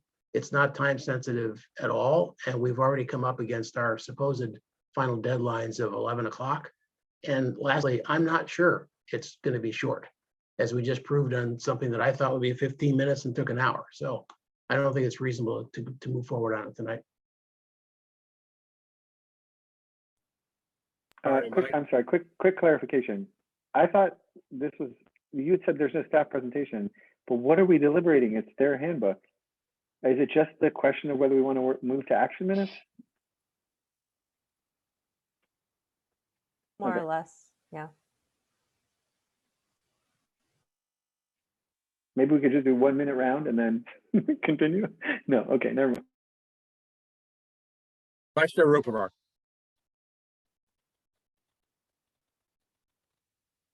You're muted. Sorry.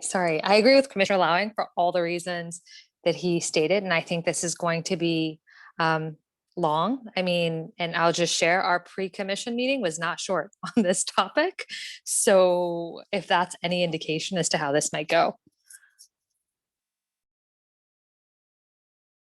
All right, so I am hearing some interest in continuing this matter. I move to continue. To a date uncertain, or to our next meeting, or what's your pleasure, Commissioner Templeton? Date uncertain. Second. Commissioner Lowing was in first with his second.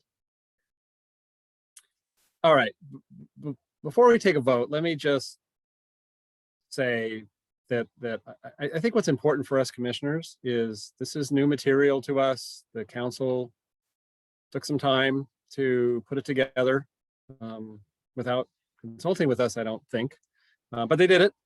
And I think it, between now and whenever that date uncertain is, if you haven't already studied this handbook, we should all do that.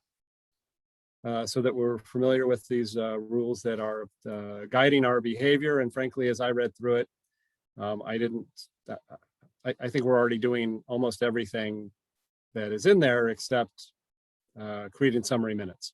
So I'm comfortable with deferring this to whenever, because I've read the handbook and I will follow its mandates other than maybe the minutes. Okay. I don't see any hands up. So Ms. Klicheva, can we have a roll call vote on a continuance of item 3 to a date uncertain? Commissioner Alchek, Aye. Commissioner Chang, Aye. Chair Hackman, Aye. Commissioner Lowing, Yes. Vice Chair Ruperbar, Yes. Commissioner Suma, Yes. Commissioner Templeton. Yes.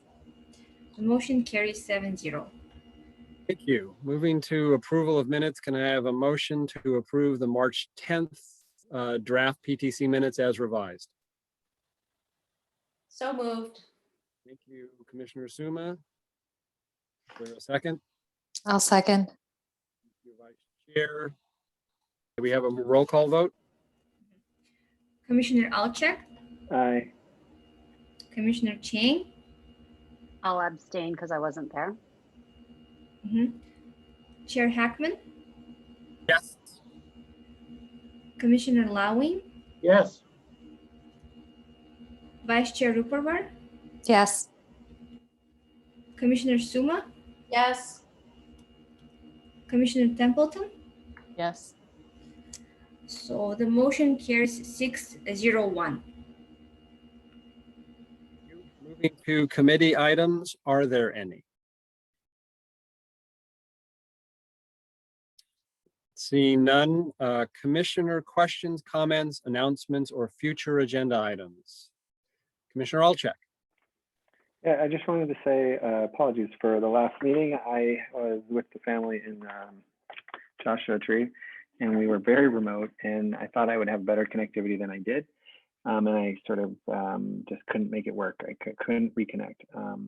But I did, when I returned to my home, watch the remainder of the meeting on my DVR. Thank you, Channel 26, albeit at 2x speed. And I just wanted to say that I thought your conversation about process, even the conversation about parking was great. And I wish I could have been a bigger part of it, but I apologize for that technology snafu issue.